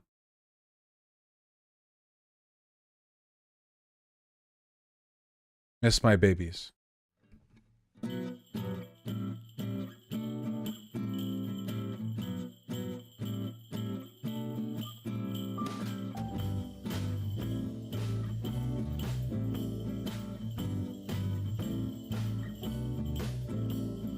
airport is cold, hoping to be at home by now. My flight got delayed, I'm actually stuck in Alden town. Debate was a wash, maybe there'll be some spicy clips. I should have stayed at home with my babies that bite and kiss. Wishing to pet that raw dumb chicken while eating my chunky fluffy kitten. Babies, I'll be home by 10. I'm gonna give both of you head pats, then I'll grab those little beans while you're sitting on my screen. Honor me under the Christmas tree and pigeon comfy in my stocking. I'll probably postpone the stream, 'cause it's Christmas Eve and I actually miss my baby.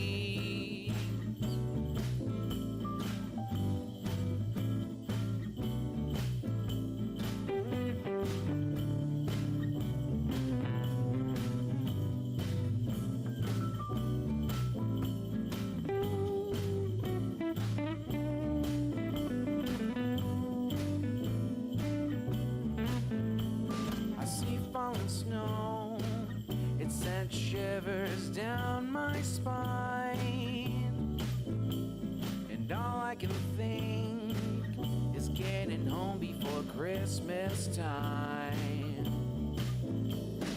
Hoping to eat some chicken tendies and curling up with both of my babies. Kitties, I'll be home by 10. I'm gonna give both of you head pats, then I'll grab those little beans while you're sitting on my screen.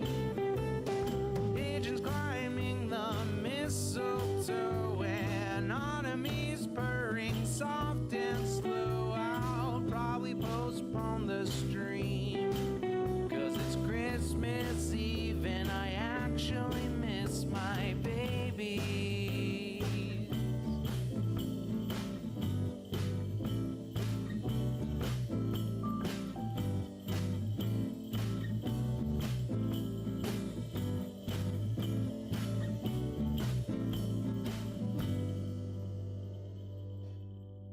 Holy shit, the cats! Stop!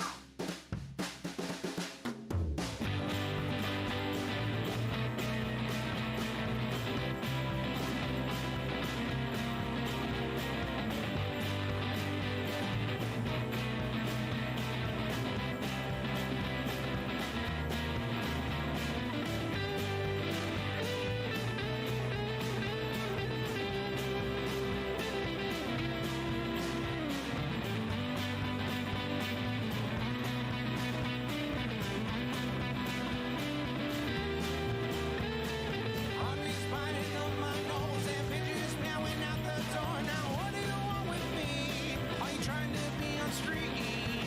Getting in the shower, ring every hour. Berman, get him out of here, send him to Conyer. It's Christmas Eve and I want a street.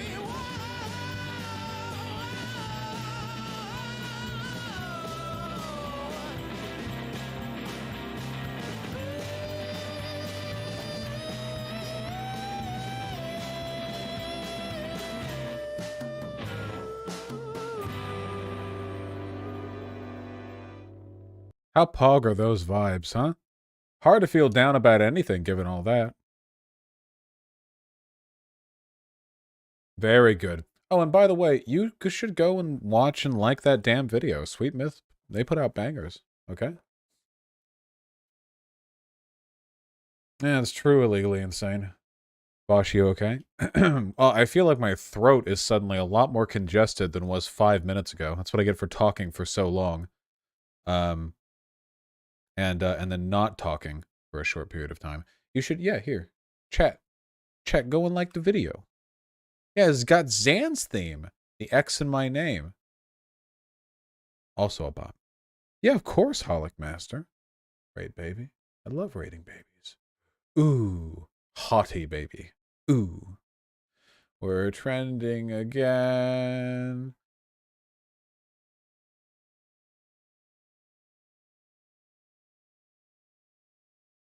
Didn't the tweets get deleted? Oh, these were responses to me, I see. Didn't delete all them tweets. How do you do all of this? Do you mean how do I do all of this, or how do I deal with all of this? Also, what Kat did was abusive. Why'd you let it fly? Did I let it fly? I don't think that I let it fly. Did you converse, or did you just send her a big DM? Oh, I just sent her a big DM. I don't expect she'll ever respond. The bridge is probably burnt. For a Contra, a woman who avoids drama on Twitter, to interject, admit she doesn't know my arguments, insult me, accuse me of pretending to be a savior of trans people. She's friends with Kat, isn't she? She might have been poisoned beforehand.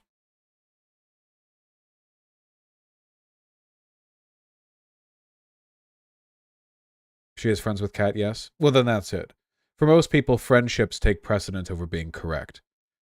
Now, my based and Chad-pilled perspective is, of course, that I don't give a single shit whether or not a person is a friend when I'm, assessing the validity of their points. Wait, how is this a bridge burn? It's just a mildly spicy disagreement. Don't worry about it. Accusations of white knighting is never helpful. Well, the real issue is the venom of the accusation. You know what I mean? Again, for a woman who generally avoids drama on the timeline, leaping in, to accuse me of trying to be a savior for. See, this isn't just like a criticism. It's an attack on one's character. It's conceptually different. I don't expect her to respond though. We can talk real quick when you're done with stream. Sure. Isn't it really late for you? I guess it's late for us both. I was going to finish the goddamn food that I had ordered out. I hope I can still enjoy it. Chat doesn't understand when people you have faith in give you heavy amounts of venom out of nowhere and they change their behaviors normally to attack you. It's beyond spicy debate. It's a bridge burned to the ground. Yeah, you can usually... Yeah, it's usually pretty clear what's happening. Tim Pool covered you. I know.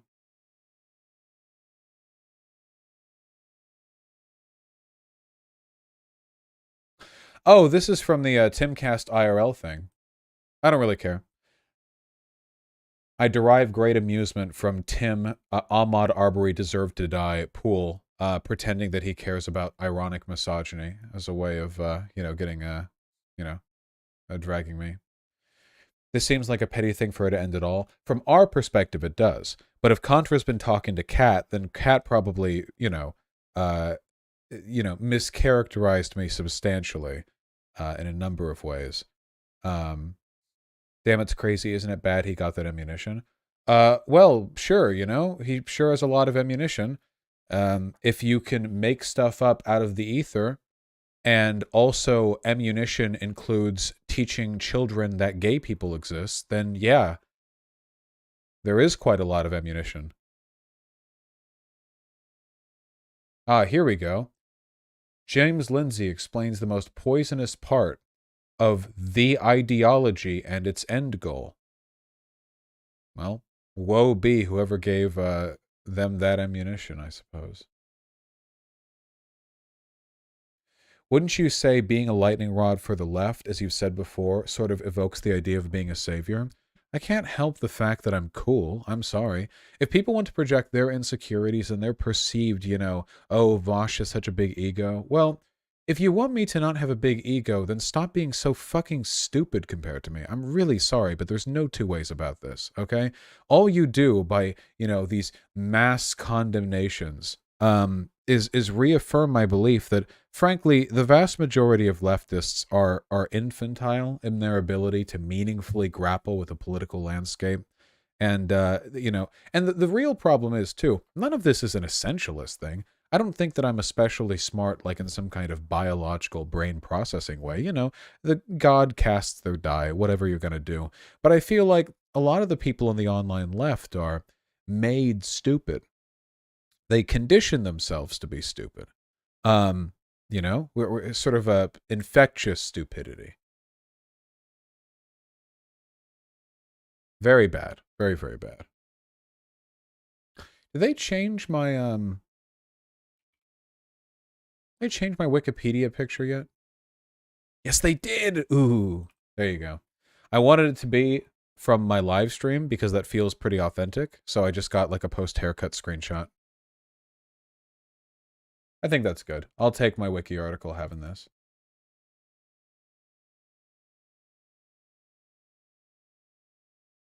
Yes, it has been relinquished to the Creative Commons. Read the article? Oh, we've gone through this. This is going to be a battleground for a long time.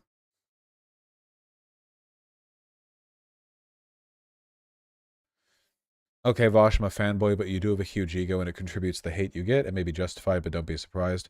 With respect, with no respect at all, I really disrespect people who look at confidence and think it's a bad thing or like interpret it as a threat, So having a big ego isn't inherently bad. It's bad if it leads to associated bad characteristics, right? So if a person's ego is so big that they're really obstinate or they're like delusionally confident, like stuff like that, right? But the concept of having a big ego on its own is really kind of synonymous with self-worth. And I have very high self-worth. Of course I do. Because, like, let's be real, guys. If I didn't, I couldn't do what I do, right? Like, the ability to deal with this level of harassment is definitely like a, like there has to be some kind of,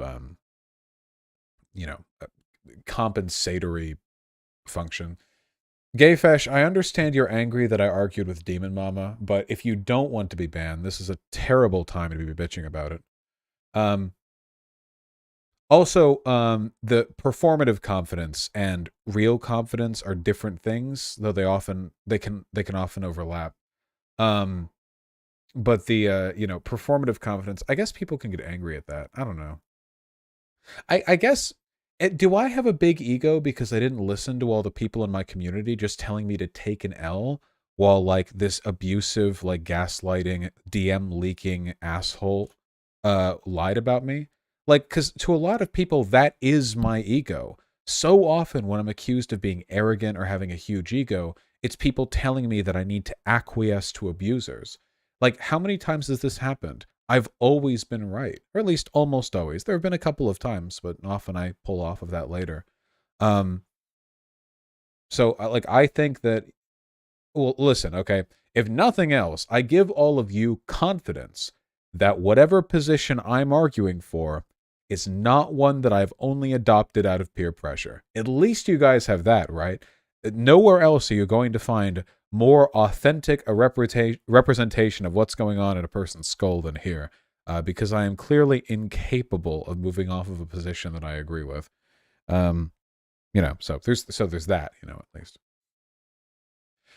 I'd love to see you just bring Blair White on to talk about her lived experience unchallenged for an hour, see how quickly these people change their minds. The thing is, Xanderhall, I genuinely believe they wouldn't understand what's happening. They wouldn't, if I did that, they would see that as me making the conscious decision to choose to agree with her rather than accept their advice to listen to marginalized people. I genuinely don't think they would put two and two together. Every day that I do this, my impression of their, and by their I mean people who dislike me, intelligence decreases substantially. Again, it's not intelligence in an inherent sense. I don't want to give the perception that the people who I disagree with are inherently dumb. Though with Kat Blaque, I'm very sorry, but she's earned that impression, okay? I don't know how many walls she's run headfirst into, but but for the majority, the vast majority of the people who I say, "Oh, what a fucking retard, oh, they're so stupid," I don't think it's like a real intelligence thing, I think it's conditioned education, whatever, what political disposition they have. And additionally, emotions make people stupid. I know that sounds kind of like an edgelord anime protagonist trait, but it's definitely true. In that the more emotionally involved you are in an issue, the more sort of the more difficult it becomes to form impartial, rational assessments. And obviously, I get people really, really, really heated. So,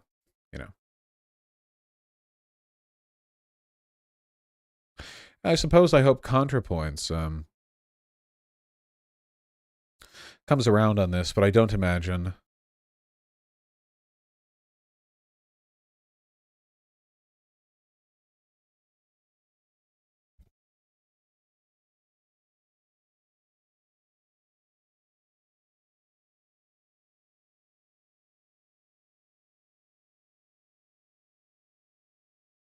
She deleted it? Deleted what? What deleted tweet was this meant to be?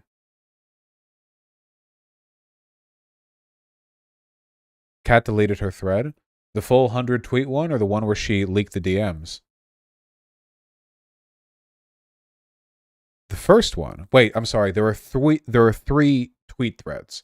By the first one, do you mean the one that she did yesterday, the one that she did today, or the one where she leaked the DMs? She deleted the dick one. Did she delete all of them?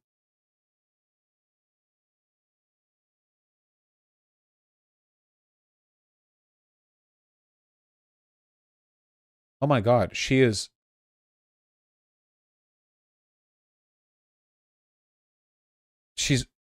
literally like watching the stream.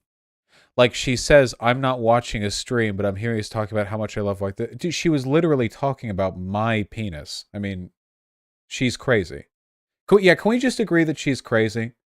Can we adopt the same disaffected bitches be crazy attitude to Kat Blaque that we do with like that abusive ex that we all like know about from like high school or college? Like, why did they do this thing?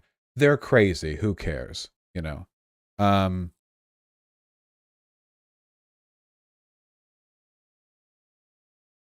Tweeted 2 minutes ago. 3 hours ago, she said she was going to log off.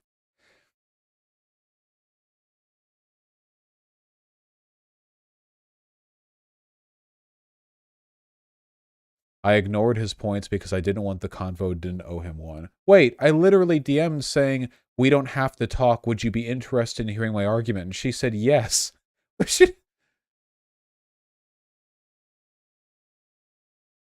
Jesus.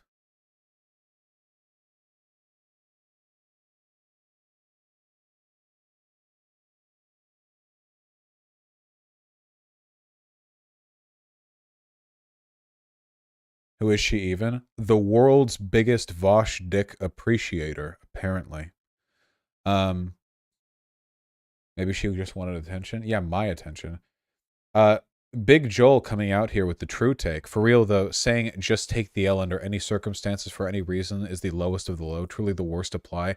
This is so true. When you guys say just take the L, this is literally the this ain't it chief, but actually cringier. Unironically, okay?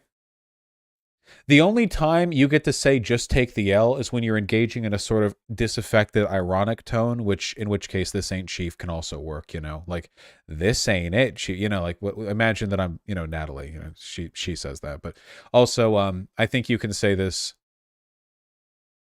if a person is like objectively running away from a point, but like not objectively as in you think objectively, but like objectively. Does anyone wait? If she deleted it, does anyone have a screenshot of when she talked? Oh no, Somebody in the tweets, there you go. There we go. The screenshot. Do I like white dick? Not necessarily my top choice, but I'll set it for it. I was underwhelmed in this particular case, though. Oh, I wish I'd seen the quote tweets. No.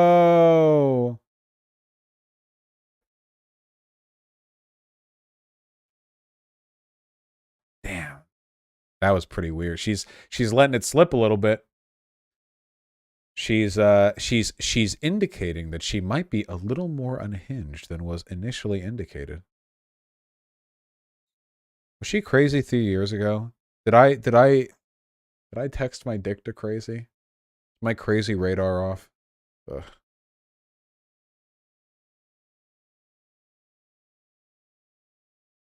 Yes, she's always been crazy. All right, that's on me. Yeah. I know you have, Zan.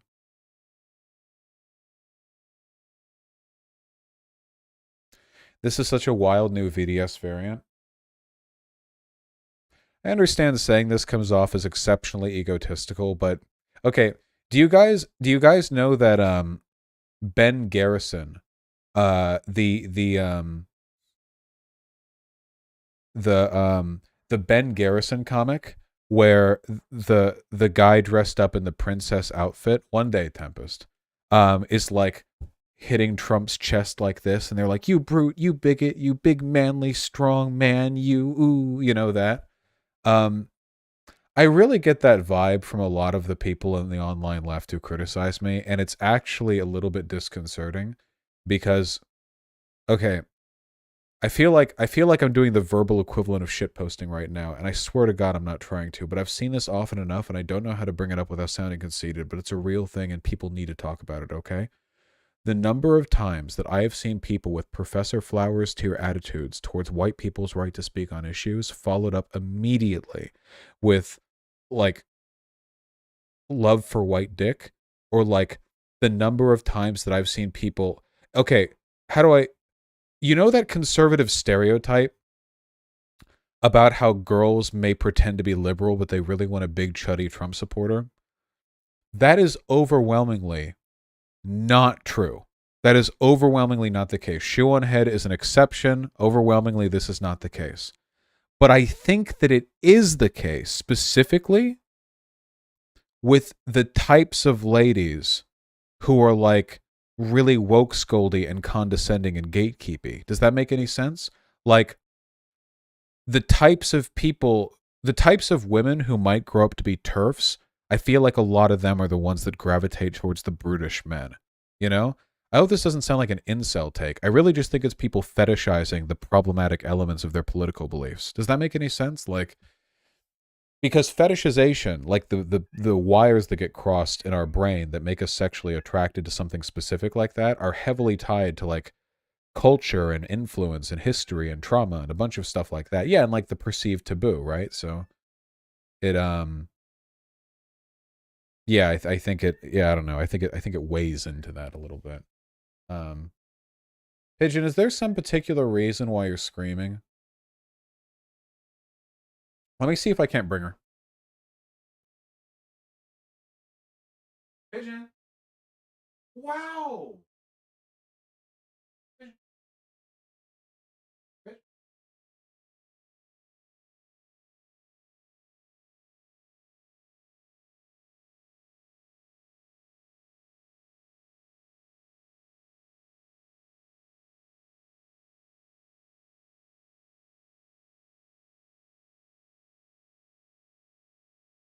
She screamed to announce that she had finished licking up the water. Why are your legs always out?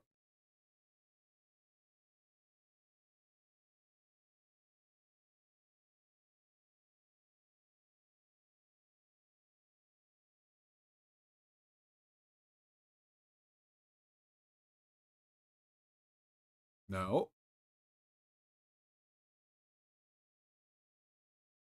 No. What? Gotcha. Hello.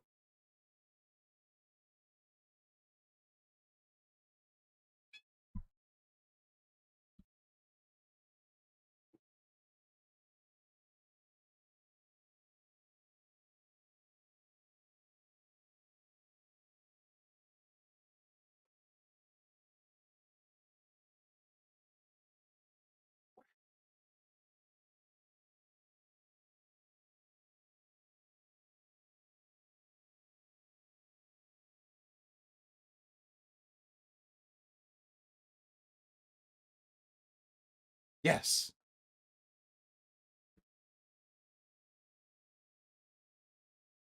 Baby.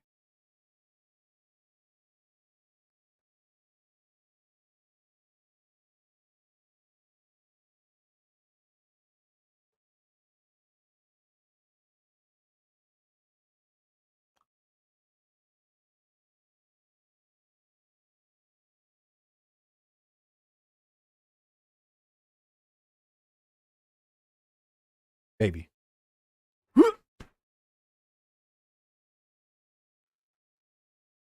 Okay.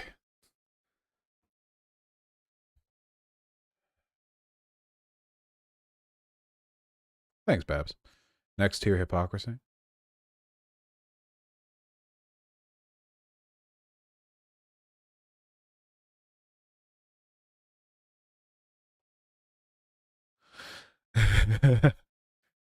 When did I tweet about his dick? I deleted a tweet I made after he apparently said I'm obsessed with white cock. I don't understand. Do y'all like edge or not? My whole thing is leave me alone, and if you don't want to, expect me to go there. That is very funny considering how much she is antagonized here. This isn't a thread where she was explicitly talking about how she sexted me in the past.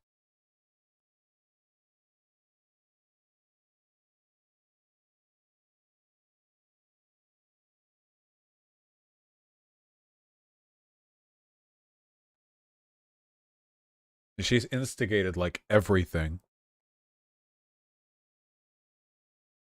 Did Vaush's dick pic get leaked? Not yet, but I feel like if you keep antagonizing Kat Blaque on Twitter, she's eventually going to leak my nudes. If you just keep up the pressure, she'll eventually just drop it. Where's the DMs, Kat? Oh, here they are. Oh, they're just unpinned, I see. Okay, so this is still here. Wait, this is still here, but the other thread isn't?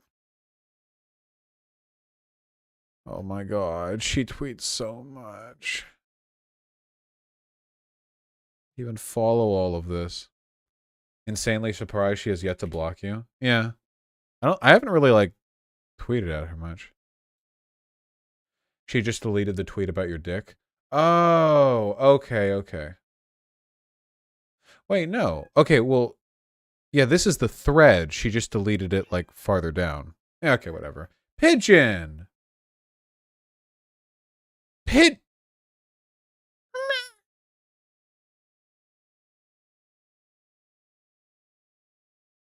I guess the only other dick she might be referring to here is her boyfriend's dick. Do you think she's pulling that one? Do you think that'll be her defense? It's like, oh, well, I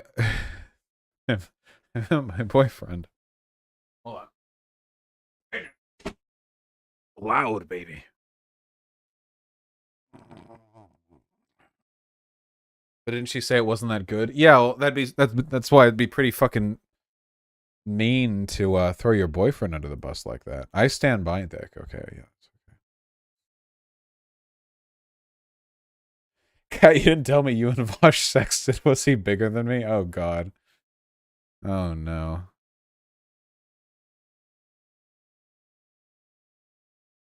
No, she can't. She literally says she tweeted in response to you saying she was obsessed on stream. Oh yeah, okay. Well, she has no real out then.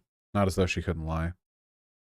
Here, wait, hold on. Before I end stream, because Lord knows I deserve to, I was in the middle of eating a meal when I saw ContraPoints reply to my tweets, and I was like, okay, this...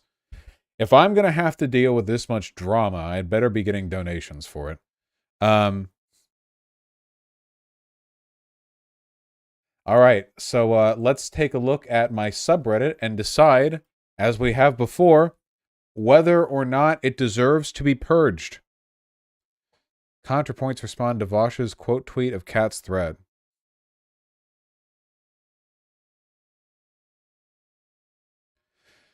Vaush constantly wonders why drama keeps happening. No, I don't. I know why. While being as abrasive as possible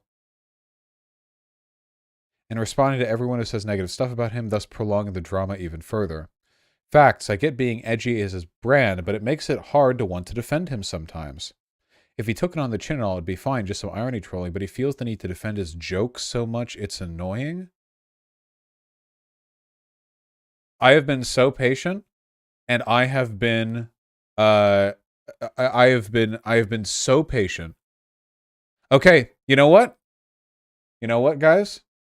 Here's what we're gonna do. I want an apology thread. That's what I want. Vaush, we're sorry about dogpiling on you just because other content creators we respect disagreed with you. As has always been the case, you were correct. You were very patient and subjected to a lot of abuse, and honestly, came nowhere near as close to being as bad as the people who you were disagreeing with. ContraPoints has literally taken, at least in my opinion, the biggest L of her entire career by willfully disregarding your perspective and throwing out bad faith arguments that people use to gaslight and abuse her. There. Yes, and I won't stream until every single person subbed to my subreddit apologizes. There you go. Let's continue. So you guys can all understand why I get mad at you guys, you know.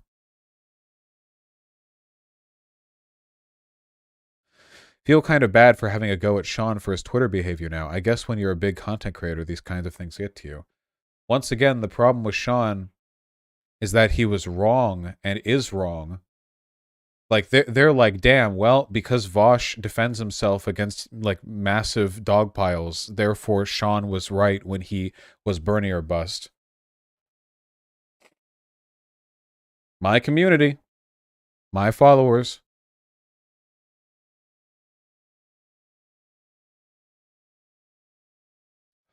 Hate to be that guy, but this is the exact same Twitter behavior that everyone criticizes when Destiny does it. What criticism? It's a screenshot of Natalie's tweet. What? My tweet thread where I said that she's responding to tweets where I said I attempted to work things out with Kat Blaque in DMs and it didn't work out. Is that what Destiny does? He goes on Twitter after someone else posts literally 100 tweets about him and says, I tried to work it out with her in private, but there was no shot. And she was like super bad. That classic Destiny behavior, you know? He gets it from being a true DGGer. This is projection based on my experiences. It feels like the dude, that's me, is literally too autistic to know how to navigate being wrong and has a very well-developed defense mechanism of compulsively debating the attacks away. So this guy got to be wrong and ableist and an armchair psychiatrist right there. That's nice. You might be projecting a little bit based on your experiences. Vaush do some introspection challenge. Impossible. Joke landed kind of awkwardly. Now he's got to blow it up by dying on this hill. Isn't it really, really cool how even people in my community are pretending that this is about defending misogyny, even though I've put out at this point 3 videos explicitly saying that you can criticize the misogyny and my problem is with another element of the left's behavior? Do the people in this sub watching my videos? It is a sub for people who are fans of me. You know. The current stream is painful. This is a Twitter squabble that would die immediately if it wasn't given attention. What? What are these people, like 6 months old? You hide like your face, the people's opinions of you go away? What? Then we'll literally go on Twitter tirades before playing Elden Ring. That's true. Drama equals clicks equals money. Yes, I caused all this drama by trying to privately DM Kat to specifically avoid public engagement. You know. The Queen hath spoken. Oh, this person is siding with me. That's nice.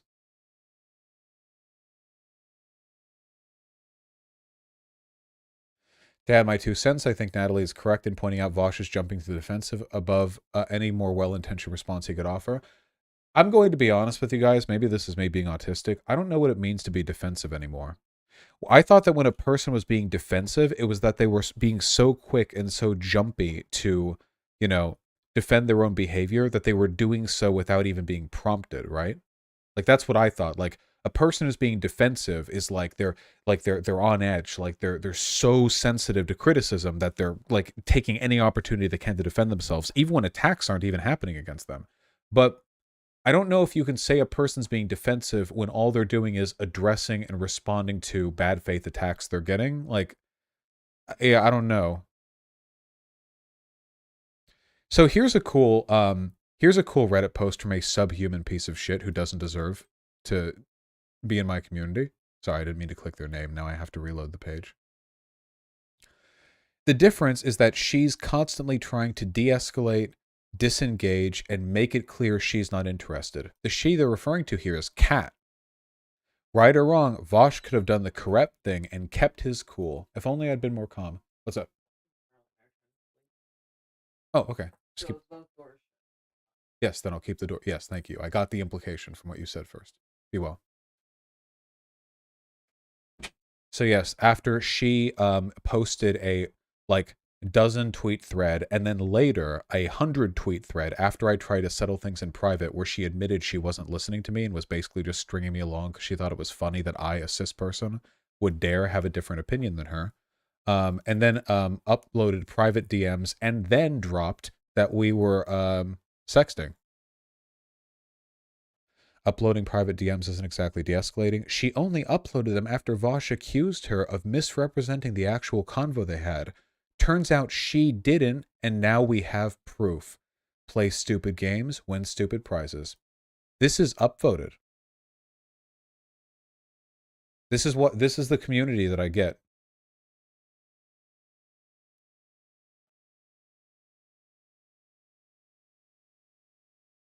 If you guys want me to tone down my ego, you have to stop, like, we have to stop with this, okay? This right here. Your subreddit is mostly hate fans, for real. Some of these people we definitely do deserve to ban. Yeah, hold on.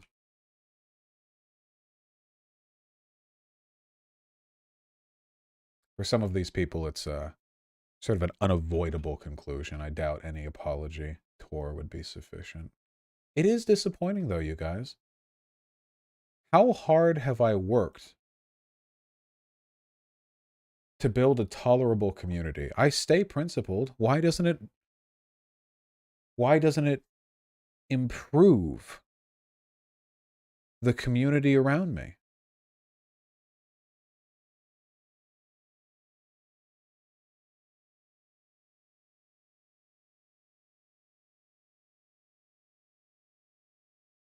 Anyway, hold on. Permanent ban.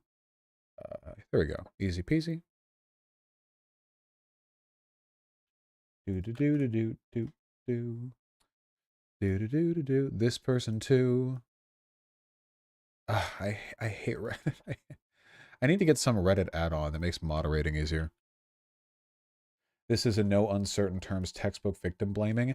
The idea that people in my community would be siding with her after she tweeted that my dick is underwhelmed, like the idea, the unfathomable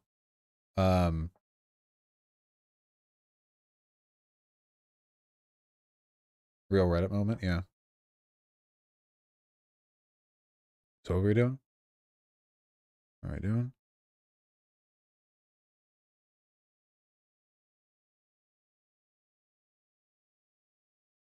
Well, she's right about one thing at least, and that's Vaush needs to stop being so defensive right now because it's really not a good look.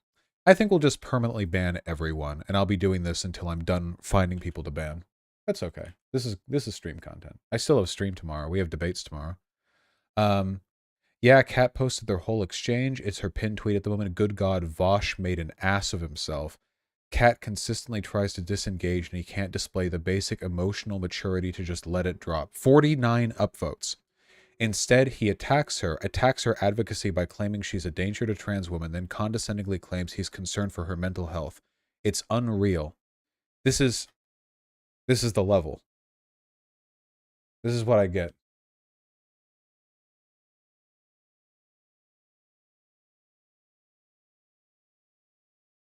Is there any way to find out who upvotes the post? Just ban them for upvoting? I don't think so, no. Did they not pay attention? The answer is they don't care. They don't care who's right or wrong. They like Kat and they have preconceived biases going into this. These people did not. The problem is, like, cognition and analysis have very little to do with what people do when drama pops up, okay? It's emotional bias through and through.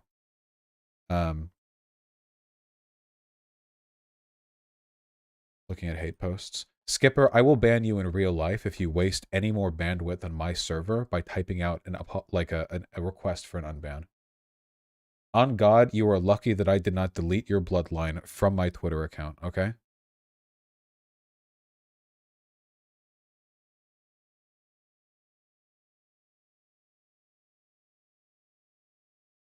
When he said on Twitter her representation of their convo was as bad as if it had been non-compete, I took a moment, reflected on all this as though Kat is a big fat liar, but no, there it is, plain as day, fucking hell.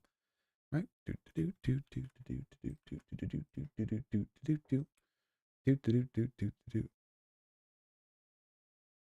He's never going to stop being that. It's this whole gimmick. He's only joking a little when he says he's always right. That's true. It's why he used the same Ben Shapiro hypothetical on Kat. He refuses to change because he thinks he's unbeatable. She never answered the hypothetical. That's what... Wait. It's evidence of arrogance to continue to press a person to answer a question? What?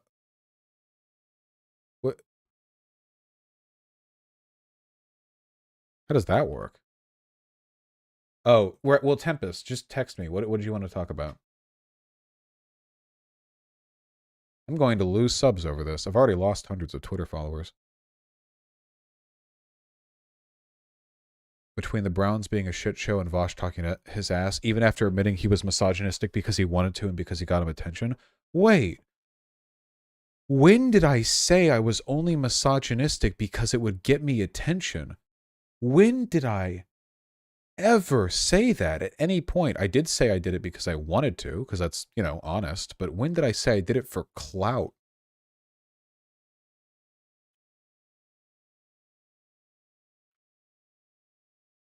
I'll ban this person just as a sort of shotgun blast, you know.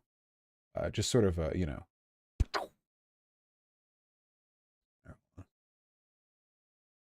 Oh, Tempest, for this whole stream, I genuinely feel like... Thanks, Tempest. I think for this stream, should we not... You know what? I think for this stream, I'm just going to not unlist the VOD.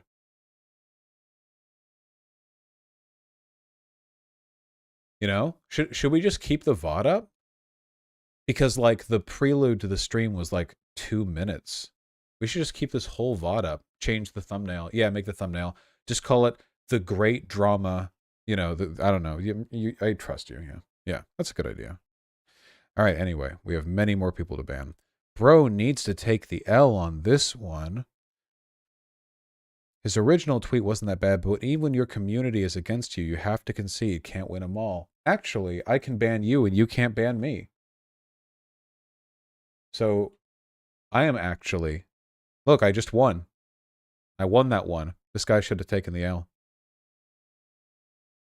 We haven't banned the actual OP yet. I think the OP is engaging in good faith. Yeah, I disagree, but I don't think they're engaging in bad faith. You know, maybe there's a passable...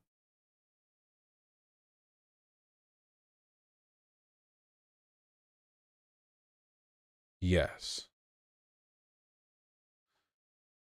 The issues have nothing to do with the actual tweet, but people made good arguments. Some of his behavior is mildly problematic, and he's gone on the offensive, saying everyone should just rally behind him. Issues are complicated, and the idea that everyone needs to ignore the minor issues because my opponent has major issues is really weak.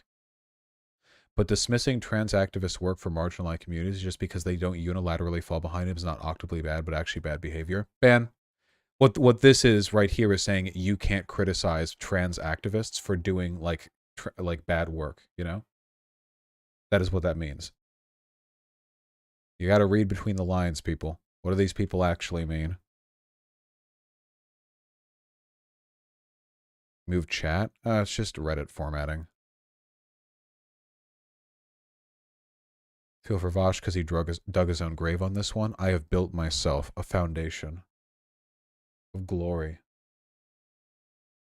My autistic roommate pointed out that Kat repeatedly telling you that she wanted to engage when she at no point intended to was actually kind of ableist. No, Princess in Yellow. I knew Kat didn't want to engage, but she's an adult.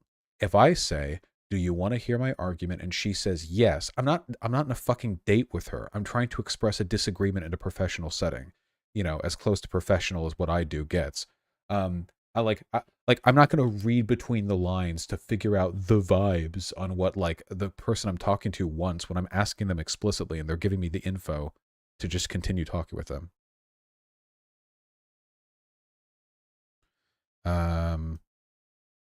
Ban this. Just so you guys know, I'm not doubling or tripling down where when everyone else. Here, this is a good one. People in the sub have said this. If the community disagrees, then take the L stance for the past 2 Vaush dramas, and everyone was proven wrong both times. Proven wrong? They haven't been proven wrong on anything with the Canadian Emergency Act. If anything, Vaush was proven wrong since they repealed the act 2 to 3 days after he made a big deal of it. I see we have one of the liberals I mistakenly only banned for 30 days instead of permanently. Dude. Because they got rid of their emergency powers that ended up being unnecessary to them, breaking up the protests, lied about it, invoked them after they had already used the police effectively, and then gotten themselves an additional optics win by revoking the act afterwards. That means his positions were totally incorrect. Oh, here's me. Wow, 0 points, with the response being 49 points. Buddy, if you want a streamer who will change his position on issues not because of better arguments, but because of peer pressure, you gotta go elsewhere. This is my community. This is my community. Me saying I need good arguments and not peer pressure to change my positions. I will never listen to you guys on anything. Ever, if the peer pressure is the argument. I mean, the Vaush be quieter, start apologizing comment is funny, though. Well, sure, but it's obvious what it's in service of here, right?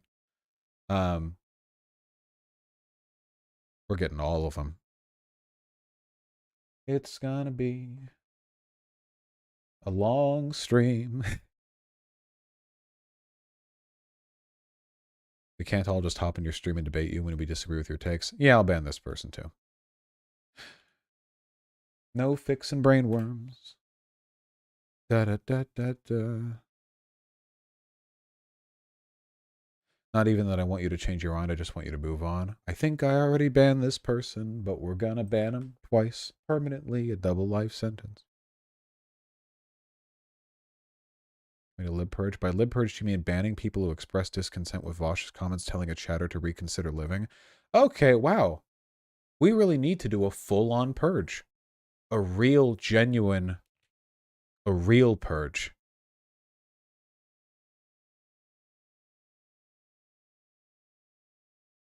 I'll get my mods on it. We talked about the coding. Tempest, we don't need coding, okay? What we need is dark sellers and truncheons, all right? Your account is 25 days old and your comments are all about how wrong Vaush is in these dramas. Oh my god, wait, is this person literally just someone who is mad? Oh my god. Their first comment 25 days ago was them complaining about the Canadian arc, which got removed because their account needed to be, Liberals are subhuman. Inshallah, brothers. Fuck off, dude. Just because someone disagrees with your favorite guy doesn't mean they need to be banned. This place is enough of an echo chamber as is. Not enough. The issue isn't whether or not it's an echo chamber. The issue is that you're all subhumanly fucking stupid. That's the real problem. I would prefer an echo chamber with intelligent discourse to whatever the fuck this is. You know, you fucked up with Natalie, who's very non-confrontational, is calling you out in public.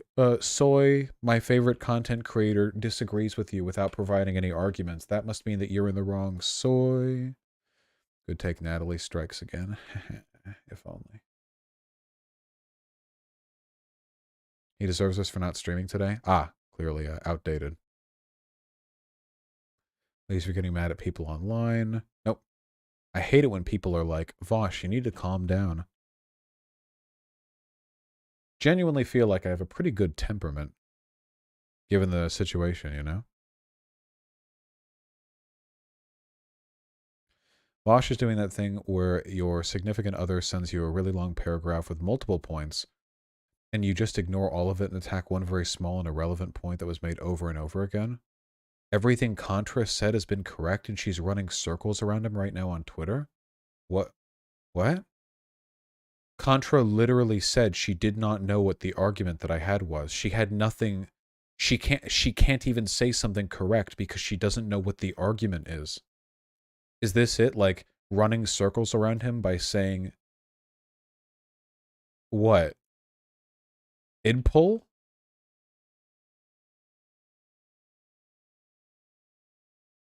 Hate it when mommy and daddy fights. It's getting harder and harder to watch Vaush because of shit like this. Good. Don't know how many times we have to do this, folks. If you're in my community and you disagree with me, it's because you're wrong. If you think that's incorrect, prove it. They never do.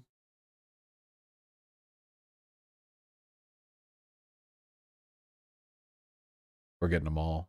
We're not even pretending to be entertained anymore. We're getting them, you know. It'd be better if Vasha said, yeah, the joke makes people on my side uncomfortable, but I think it's funny, so I don't care. Didn't I literally say that? Didn't I explicitly say, I feel like people on the left overstate it, but I think it's funny and that's why I did it? I don't know. Guys, you're in my subreddit. There's no excuse. If you're commenting on a conversation, you have to watch the content that I put out on it. I'm sorry. I'm sorry that you have to do your homework before commenting on this, but Jesus, like, come on. Breaking out the Vaush, please take the L button for this one. Do. Can we stream this tomorrow? I'm tired, boss. You can go to sleep. It's funny how I was on Vaush's side in this drama, but damn if this man hasn't managed to snatch an L from the jaws of victory. What is it? Man, dude, this take an L shit is like the fucking soy magnet of 2022 right now. Holy fuck. Like, oh my, it's like all of them. People are getting downvoted in here for pointing out that Natalie was just engaging explicitly and unambiguously in identity politics. Contra literally admitted she didn't know my argument. How the fuck could you possibly believe that's a valid... Are y'all engaging with Kat's arguments? Because I've seen a ton of people saying Kat hasn't made any real arguments after she wrote an essay laying out why she believes what she does, and I've seen a lot of people hand wave that away. All right. I don't know what the point is of having principles when this is the shit I get. My job would be so much fucking easier if I had no spine like so many of you guys. I swear to God. Dude, people on the left have this opinion, man. Take the L, take the L, take the L, bro. Dude, don't have principles. Don't be consistent.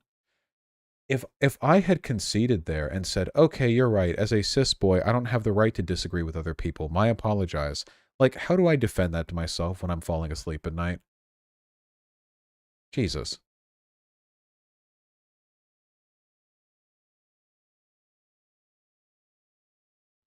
Vaush is being an abrasive, ignorant, whiny idiot as usual. Can somebody tell me if there's like a Reddit mod add-on that adds like a little button here I can literally just click to ban? That can't be hard to do. I don't know why it's not already.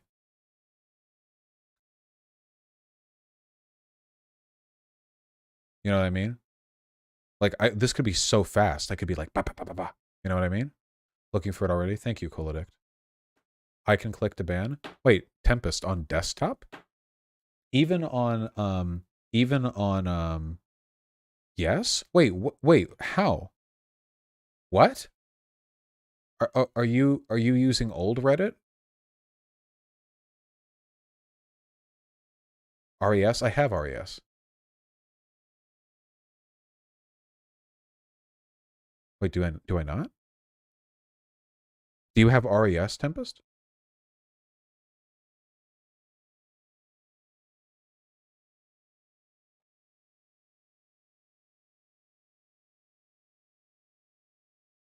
Hang on a sex. Haha, Tempest said sex.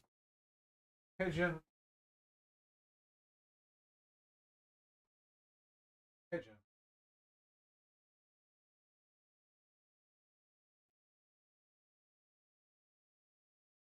Okay.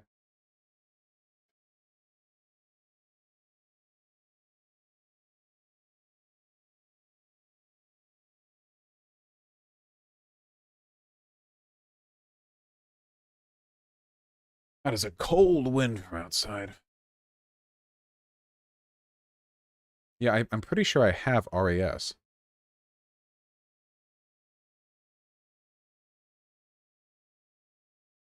Carol in HR, this has been discussed.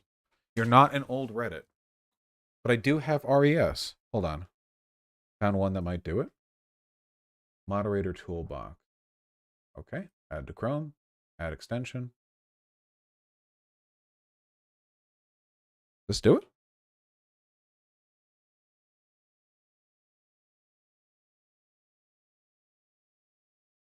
Oh, okay. That's a toolbox.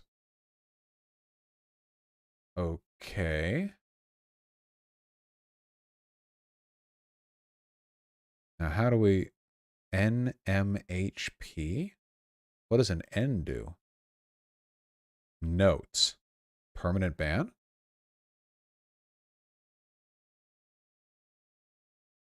Note text is required. Oh, I don't want note text. Why would note text be required? M? Mod actions. Banned 4 minutes ago. Yeah, I did that.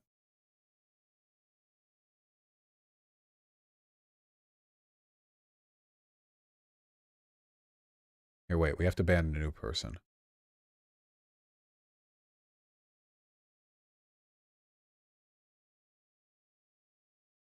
And before Vaush gets defensive and blows up his Contra as well. All right, we'll try it on this one. M. Ban. Sweet. That's 2 clicks. Okay, that's pretty good. Awesome. Very nice. Okay, that's a huge speed up. All right, we got to do this. All right. Disappointed Contra here. Based. Ironic turn from Contra. Hi, chat. Oh, see, now we're getting down to the most recent messages from you guys. Okay. Debate with ContraPoints would be great. Sure. So many defenses. Vaush is an actual human being. Fuck you, abuse enablers. Oh, I see. Now chat's in here. Okay, I see. I see.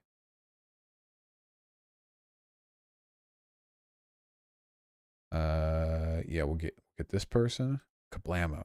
Yeah, save. Oh, that's so much easier. There we go. Now we have the power. This is what I like to see. There we go. I don't know why we have this little box down here. I don't want that. Okay, thank you. There we go. How long does it ban them for? Until they die in real life. Forever. It bans them forever.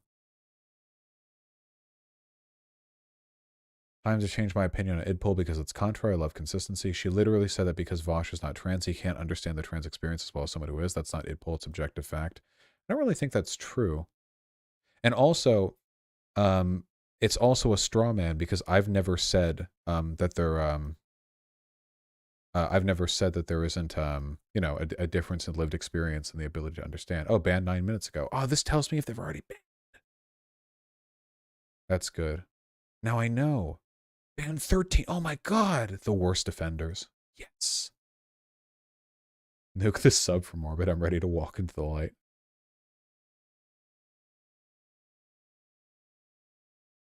Get him. Yeah, get him. I agree with Vaush was wrong with the tweet, but I disagree. Yeah, I'll let them live.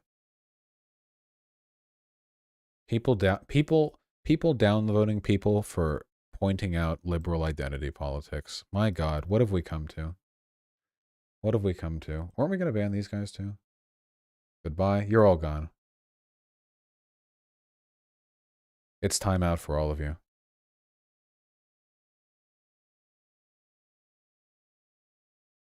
Has a late night craving for blood. I will do this for hours if I need to. This is incredible. This is like pimple popping, okay? It's incredibly satisfying, especially after all the nonsense. Please just play Elden Ring. You don't have to burn the ContraPoints bridge. Me after defending Vaush these past few months. I'm tired. That's funny. I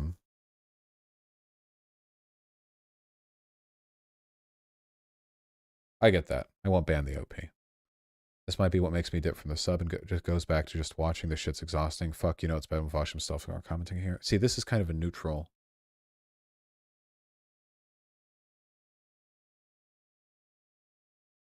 I swear to God, if he burns bridges with Natalie after all the backwards spending he's done to defend Shu's irresponsible behavior is done. Wait, I don't defend Shu's behavior. I've... Banned. Oh, banned 11 minutes ago. Ooh, the prolific ones. I attack her behavior constantly. I have multiple videos shit-talking her. I just continue to be her friend. That's the thing that infuriates you guys.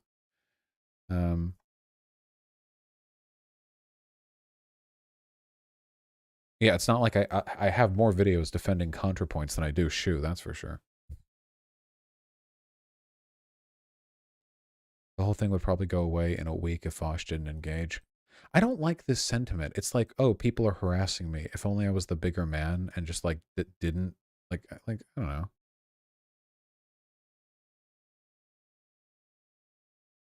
Whole thing is dumb and cringe. Not everyone's gonna agree with you. Everything needs to move on. This is so much easier. Oh my god.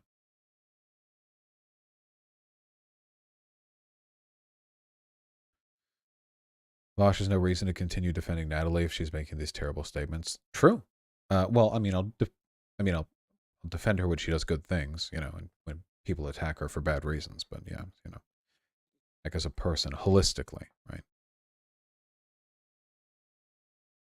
I'm going to ban this person for linking Kat Blaque's unhinged thread as an explanation for what's going on, you know?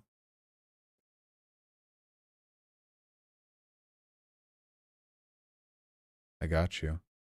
True. Socialist coconut. I see you. You're based. People out here are still thinking Vaush is a grift. How can people call me a grifter, man? A small trans Twitter account gets doxxed by JKR stans. Nobody panics, because it's all part of the plan. But if one billionaire transphobe gets a misogynistic tweet, then everyone loses their mind.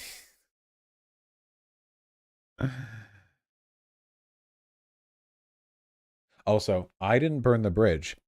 Who jumped in there, attacked me unprompted multiple times, accused me of engaging in bad behavior, attacked my character, and then admitted she didn't even know my arguments. If the bridge burns, it is 100% on ContraPoints. Like I was literally, yeah, I was sucker punched by her.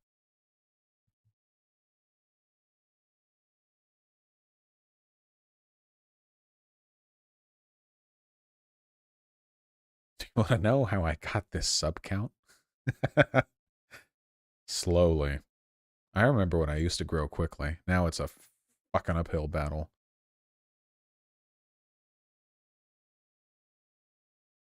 It's not deify Vaush. Wrong. Let's deify Vaush. I don't care.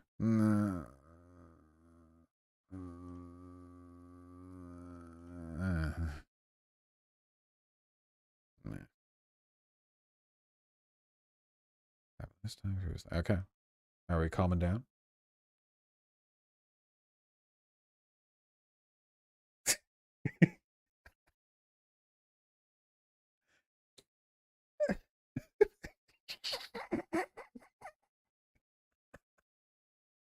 I'm tweeting this. Yoink.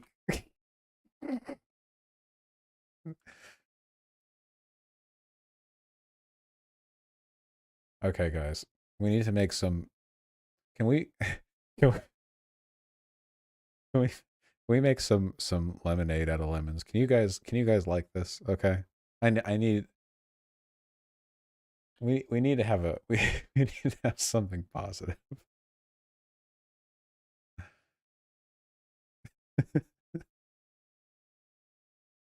All right, hold on. I got to get all of these. All right.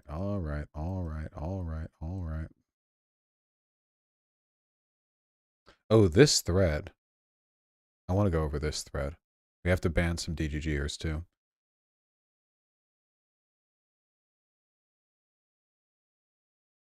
So many threads. Aww.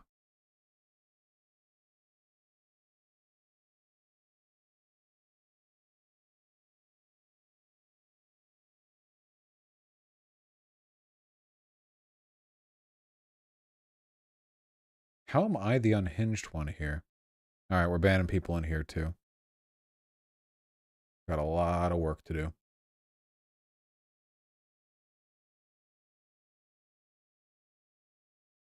All good. They all get the pass. Okay. Vaush's taking the L. Vaush taking the W post. Aw, I love you, Laundry Sauce 9000. I banned them because of what they said before. You're coming back home, friend. You've grown. Welcome back.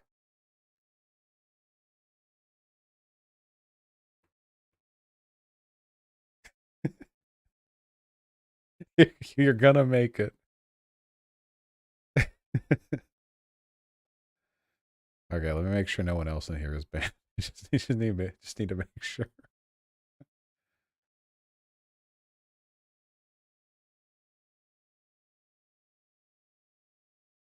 How can I stay mad at you guys? I made this because I'm genuinely not invested. Holy fuck, is this all the time she told me she didn't care about me? Oh my god. I have to tweet this too. This is legitimately psychotic. Like,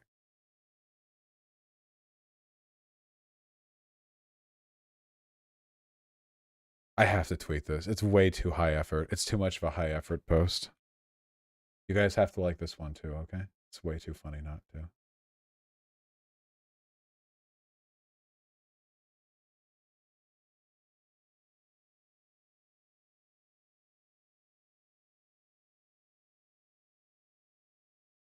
Never before has the definition of schizo posting been so accurately filled.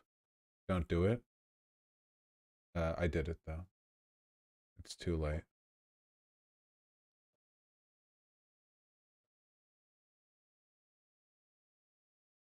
How would she leak these? She looks so obsessed. I don't think we get all. Yeah.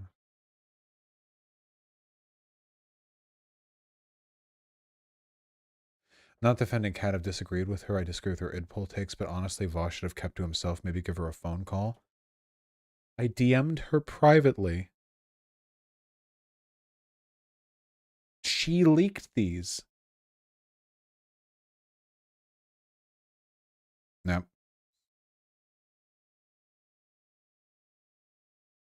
A phone call? Wait, I didn't even miss that. A fucking phone call on my rotary phone? Jesus. All right. Got a lot to look through.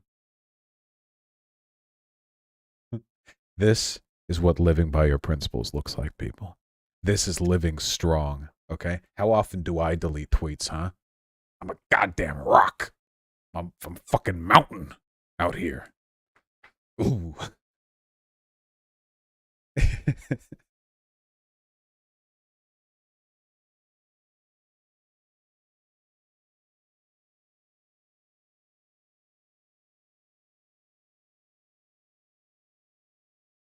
Nothing here worth banning over. I'm Kat Blaque. Oh god, pigeon.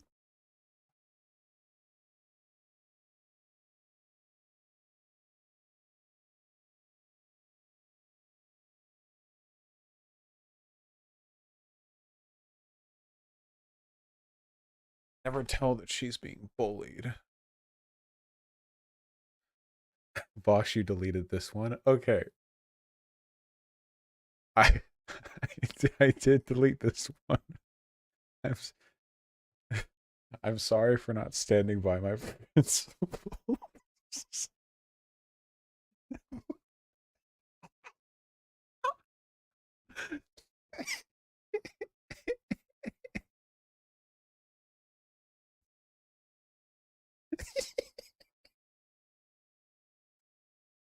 I'm sorry for being a coward.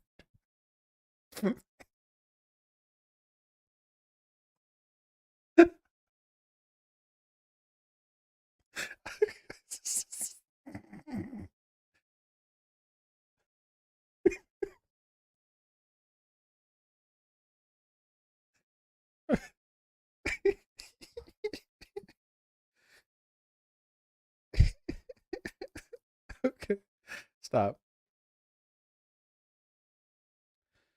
Uh, uh, I'm Kat Blaque. JKR had a point.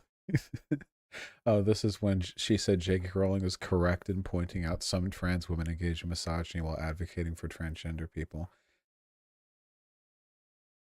Okay.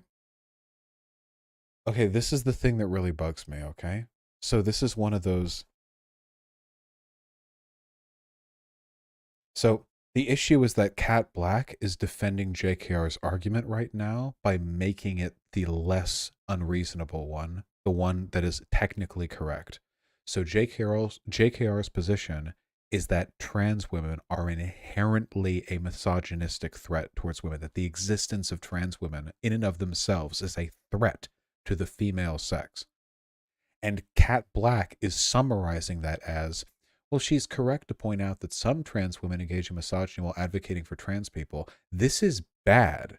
This would be like listening to a white supremacist and then saying, well, Richard Spencer is right to say that that like black people do on average have a lower IQ than white people. Like, you can hide behind the technicality if you want, but Richard Spencer just said whites are better, and like that's the defense you're rolling. This framing is what helps J.K. Rowling. You understand? Like, you get it? Like, she isn't just saying she's technically correct. She's lying about JKR's argument and, you know, watering it down in order to defend the technically correct element of it. So no trans woman ever engaged in misogyny while advocating for trans people. Did I ban for this? I feel like this is just critically missing the point. Like this framing, would you not recognize the problem with this framing if it was done by like people defending a white supremacist? We have to ban more people. We have to ban hundreds, thousands of people. If they care so much, they can submit ban appeals. We have mod mail.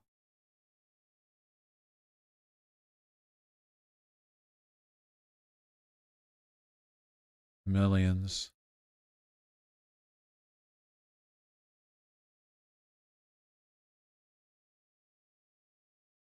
Wait, hold on.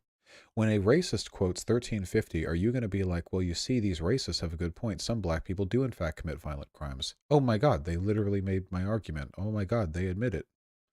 And then this person responds, yes, actually, because that argument is correct.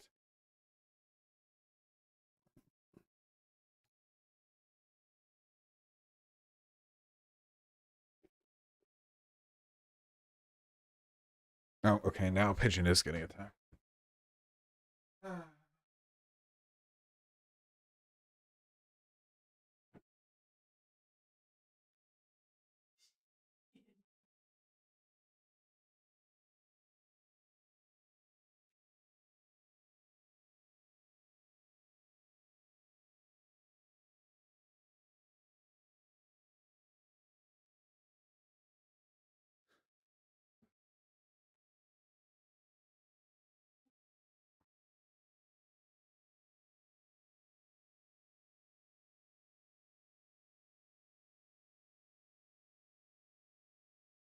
Look, I'm flexing.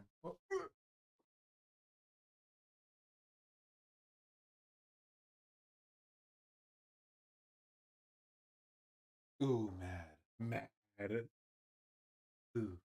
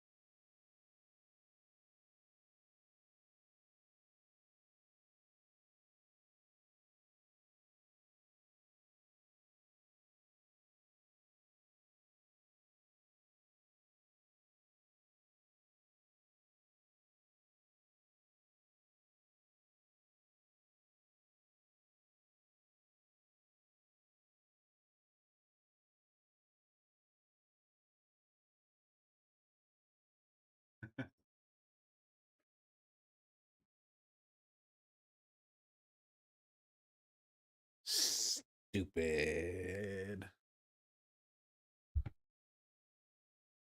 All right. What are you doing? Wait. Wait. Okay.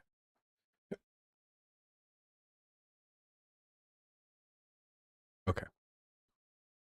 Ooh, got more work to do. Also, she says that she would have respected him had he just said it was bad from the beginning, which he did, though. She's just not responding or interacting with what's being said. What's happening? Am I misreading this? No, you're not misunderstanding anything. Every single message she sent can be summarized like this. I'm really glad that I did this stream because I feel like, I don't know, I feel like the dominant narrative would have been like the very dishonest, abusive one provided by Kat and Natalie if I hadn't, and I wouldn't have had a way to push back against that.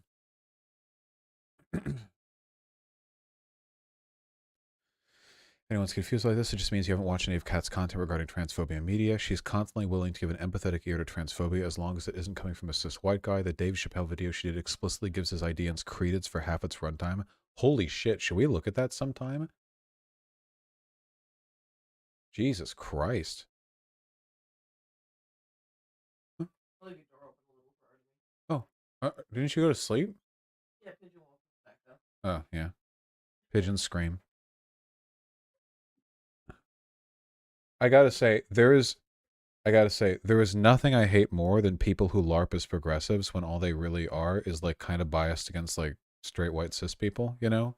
But like as long as the bigotry is not coming from them, fuck, I hate that. I hate that so much. Professor Flowers to your shit, yeah.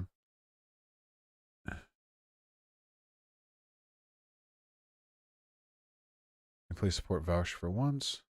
Oh, I love you guys.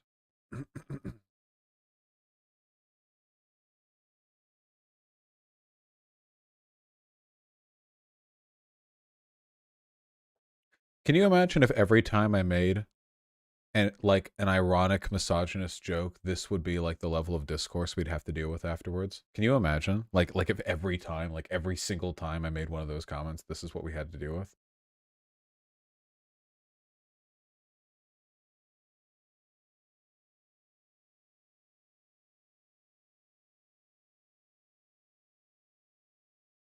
You hate this because of what's Vaush on ContraPoints, impossible bridge burning gives Jake ammunition. I hate this because it gives Destiny ammunition how he's right about the left. We are not the same.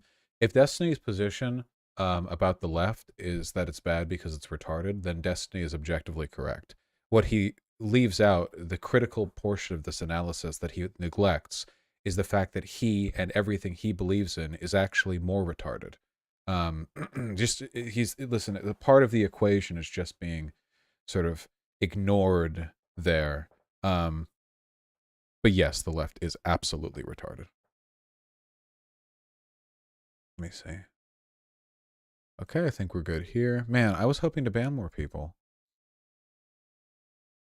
Oh, this is the... Okay, we'll get to this one last. This is a different drama because we've had several overlapping dramas. All this mess over a single tweet. Out of the quadrillion tweets where the content Vaush produced, there's no reason this one should be getting wild. It's not over a single tweet. It's about a pattern of behavior, doubling down. I'm however many numbers-ing down on these bans. Pattern of behavior. Ugh.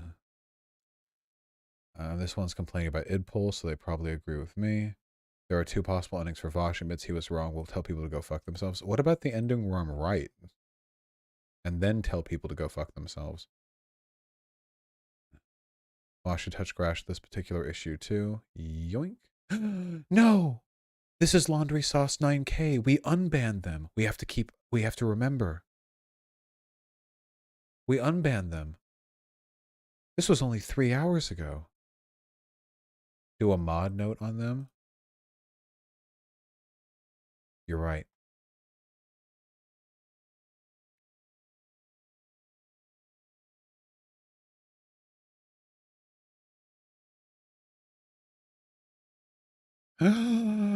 It shows up. This is nice. I like this add-on. I don't give a shit about the bad tweet. I like the bad tweet. I'm bothered by his response. Since yoink. Already banned. What's the add-on? I don't know. It's just somebody. It's just linked.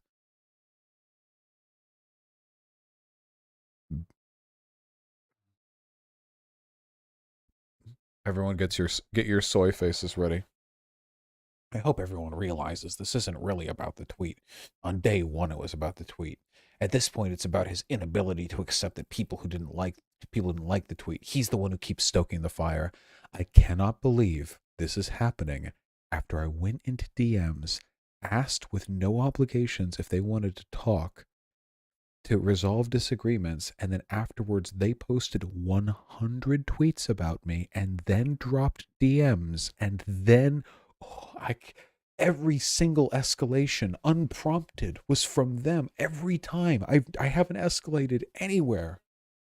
And normally I do as well, like, you know. Don't care. Don't care, didn't ask. Thank you. I stand with Vaush. The level of community support that I want is, a while ago, Destiny had his dick pic leaked by a spiteful ex. I think it was years ago. I don't remember the details. And in response, some of his community did Dicks Out for Destiny, where they posted their dicks on his subreddit in solidarity with his dick pic getting leaked.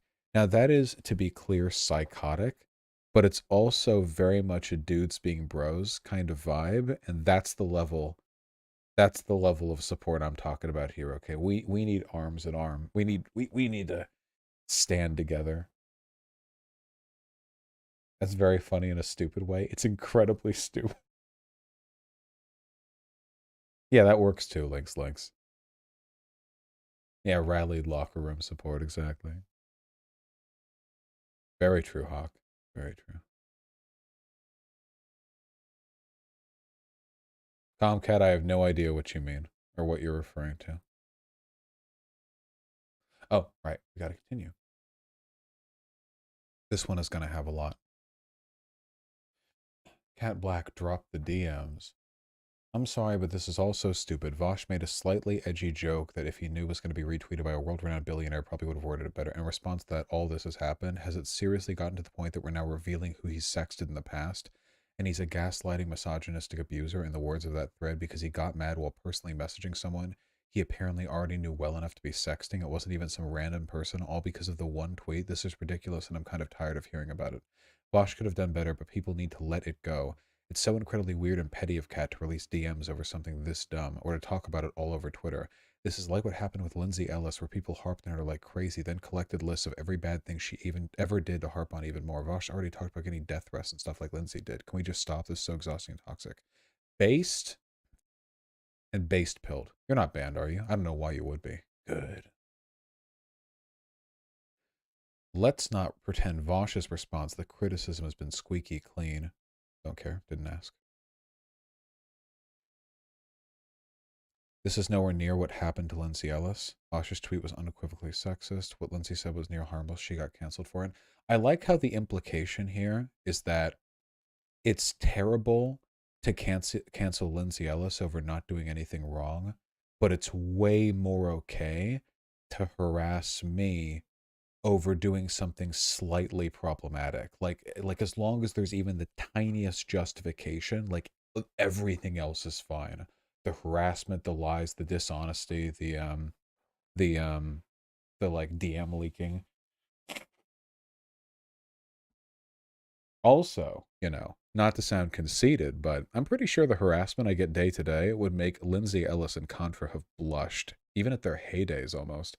Maybe not on the worst days, but if you average it out over the course of months, that's the unique thing about the hate that I get, okay? The hate I receive is more consistent than the hate Keemstar receives, okay? I'm always trending. I'm always being talked about. I'm always being harassed. I'm always getting the death threats. Constantly, non-stop. I feel like if you average that out over a long enough period of time, I'm probably more of a, you know, what they would call it, based and harassment receiving pilled. I don't get much harassment from the far right anymore though, because they don't bother me and they know that, you know.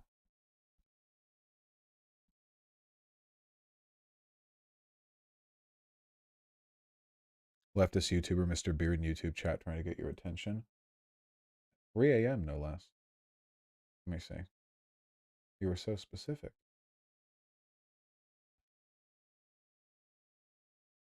Oh, hello, Mr. Beard. I do know who you are.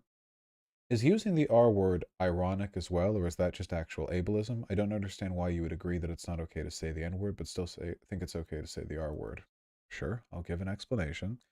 It's actual ableism. Not to say I don't do it jokingly often, but it's actual ableism. The issue that I have with ableism as an ism, as a lens or mode of bigotry, is that it exists on a spectrum that we all participate in, and I've heard a lot of really convincing arguments for moving the bar that I find acceptable further to the left or further to the right.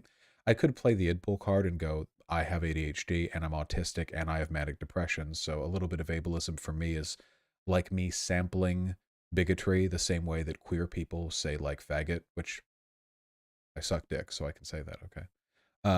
Or black people can say the N word, or but I don't really think that's the reason why. I think it's like the problem with ableism is you're impugning people for sort of like fundamental attributes, how intelligent you are, stuff like that, how socially cognizant. But really, because we're talking about people's ability, in a lot of ways, almost every insult we levy at a person ultimately comes down to, at least in part, some impugning of their fundamental abilities.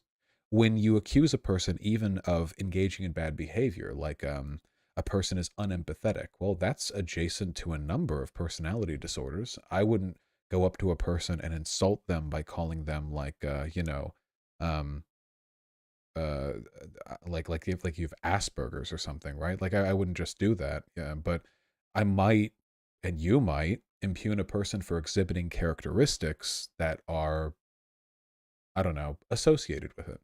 So the issue that I have is that I feel like it's a sort of an ambiguous gradient, and as long as it remains ambiguous, I think there's some political utility in desensitizing people to that language as long as it's employed in a way that I consider responsible. An example of this is that I've said in the past to my community, I'm okay with ableism against the mentally ill so long as the mental illness they're exhibiting is having a different opinion than me. But all the other mental illnesses, the real ones, that you should never be ableist against. And while that's obviously a tongue-in-cheek joke, um, at the end of the day, any perceived disagreement you might have with a person's behavior can be boiled down to some fundamental ability-based difference between you and them. So it's not necessarily wrong to say, well, I should say at least in a Foucault, I'm sorry, it's quite late. In a sense aligned with Foucault's analysis of the medicalization of mental illness, I think one could reasonably say, without deviating from the model which we have, sort of adopted in the modern world, that disagreeing with you specifically, Mr. Beard, from your perspective, you could reasonably argue that to be a mental illness if you were to draw upon your arguments in the correct way. And, well, if you're targeting people for disagreement, if they disagree with you, you're pre-selecting for a kind of does anyone in chat understand what I'm saying? I think if anything, I think the important thing is to be thoughtful about it all. Look, when I'm less tired, I don't even know if Mr. Beard is still in chat.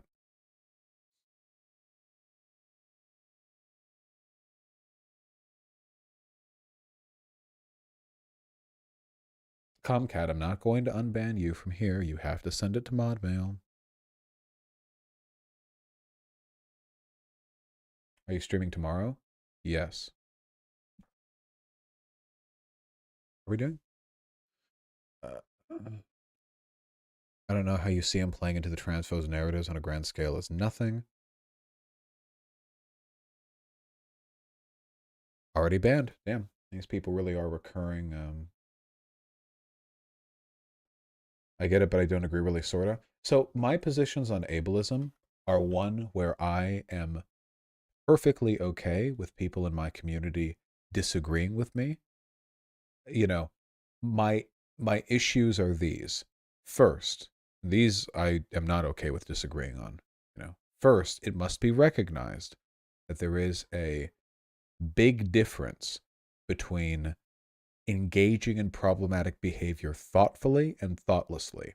Even if you disagree with my reasoning, which is totally fine, I don't have an objective argument for it. It should be recognized that being cognizant enough about your behavior to explain stuff like this, I think that's worthwhile and should be recognized as different from the sort of careless or reckless or malicious bigotry than one might engage in.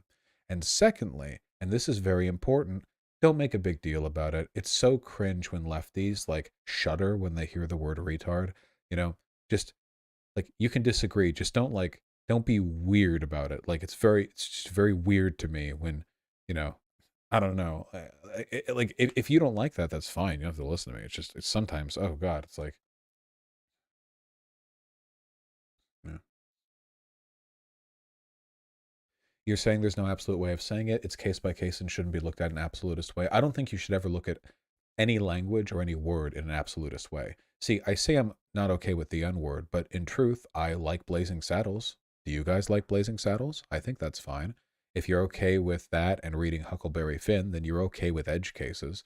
I don't think anything is inherently bad, obviously. It's a consequential thing. So, you know, in the words of that famous drill tweet, the only time I've ever said the N word with the hard R out loud is when the sound waves perfectly canceled out another white person saying the N word with the hard R out loud.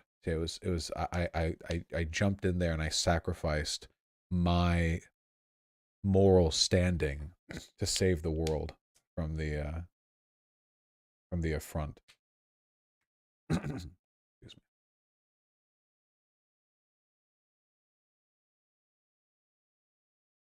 Or listen, I'll put it this way, okay? Saying retard here on stream is infinitely less ableist than the troglodytes in my community who every time I'm right about something and they don't realize it yet, they accuse me of being too autistic to understand how to handle being wrong. That shit is infinitely more fucking ableist than any of the shit that I do in the stream, unironically by a fucking mile. And that got upvoted. It's like 15 upvotes there. You know, I know that's not like a billion people, but it indicated, I think, a willingness to casually engage in that kind of behavior because Queen Natalie disagreed with me, you know. Oh, Mr. Beard replied.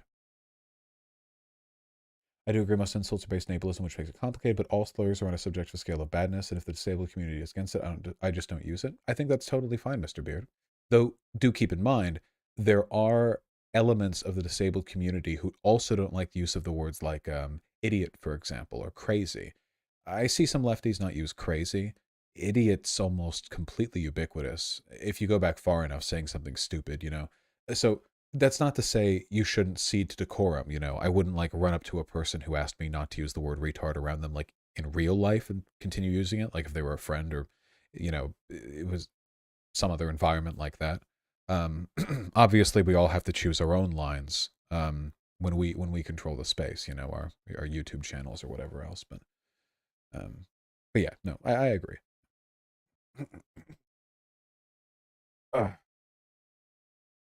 God, I'm tired. We have more people to ban though. Okay.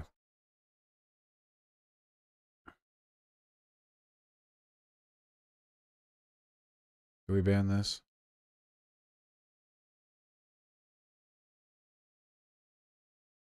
Kat initially said she wasn't going to release the DMs out of respect for his privacy unless he started misrepresenting the conversation. She needed to provide evidence. How the fuck is that a justification? Jesus fucking Christ.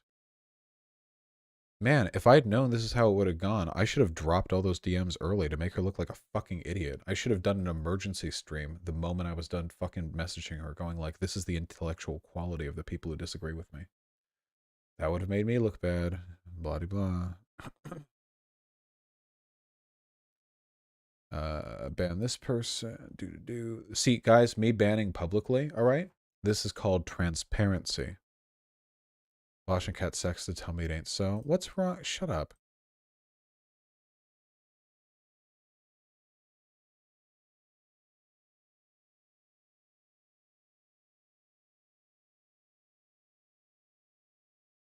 Did I ban the OP here? No, I didn't. Ooh, playing a dangerous game.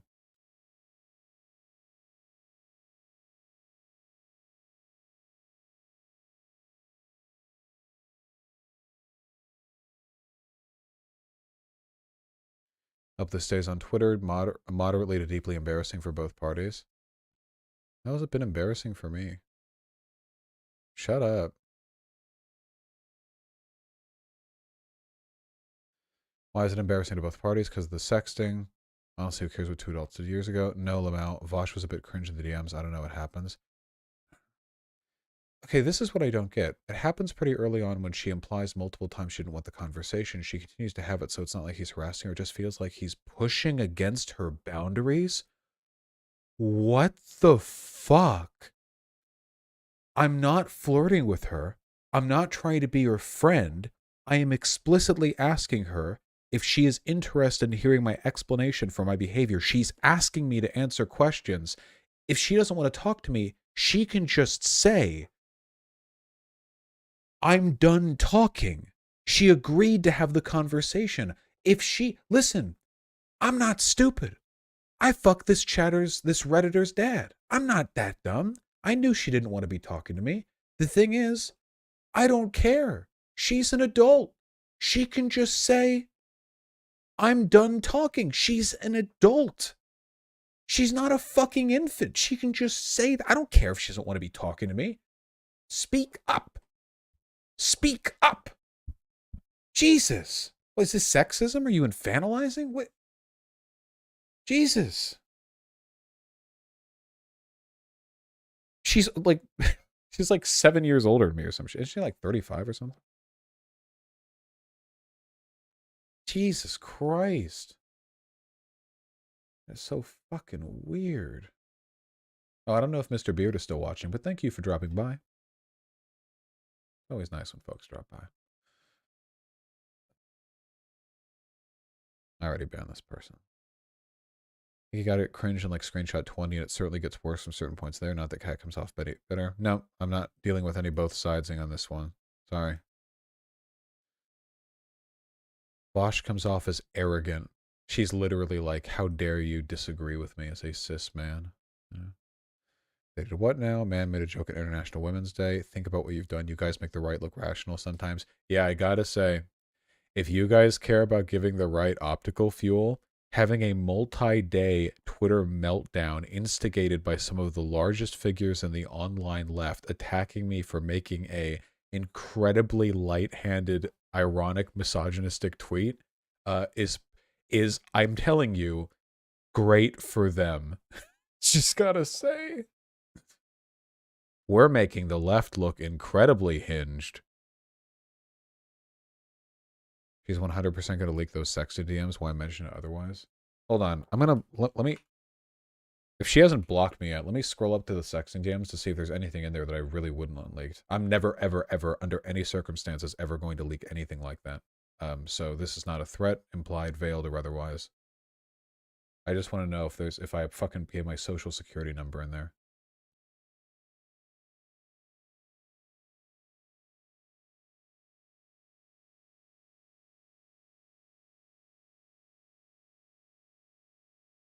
Damn, I've got such a nice dick. What the fuck?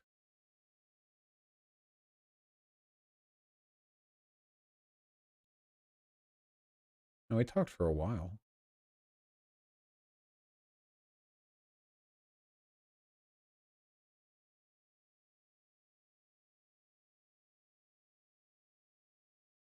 Now we're good. All right. There we go, lads. She likes it. It'll only make me look good. All right. Wonder if she would. She does come off that unhinged. All right.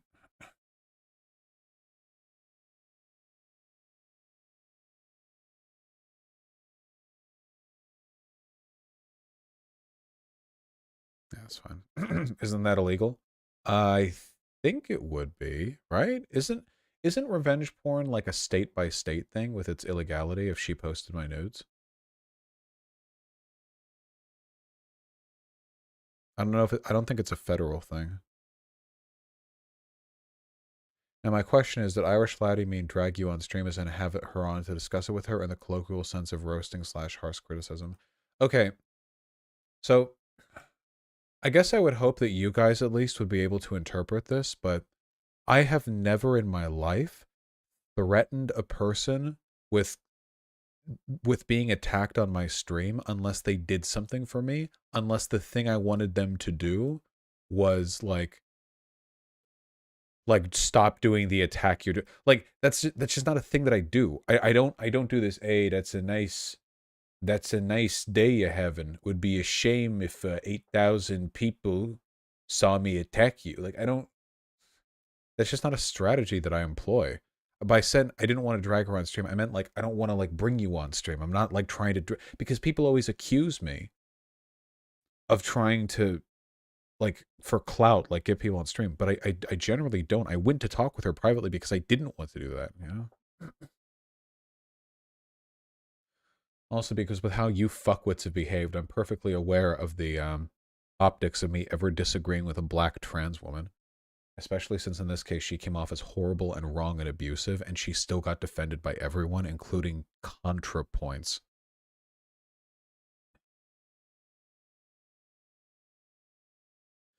The much bigger problem is insisting on hypotheticals and rhetoric outside of a structured debate. Any amount of grass touching would make it abundantly clear that hounding people to answer hypotheticals is contextually inappropriate here. What the fuck? Okay, I'm so sorry. That must be so hard when you're asked to answer a simple question when a person is trying to explain something to you. Jesus fucking Christ. Oh, we already banned this person. Good. I'm sorry. Do you not employ hypotheticals and rhetorical questions in like day-to-day conversations? I'm talking to my friend, you know? Hey, would you be okay if like somebody did this thing to you, but like you weren't able to do this? Ah, touch grass. That's a hypothetical. What the fuck are you talking about? Jesus. Bored girl at a club meme and the guy's saying, I noticed you haven't answered my hypothetical. Oh, thank you. This one's funny, but I'm banning anyway. Oh, my job is done for me.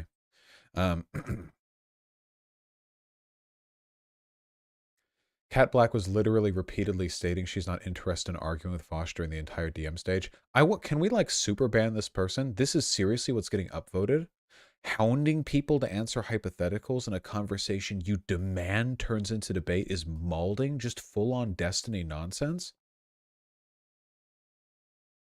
She asked me to explain. I told her, if you want me to not explain it to you, that's totally fine. Didn't I say that 3 separate times? 3 separate times. Didn't I?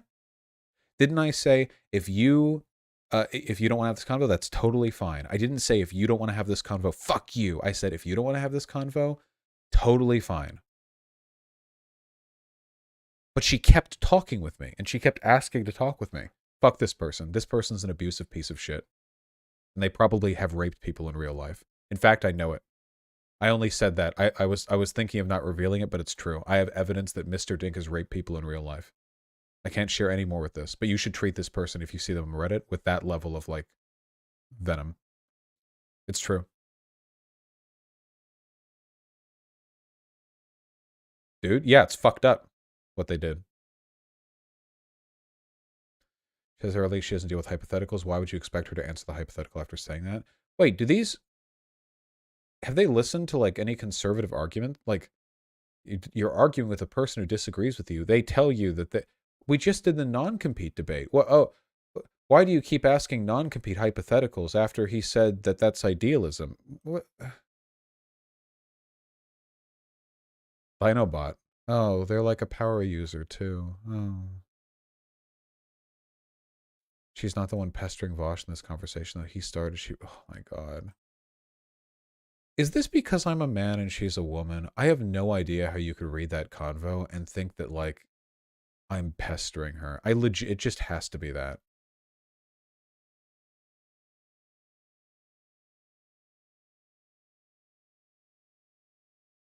Already banned. Already banned. All the argument Vaush can do is admit he was wrong. This is also an argument.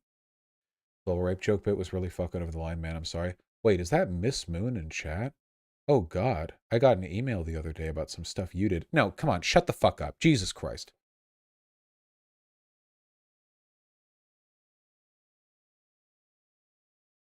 $75% to 90%? Wait, what's 75%? What are we looking at? Why are people in chat posting fucking percentage points? Yeah, what did Miss Moon do? Everyone, aren't you curious? Oh my god.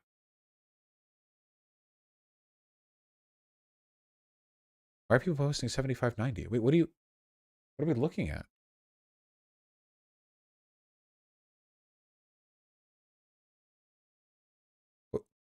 Are there numbers here? It's too late for this. Oh god. I think V is wrong. Schmidt-Stach? Never.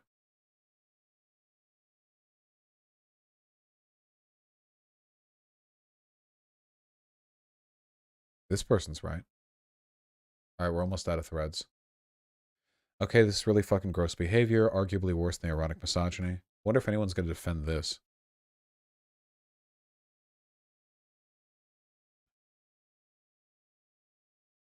Arguably worse. Schizo posting actual violations of privacy and dirty laundry years after the fact because you refuse to engage with someone in DM next to your annoyed boyfriend in bed. I can't believe she admitted that her boyfriend was next to her and annoyed. That is so fucking funny. That is so incredibly fucking funny. Why would you would need to fucking chain me to the rack to get that one out of me. You would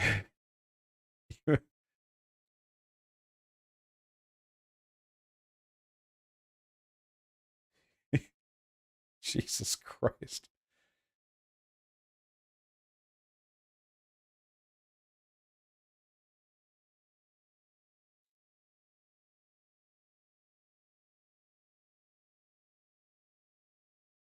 All right, anyway.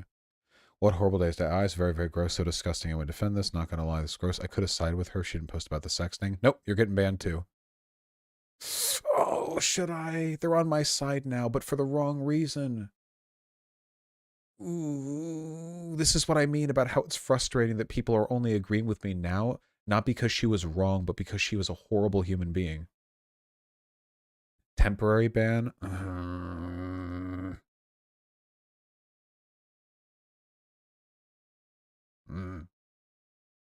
Fine. 30 years. Nah, this is funny. Can't really oppose this type of humor when we like Vaush Lamau. What? I've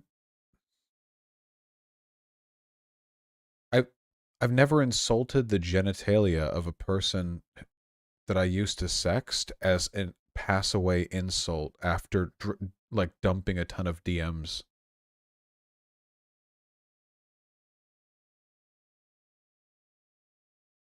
Jesus.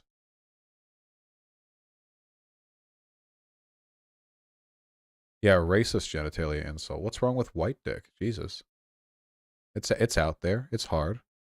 Holy shit.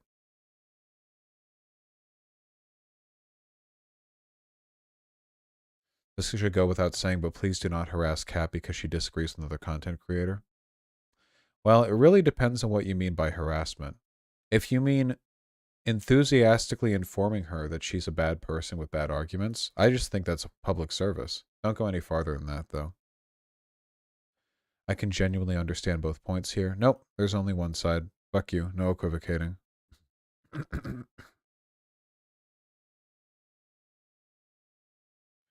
I'm open to her being mostly / more right than Vaush or something, so I'm not about that. Nope. Don't care. What's the rest of this? When someone posts, I found this mildly entertaining and am very unbothered, paraphrase, then post the whole essay unprompted by anything but that event, you obviously didn't just find it mildly entertaining and that posturing is incredibly annoying. She's very immature.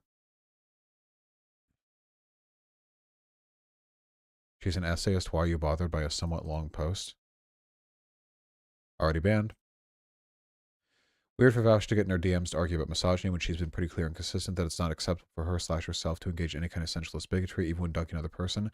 Good thing the argument wasn't about whether or not it's okay to engage in bigotry, but rather affirming conservative propaganda by overstating the harm caused by the things they complain about from the left.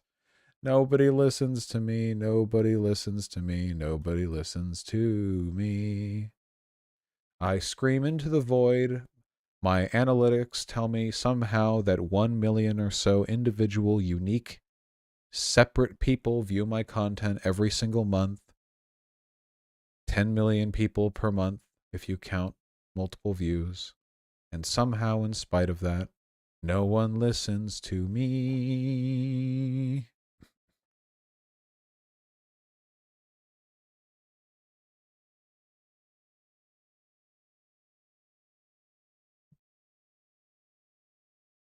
Is this person calling me racist? Maybe there's something that differentiates Jesse Gender and Kat that made him respond charitably to one and aggro to the other. I wonder what it could be. Jesus Christ.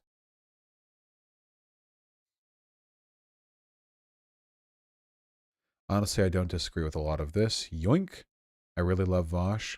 If you love me, then you gotta learn to let me go. Whoa, whoa, whoa. Let me go.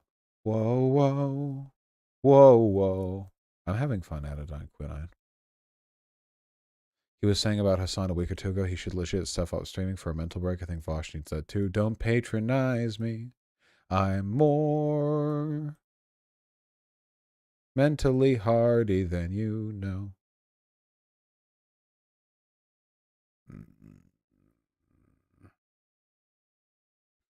Haven't watched her videos in a few years. Not gonna lie, the fact that she said she'd trust Candace Owens for a recent perspective on black people over a white lefty shows she has a set of priorities that I don't care for. True.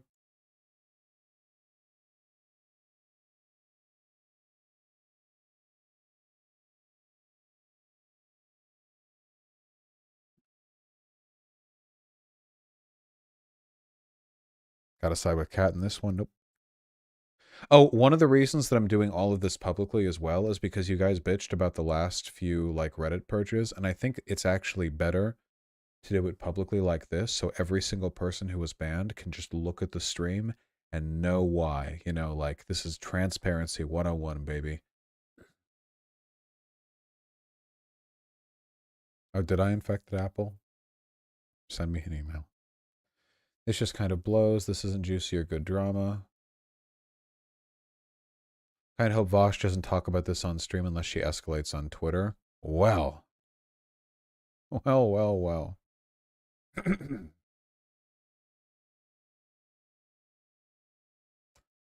Well, well, well, well, well.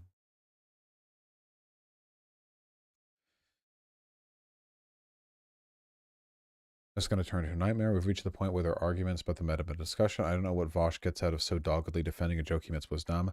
I'm not. The point isn't about the joke. This is the straw man everyone throws up there. It's not about defending the ironic misogyny. I don't need to. I don't give a fuck if you don't like the ironic misogyny. You can cry about it. I don't care.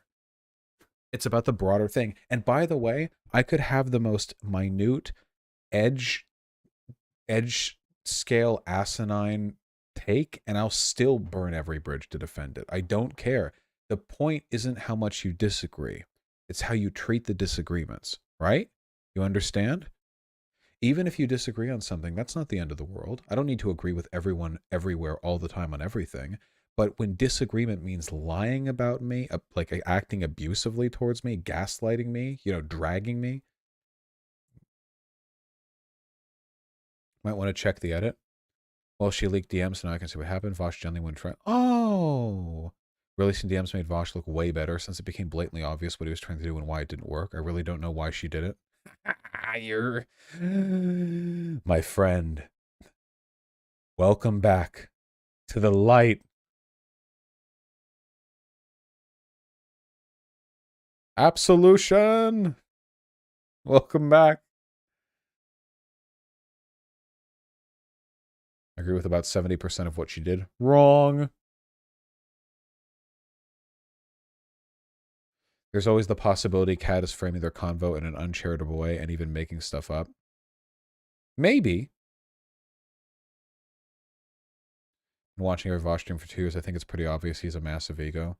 I guess I don't know what people mean when they say massive ego. I'm obviously very confident. Mr. Beard in YouTube chat. I know it's late. You're probably tired. Want to have a quick chat? Yeah, sure. What do you want to talk about, Mr. Beard? Is it the ableism stuff? I'm not disinterested in that, but it's a bit of a departure from the content we're currently engaging in. I'd be happy to talk about that specific subject with you sometime in the near future. If it's directly related to this, then I'm happy to talk with you now. Nah, just everything? Oh, I love talking about everything. We don't have shared Discord DMs, do we? Assuming you have Discord, my name is Vaush Hashtag 5559. So send me a friend request and we'll talk. We're currently purging. We can continue the purge. I can also just leave all these threads open on a separate window and get back to it the next time we stream. Fuck, you just said that out loud. I already deal with hundreds of messages, DMs, emails a day. It's fine. That's life. We have 2 debates tomorrow, by the way. So that's cool.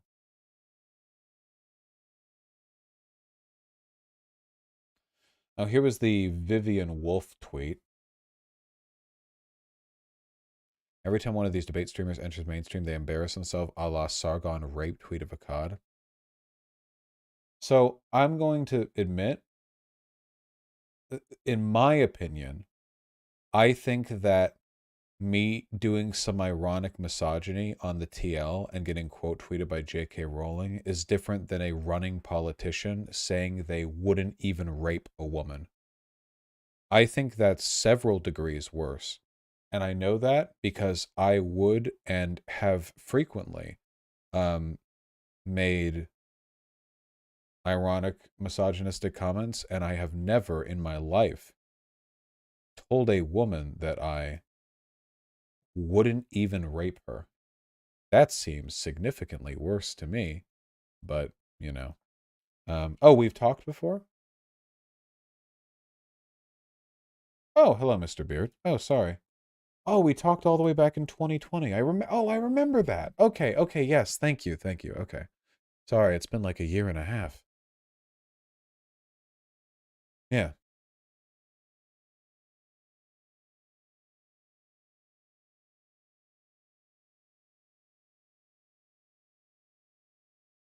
Hey, how's it going? Hey, it's going pretty well. How are you doing? I'm doing all right. I noticed you've been live for a while and it's pretty late, so I don't want to like bother you, but No, that's okay. This is very much suffering of my own doing. I don't hold it against you, no matter how long we talk. It's a pleasure. yeah, it's good to talk to you. I guess I'm not like super up to date on like everything that's going on. I'm just like I don't know. All the leftist infighting just kind of I guess makes me sad. Yeah. It's definitely unfortunate. I think a lot of it is really, really unfortunate in the sense that it seems to be almost an unavoidable product of some of the ideas left-leaning people hold. It seems like there's not really a way to reconcile it without changing the ways in which we engage with each other. It's not even really about agreeing and disagreeing. Yeah, I feel like intersectionality can get like so complicated so quickly that it can be difficult to figure out exactly how to approach these things. Well, out of curiosity, what time zone are you in? What time is it for you? I'm Central Time. It's 5:30 a.m. right now. Ah, is that an early morning or a late night? No, it's I've been up all night. Oh, all right. Well, I will probably be I'll be probably up as late as you are in your respective time zone as well. So I sympathize with your suffering. Cause you're in California, right? Washington, but yeah, same time zone. Oh yeah, Washington. Okay, cool. Yeah, so I guess just from the whole situation, I'm someone who does comedy, so I've kind of been feeling like I've noticed this wave on the left of people not really liking like satirical or like ironic jokes as much as they used to, because I've seen times where people are making a completely like satirical joke, but then people take it completely seriously. Which, oh yeah, all the time.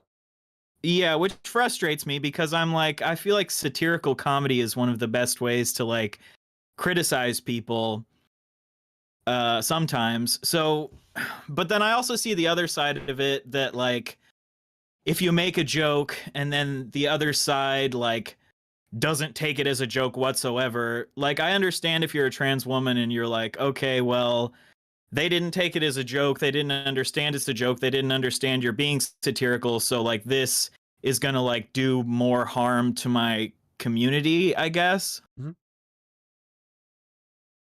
Oh, were you asking me if I recognize the tendency, or were you asking me if I wanted to expand upon that? You'll have to forgive me. I am quite tired. No, it's all good. I'm tired too. I guess yeah. That's my question. Is like, well, first of all, what was your whole stance on the thing that like people shouldn't criticize you for the joke, or that they're like overly criticizing you for it? This is it. This is an analogy that I settled on earlier in the stream. Do you remember the Black Lives Matter protests and the sort of media circus that followed them? Mm-hmm. So, as we know, what followed those protests or came along with them were looting, rioting, and arson. Not a lot of them, obviously, but they did happen, you know, in their own way. And these things are generally pretty bad. Innocent people get hurt, stolen from, property damaged.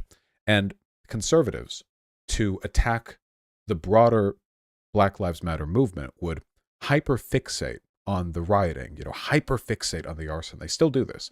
And these things are bad, don't get me wrong, but my argument back then, and people on the left agreed with me, broadly, I saw everyone on the left was doing this, was great, was very, very smart, which is, do not make apologies for it. Don't join them in hyperfixating on that element of what's happening. You know, you can say these things are bad. You can acknowledge that the arson is bad. You know, the rioting, the looting. You know, those things are bad. But do not. When a conservative highlights these as a way of making an argument against all of BLM, don't wring your hands along with them and go, oh, how unfortunate it is that these things are happening. Oh, you're so right. If only they weren't happening, you know, because that gives them strength. It gives their arguments credence. Don't engage with their concern trolling. That's my position. You can criticize me for the ironic misogyny. That's fine. I get a lot of hate for what I say. That's fair. That's just part of what I, you know, part of what I kind of bring on myself, I think. But my frustration isn't people criticizing me. My frustration is that, like, I worry that extrapolated broadly, this attitude makes us really, really, really vulnerable to conservative concern trolling. You know, that like anytime they decide to fixate on some perceived bad behavior, we aren't very good at forming rank and being, you know, unified in our opposition to that tactic. That's my position broadly. Yeah, I also don't like the argument of like, you're proving the turf's right, because I mean, you wouldn't be proving the turf's right unless the joke was like serious, I guess, unless you actually believe that you think women should, like, you know, shut up. Well, and if it was... and also like, oh, sorry, I didn't mean to interrupt. No, go for it. I just like, turfs are, for a turf, you're proving their argument when you go on Twitter and say trans women should use women's restrooms. That to them is terrifying. That's their argument. They screenshot that. They complain about that. They'll say that you're oppressing them by advocating for that. If the problem is giving them ammunition, making their argument for them, well, yeah, a lot of the arguments that they're making are just the existence of trans people. I mean, you can't really like fight that, right? Plus, a lot of people who support TERFs are just flat out conservatives, and I don't think they care about misogyny, right? Like a conservative might be able to feign outrage at misogyny, but they'll get actually outraged about like a 14-year-old trans boy. That'll actually get them angry. So I just, in terms of optics, I don't know. It's just, feel like overstated a bit. Yeah, I would agree that it's like not the biggest thing to fixate over, and it's frustrating that these things get like blown into being such a big deal. I guess if I would have made the joke, I probably would have said like, J.K. Rowling, be quiet and apologize more, rather than like generalizing it to all women, because that of course is like what J.K. Rowling wants you to say. But I also don't, for sure. I don't think that saying like I don't think that saying an ironic satirical joke, if someone takes it as non-ironic and non-satirical, like, that's not necessarily your fault. But then I totally understand if trans women are like, hey, these types of jokes like cause our community harm, and it's going to cause even more people to be vitriolic and transphobic towards us because you have like validated, you know, in J.K. Rowling's mind, you validated her perspective. Like, I guess I kind of see why they would be upset by it. Well, I definitely understand the desire to be upset by it, or at least I understand how the arguments form. I disagree with them. I think that it is ceding arguments to transphobes by suggesting that their bigotry is a product of evidence they've been given, you know? Like, I think that for the most part, trans women, sorry, transphobes, TERFs, they don't dislike trans women because they are, worried about sharing bathroom space or whatever. They hate those things, but that's not why they dislike trans women. They dislike trans women because they think they're degenerates. A lot of hatred of Oh yeah, minority they think groups. they're men, and they think that all men are, Right, yeah, rapists. it's an essentialist thing. I don't think behavior trans people engage in can move transphobes over. And historically, that kind of seems to be the case with race as well. Racists usually aren't moved over from their explicit dislike of a racial group with evidence or arguments. It can happen, but that's not predominantly what happens. It's usually that there are social incentives pushing them towards more acceptance until they have to be quiet enough that they, because society integrates and they actually meet people who are of other races and they sort of learn to live and move on and their positions mellow and eventually they die and hopefully their children are more progressive. I just don't like the idea of that, because if I believe that me being misogynistic makes TERFs more transphobic, then I also have to believe that black guys wearing their pants down low makes conservatives more racist, because they complain about that too. And I don't want to give them that. Like, I don't think conservatives deserve that, like, credence. Well, I wouldn't say like wearing their pants down low would be a good like comparison. It would be more like black people making white people jokes or whatever. Oh yeah, sure. Yeah, and genuinely, I don't think that's what produces, racism. But of course, from the right, like they don't actually care what's morally wrong or right, at least in this respect, right? So the optics argument and the inherent moral worth of the misogyny argument are sort of, I don't know if they're necessarily disconnected, but they're definitely not the same ones. If the misogyny itself, is like, is that problematic? Yeah, of course it is. I think criticism for that is fine. Yeah. But yeah, I mean, from a non-essentialist perspective, you definitely would agree that like trans people can still be misogynistic and obviously women can still be transphobic. But what you're saying is that making a huge deal over ironic jokes is not really accomplishing anything. Yeah, like it would be like if a white supremacist saw a video of a black person doing like a looting or mugging or whatever, and they were like, black people are so criminal. And then to look at that, it would be like, to me, the bad response would be, condemn the rioter, condemn the looter, condemn the criminal, and then say, well, you're right. Some black people do commit crimes. Like, to me, this is, we're making their argument for them. They make the full-throated, bigoted argument, and then we, desperate to sympathize with them, make the steelman version of their argument. But I don't want to steelman the opposition when the opposition thinks that minorities are subhuman. They have to steelman themselves. I want them to have to fight for that recognition. I want to look at them and go, what the fuck are you talking about?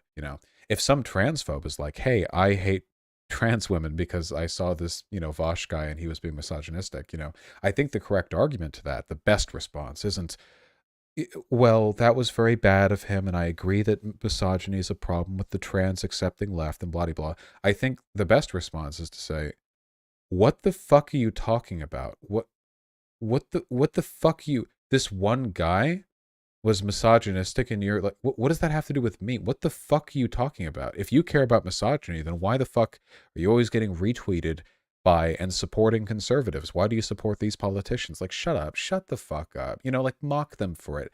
Call them out on their bluff. I love to do that personally. Like when they, they're like faking that they care about this issue. It's like, no, you don't. Like, come on, Oh yeah, I totally agree that TERFs weaponize misogyny as a way to, just be bigoted. But I I feel like I've seen you kind of make the opposite argument to this before, that you should cede to conservatives like the parts of their arguments that are true, so that you can then dismantle the parts that aren't true. Because I feel like I've heard you say that people get sort of stuck, being like, oh no, it's not true that black people commit more crimes. It's like, no, you should acknowledge that that is true, but then like dismantle why, like it's because of systemic issues. No, I agree. In direct engagement, where people are listening to each other, that I do completely agree with. I should have been more specific. I apologize. I think that the language you have to engage in when it's like drama shitstorm on Twitter is very different than the language you have to engage in when you're directly speaking like one-to-one with somebody. Like, for example, on Twitter, I think the best response to J.K. Rowling's crybullying would have been, honestly, just make fun of her for being a triggered SJW, Ooh, look at you. You're trying to suppress people's civil rights because you're so upset somebody was mean.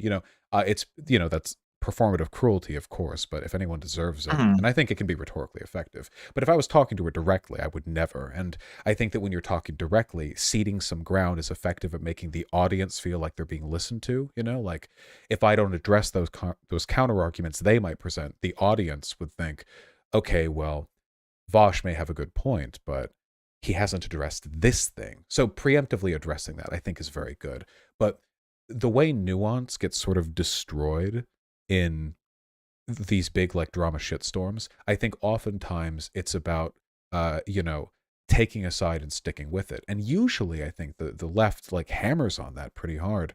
For an example of this, by the way, just to indicate, with the BLM protests and the riots and what have you, in direct debates multiple times, I was willing to, yes, I understand these riots, are destructive, but we have to recognize they're necessary components of blah de blah. If you don't like the riots, then we should fix the civic problems that lead to them, that kind of stuff, right? Like you address the argument. But if you're just on Twitter, just be mean. Just take the right side and be loud about it. That's I think that's, honest to God, just the best strategy on a place like Twitter. Just be on the right side and scream and be funny and be aggressive and be loud and draw attention and make them sad. And yeah, but I feel like that's one of the things I don't really like about Twitter.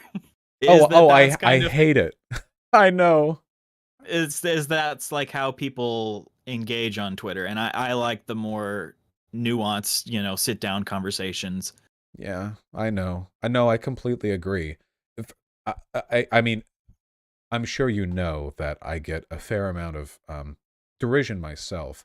I know that the attitude we take towards that engagement on Twitter is often quite unproductive. I just think that in terms of like winning the culture war discourse, it's an unfortunate but necessary part of moving forward. A good example for that on YouTube would be like SJW's owned compilations, right?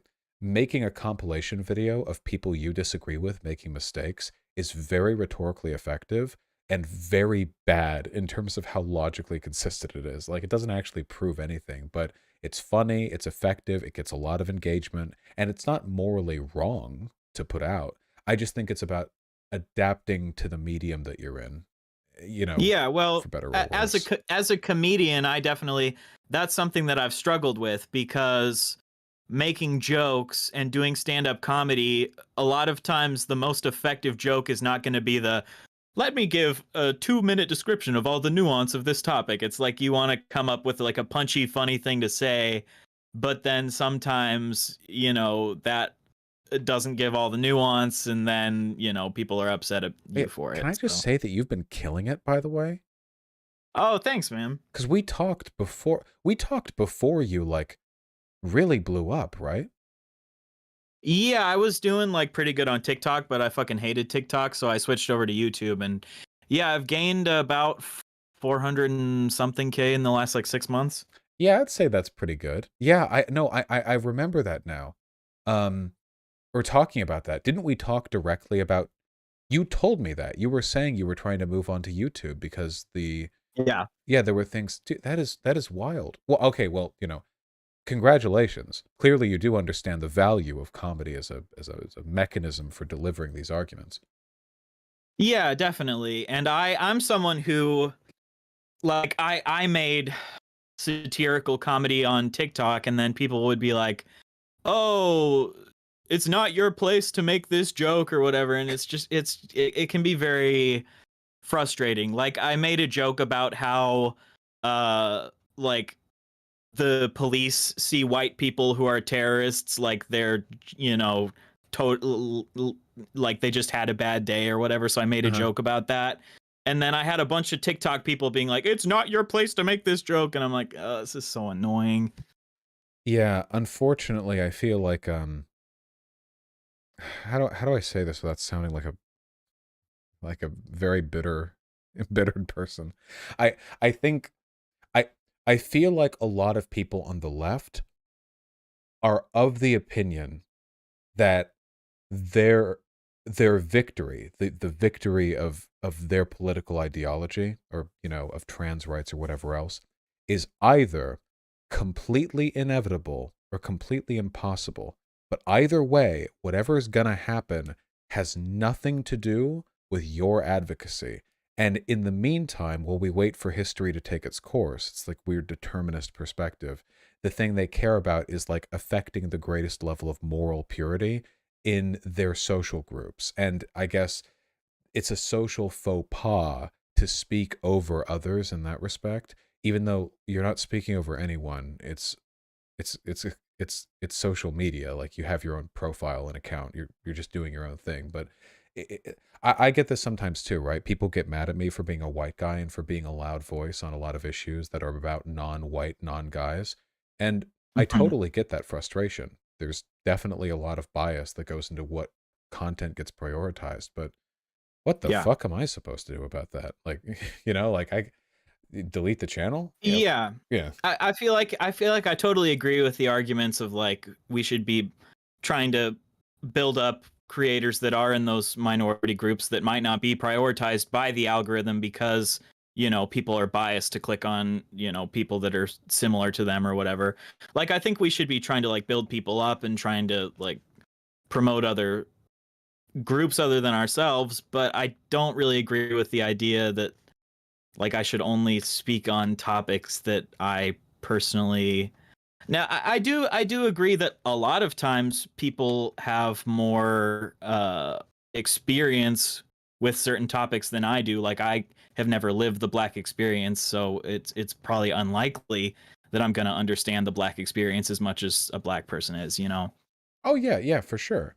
You know, I remember when I was in high school and I was like a little baby lefty, or maybe it was in early college, whatever, when I was something, I remember having an argument with a friend where the friend was saying that prominent straight cishet people, you know, should vocally support gay rights.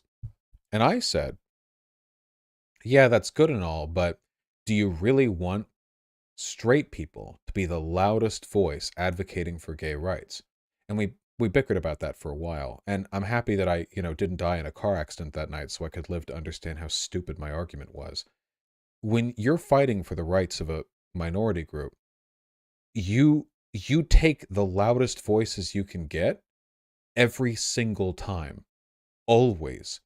And voices of straight people are more the voices of straight people are more valuable in an optical sense than the voices of gay people, because straight people are more likely to listen to other straight people, and having allies outside of your minority group and inside the hegemonic power group is really, really effective. This has been the case in like basically every struggle for civil rights in democratic systems, you know? It's basically Yeah. either you fight and kill the I people wish you that disagree wasn't the with, truth, or but that's kind of like the way it is. yeah, it is unfortunate, 100%. But like, let's be real. If trans people are the only ones who get to speak on trans rights and cis people aren't like able to speak up or speak out, trans people are fucked. Same as it would have been with black people back before and after slavery. Same with gay people during the 80s. What's wrong with having allies in the hegemonic power group, right? As long as they're receptive, respectful, they listen, they understand their experiences are different, and you'll never do that perfectly, but it's something to fight for. I think it's a great thing. But a lot of lefties don't seem to care because they're not thinking what lets us win. They're thinking what maintains the purity of the argument. And that to me, it's something I used to do. That to me, I think is very destructive. So, I guess my question is like, I know that you would say that like it's id pol to be like, oh, listen to what trans people say over what cis people say, but then also like we should understand that we haven't lived their experiences, so like should we listen to them more by default because we haven't lived those experiences, or what do you think is like the line on that? Because I feel like there isn't like an easy simple line on what to do in that situation. I think you should definitely listen more, right? The You can never perfectly transfer experiential knowledge from one person to another, but experiential knowledge and kind of like familiarity, affinity for a group is really important if you're going to talk about their experiences in any kind of like serious capacity. Where I draw the line is the idea that you can't have a good take on something if you aren't a part of that group, or that a member of that group's word is always by default more valuable than a non-member of that group's. An unfortunate byproduct of the arguments that I've had online is that I no longer have any faith whatsoever in the idea that the average black person has a good take on race issues, the average trans person has a good take on gender issues, because the average any group of people has a bad take on almost every political topic, or at least an uninformed one, not like monstrously bad, but at the very least not like fully thought out. That's just how people tend to be.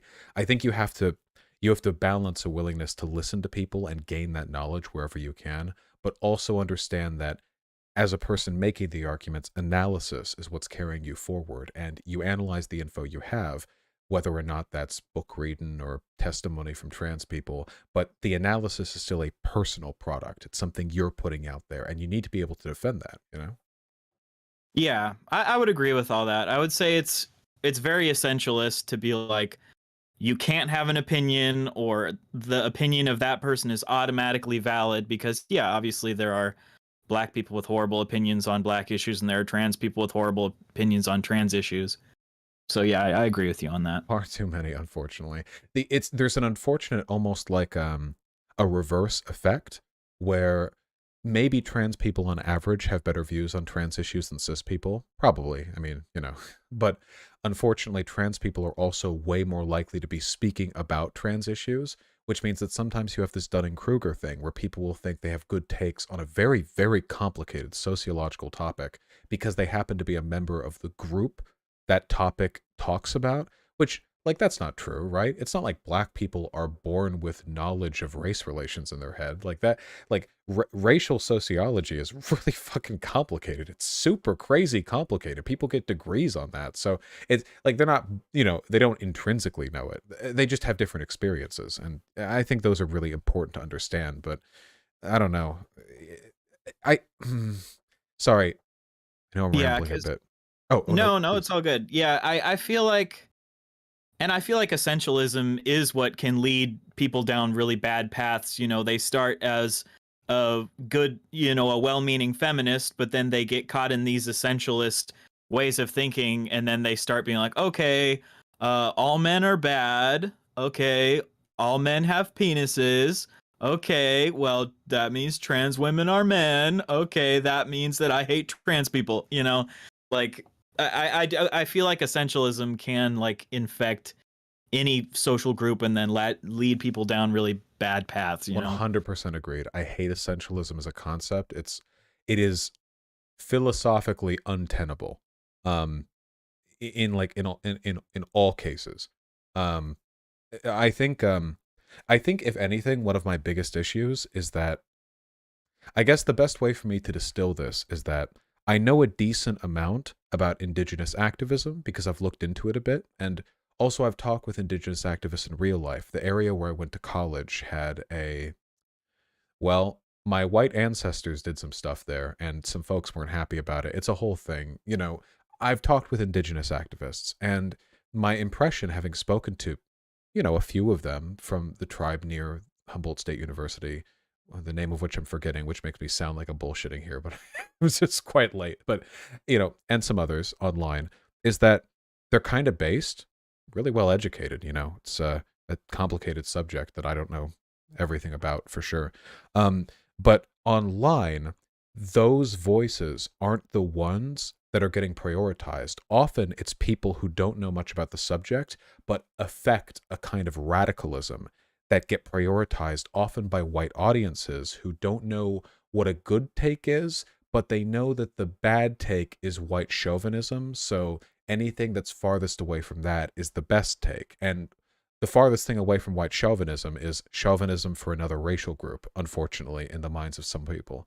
So I'm in this horrible situation sometimes where some of the loudest voices for indigenous issues are people who don't understand them, but who are like anti-white. Sounds silly to say that, even like anti-white, like it's not a real social problem, but you know, if you're going to be advocating for indigenous issues, you should know them. But you know, people don't become popular on here for how good their takes are. They get popular for how much people like them. And in an audience that is predominantly white, even on the left, sometimes the thing that seems the most right is really just the most radical sounding. You know what I mean? Yeah, and I think I think everyone who tries to make a career on the internet are a lot of times going to be the people who, you know, are seeking attention, and that's kind of what we're all seeking. Everyone on the internet is seeking attention.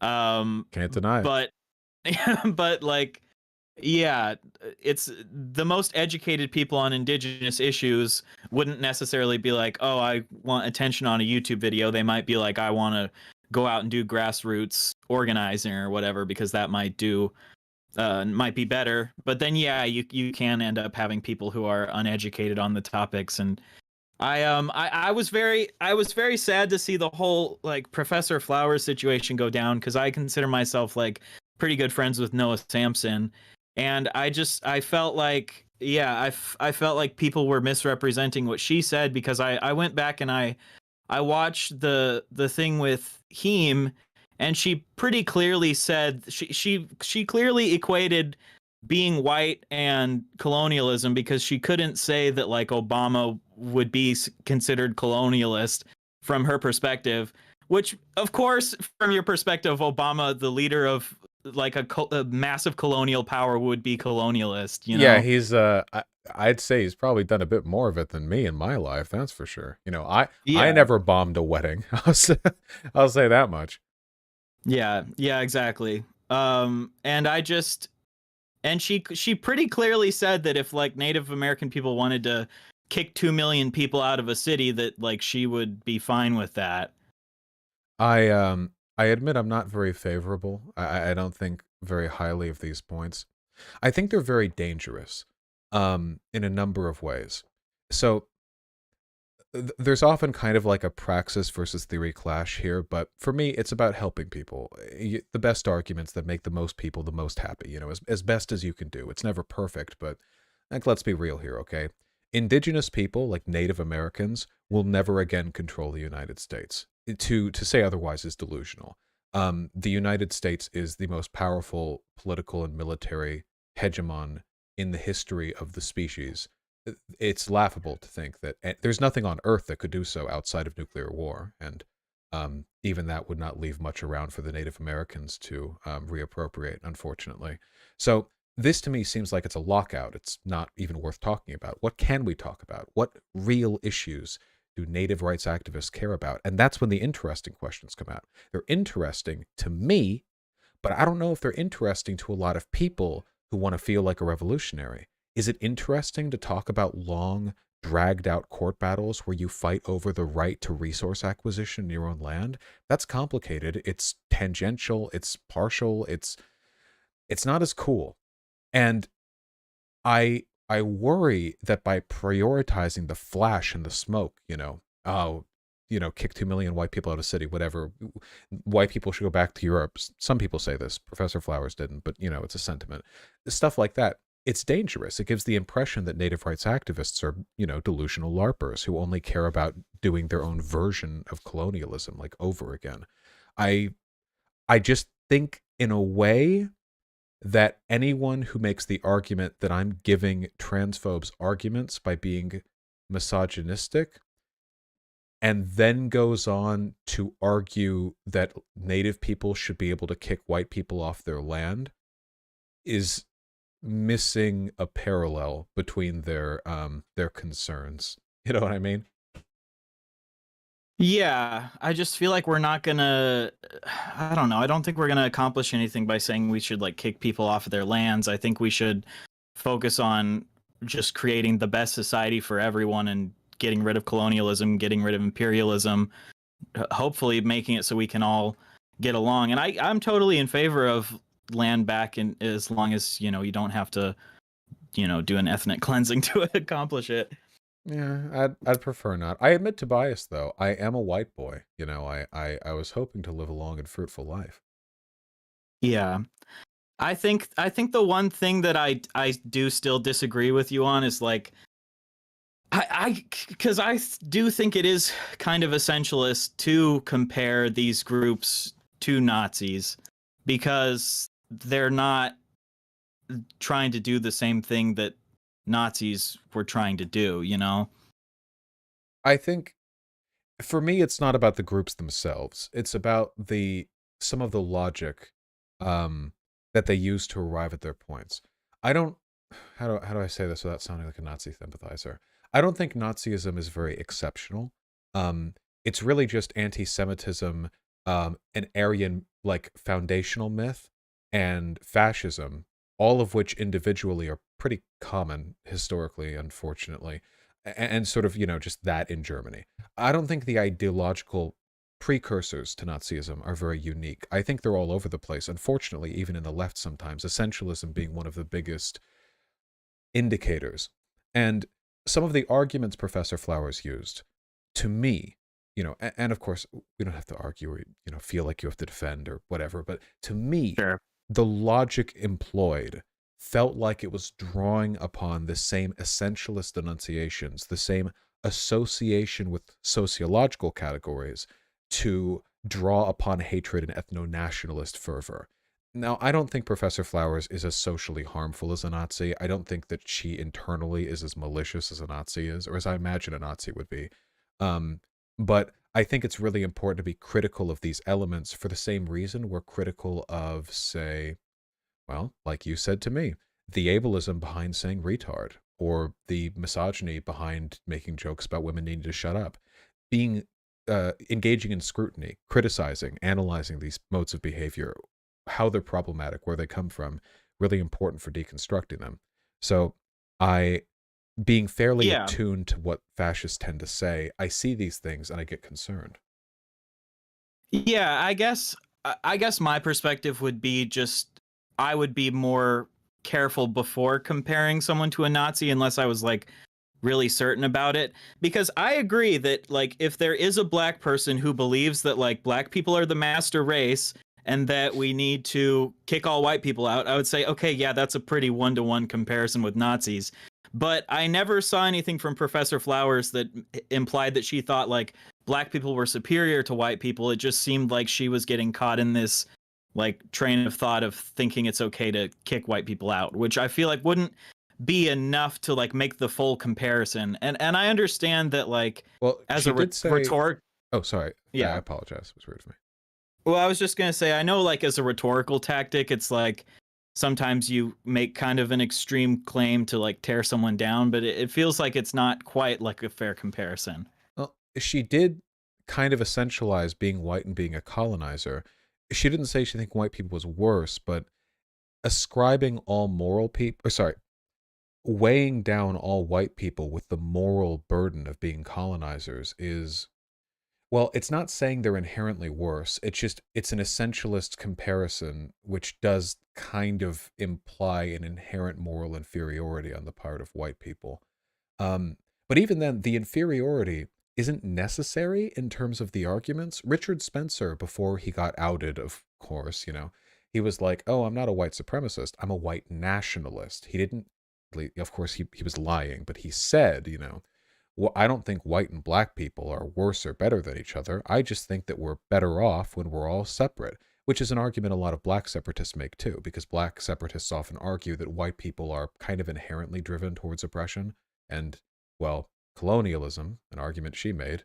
And, for that reason, it's best to live apart. Now, Richard Spencer was, of course, a Nazi. The whole, I don't think you're inherently worse, I just think we should be separate thing was just a way for him to make these arguments more palatable for CNN. I don't think that Professor Flowers is lying about all the rest of it, and she secretly thinks white people are inferior.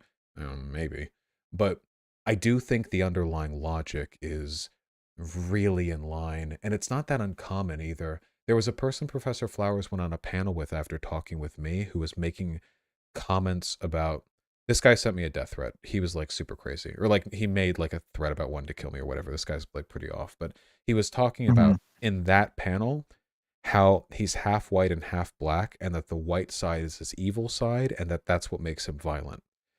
And not to say you can't Yeah, pull good that's humor, but I gotta say that's a, you know, so I get concerned, and yeah. yeah, I would agree that any type of essentialism isn't going to accomplish anything and isn't going to be good. I just think it's it is tough because someone will say something and then you're like, okay, well, do they actually mean what they're saying, or do they have an ulterior motive behind it? And you can't really know for sure. But with with white supremacists, it's usually pretty easy to assume that there's an ulterior motive behind what they're saying. But I feel like with I don't know, I would extend more grace to black people, because a lot of times the reason they say we need to be apart is because of all of the racism and oppression they've faced.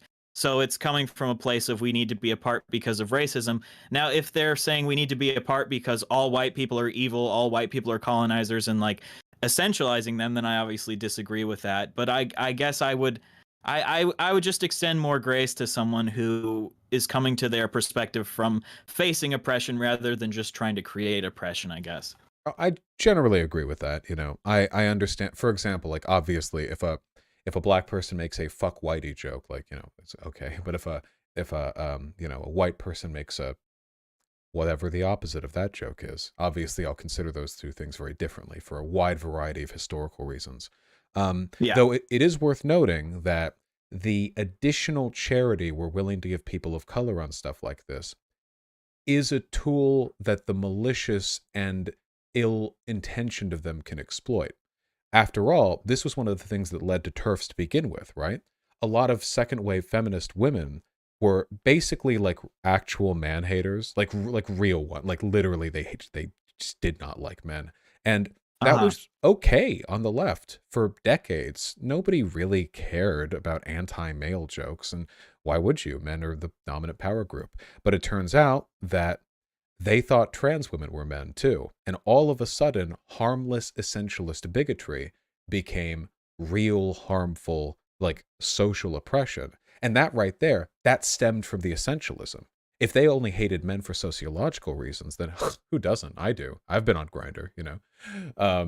But the essentialist bit, that's the kicker. So the charity that was given to them gave them years and years to establish this sort of culturally ingrained, ironic, harmless hatred of men, oftentimes for characteristics that are about assigned male at birth people, right?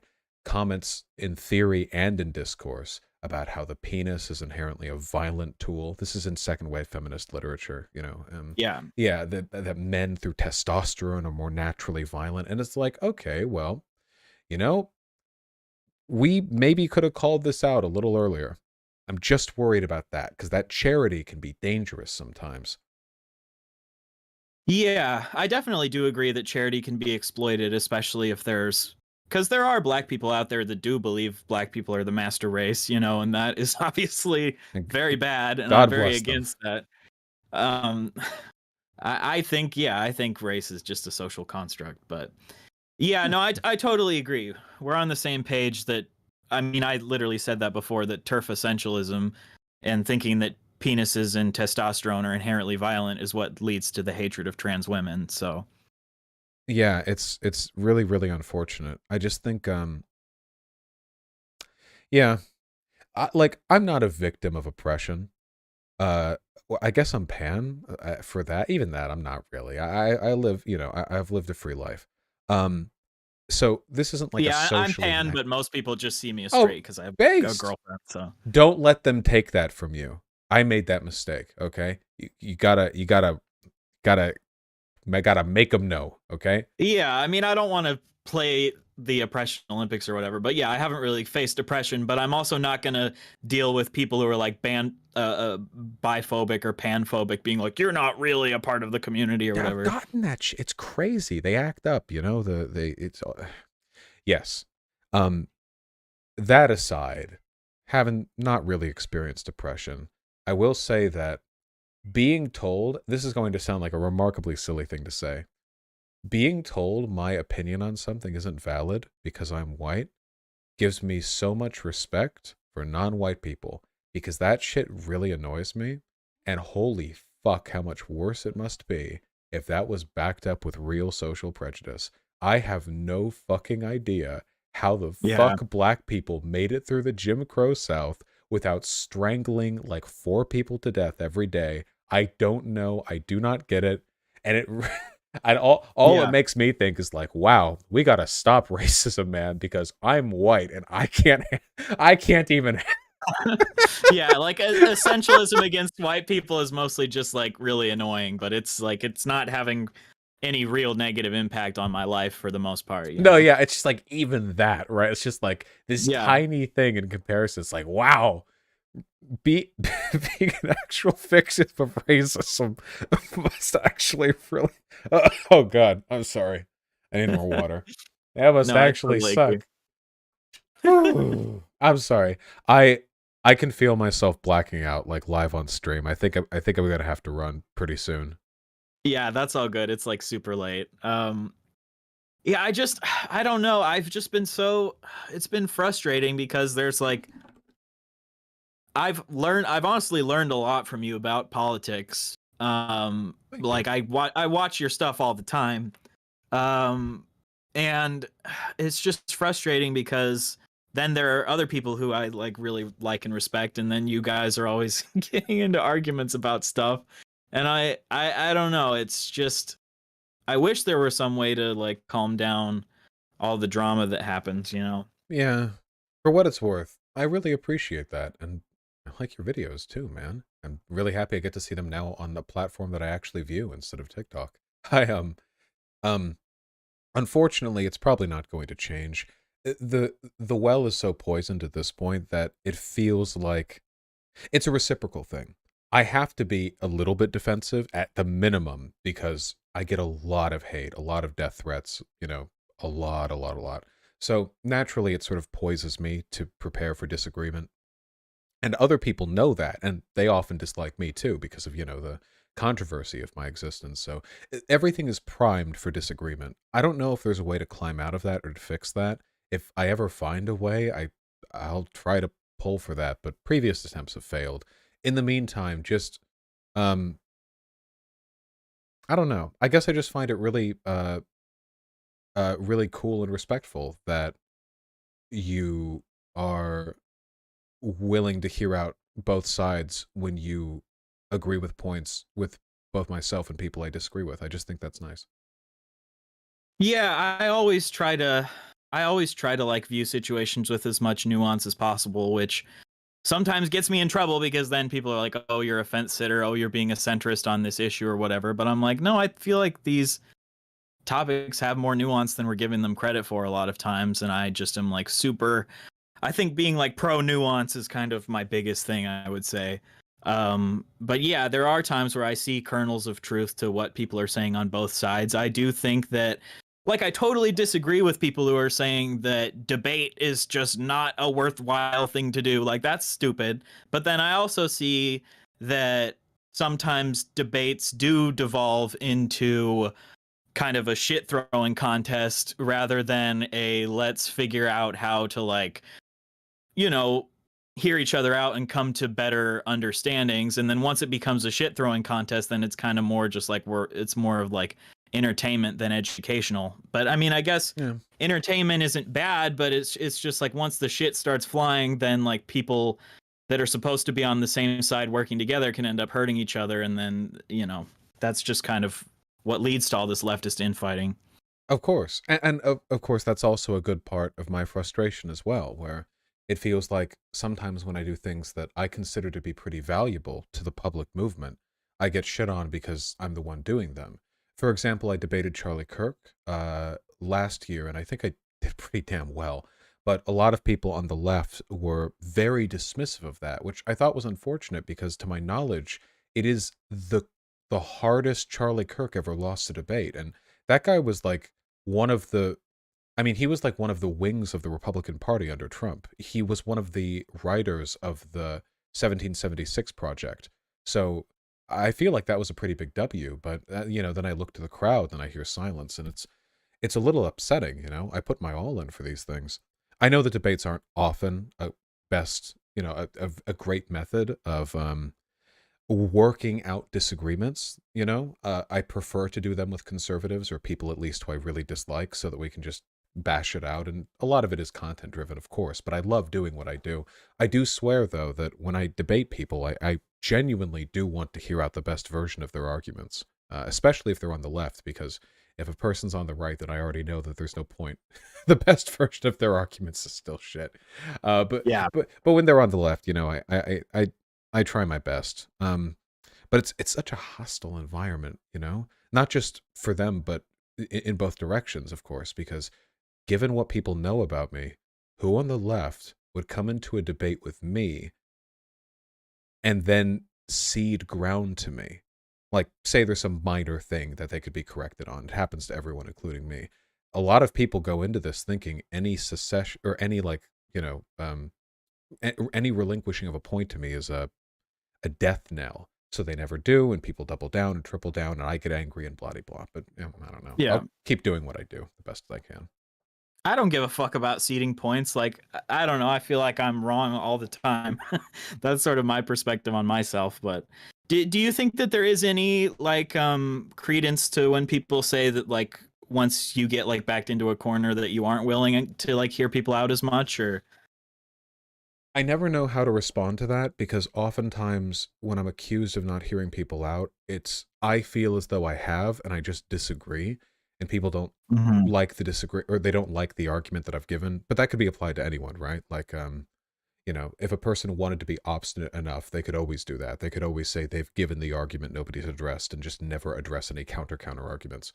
I don't know if I could dispel that. I am obstinate for sure. I don't cede ground easily when there's drama going on, but well, I don't know. I don't get a lot of good conversations, Oftentimes everything is so contentious. And much in the same way that I feel it important to form a unified front against the right if they're causing up a drama storm, I also find it important to not cede positions when I feel there's maybe more nuance I could offer, but it feels like no one would listen to it, Like, if I have a position and I feel like I've made some mistakes and I could cede those, sometimes the environment is hostile enough that the only it feels like you have to apologize for everything. You know what I mean? Yeah. You have to give everything up, and the nuance is like not going to be listened to, and it just feels like you're half measuring. And sometimes there's only so much you can do given the hostility you face. I recently had a situation where some TikTok fat activists were coming for me, calling me fat phobic because I said it's like okay to lose weight. It's been known to happen. God. Yeah, so I definitely recently I've experienced some of that. Like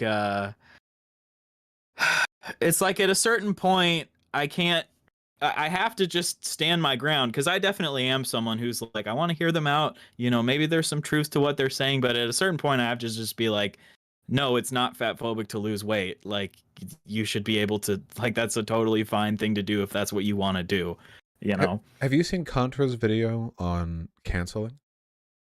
I feel like I did like years ago, but I haven't recently. Very fond of it. Contra has gotten a lot of bad faith criticism. She's been accused of being a transphobe. She's a trans woman herself. Of course, trans women can be transphobes too, but they were criticisms over very silly things. She got very unwarranted criticism from people who were very condescending about it.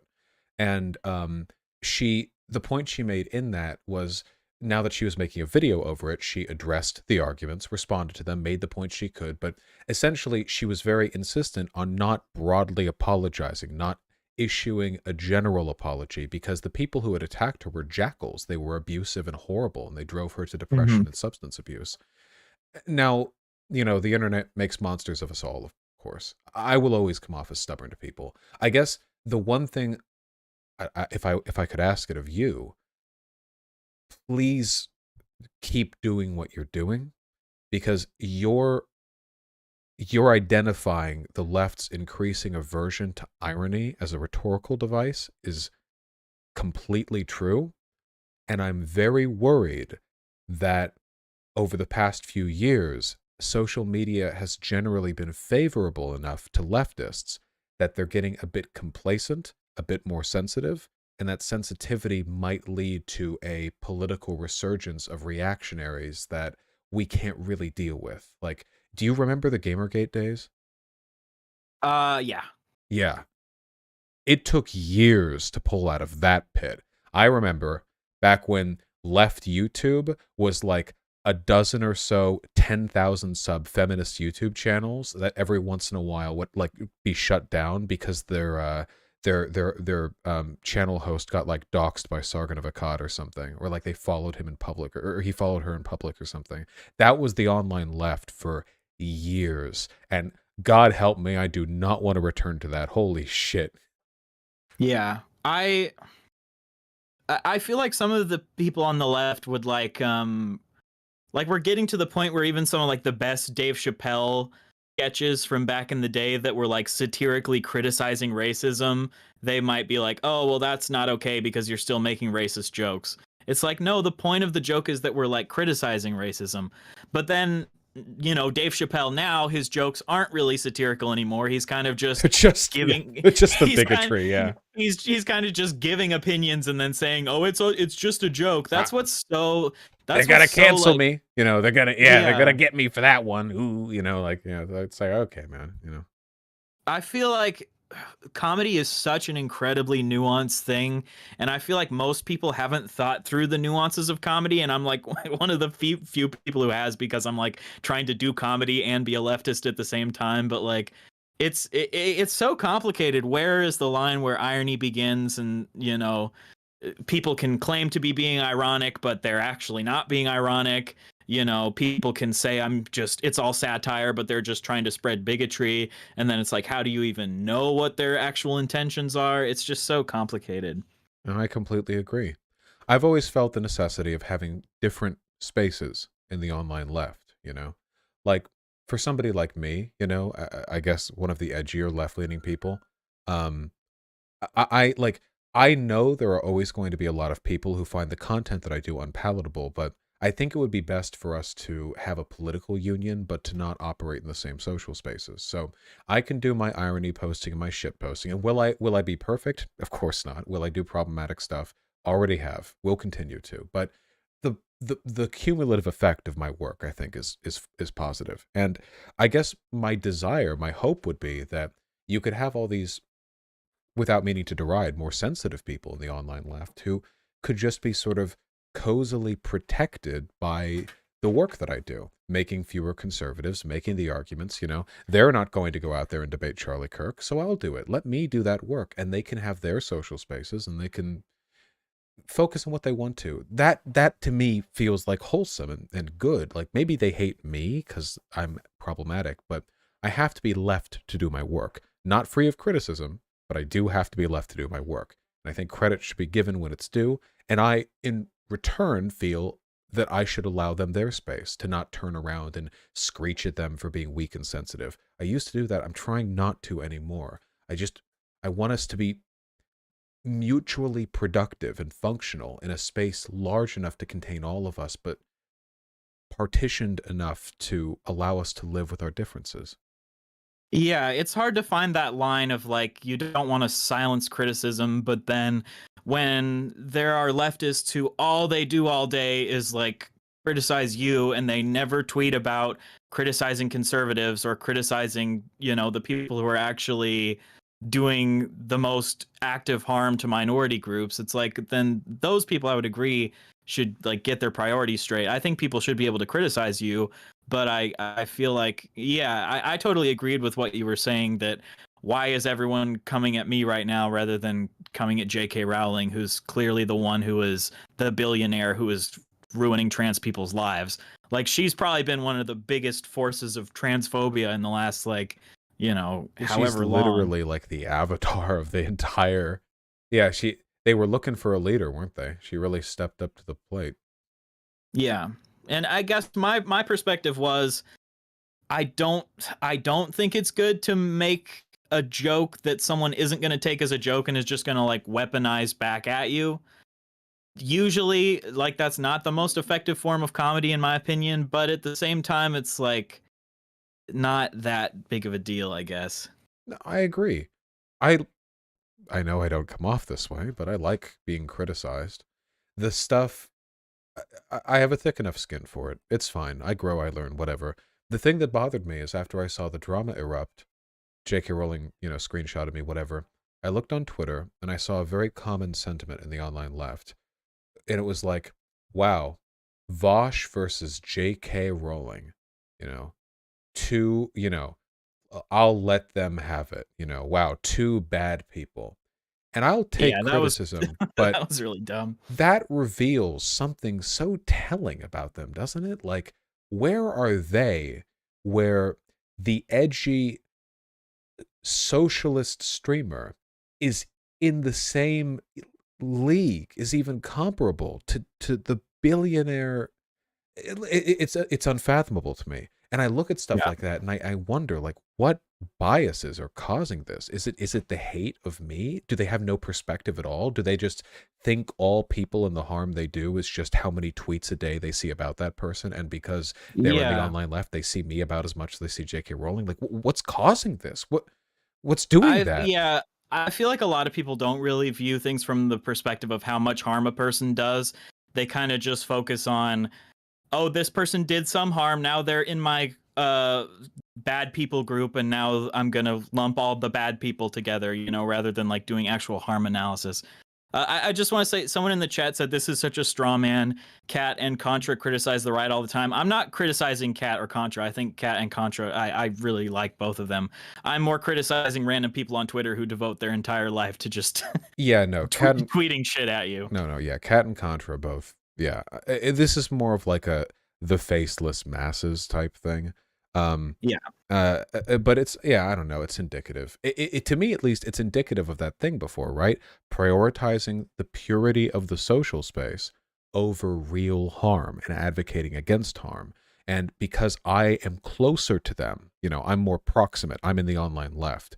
If some random lefty pick crew avatar person, if they tweet something, J.K. Rowling probably won't respond, especially if it's not about like trans issues. I might if they annoy me. So in a proximate sense, I'm more of a threat to the purity of their social space. So they get madder at me. I have a tendency to respond to like everything people say, which I think is like a kind of a negative quality that I have, because it definitely opens me up to criticism more, because people are like, oh, well, if Ryan's gonna respond to everything I say, then he's the person who I should come for. So I need to be better about like kind of ignoring shit sometimes. And it's fun though, isn't it?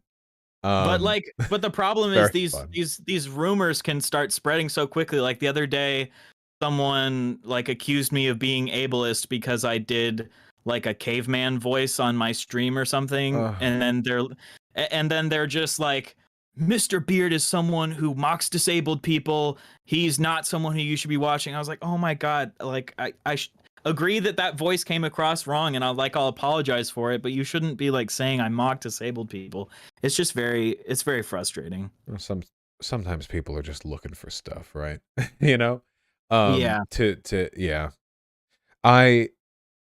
I would like to talk to you again in the near future. Availability allowing. I can feel my brain shutting down. So that's me problem. Sorry for keeping you up. No, not in the slightest. I really respect you and the work that you do. I appreciate you coming on as well. The only thing I guess I would say, all the disagreements aside, there are a lot of people who I've had good conversations with, like this one, a good convo, who I feel like they pull away from me because there's so much of a social consequence to being on decent terms with me, you know? There have been a couple of times where I've gotten, for example, like fairly large content creators have privately expressed appreciation or support, but it's like a, well, if we say it publicly, God, I feel like it's like a don't ask, don't tell sometimes with the goddamn optics of the situation.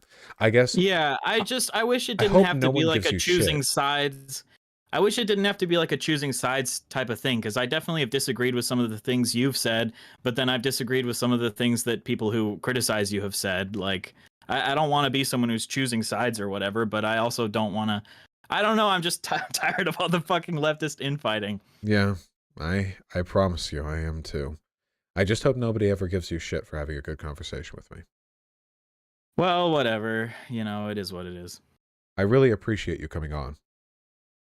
Yeah, of course. Get some good sleep, man. Oh yeah. Take care.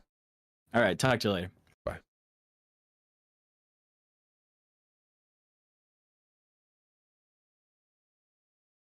I didn't expect to stream today.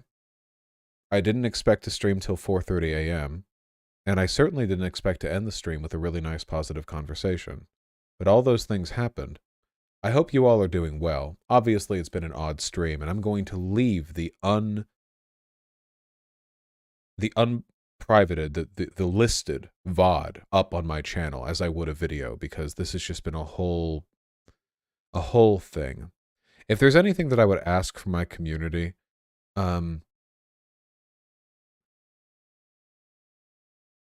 I guess anyone who's still watching me at this point probably agrees with me, or if you do, broadly, not on everything, but on this cat, whatever. But with, I guess, I hope that you guys will extend a little bit of charity to me. I get a lot of shit online, and I get no charity anywhere else. Anywhere else. There's no other place online, nowhere, where I get a charitable treatment by default. And I would appreciate it if, and I apologize for asking for a bit of bias here, but I would appreciate it if I could have one place where I don't have my whole community denounce me because another person posts a massive tweet thread disagreeing with me and characterizing a convo we had in private that you haven't even seen leaked. And it got leaked later, but like, anyway, just that would be good if I could get that. And we'll work out everything else. I'll never take your charity and then run with it forever without addressing it. We'll substantiate every claim. We'll work through everything, but the charitability would be appreciated. I love you all very much. And I also want to say, in my personal opinion, I think this stream has been a wonderful testament to my character growth, hasn't it? The Thought Slime stream was a meltdown, and it was over a Twitter beef with Thought Slime. This was way more involved. We argued with ContraPoints, for God's sake. And I think I stayed pretty calm. We did ban some people. But to be fair, we're going to ban way more. Oh, we're going to ban way more. So that'll be fun. I'll do it on stream though. Cuz it's like a group activity. All right. I love you all very much. Please take care of yourselves. I will see you tomorrow at 5 p.m. PST. I have a debate.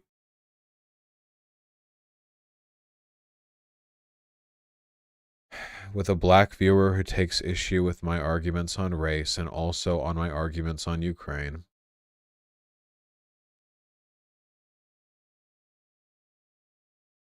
And then at 7 p.m. we have a debate with a transphobe. So that'll be nice.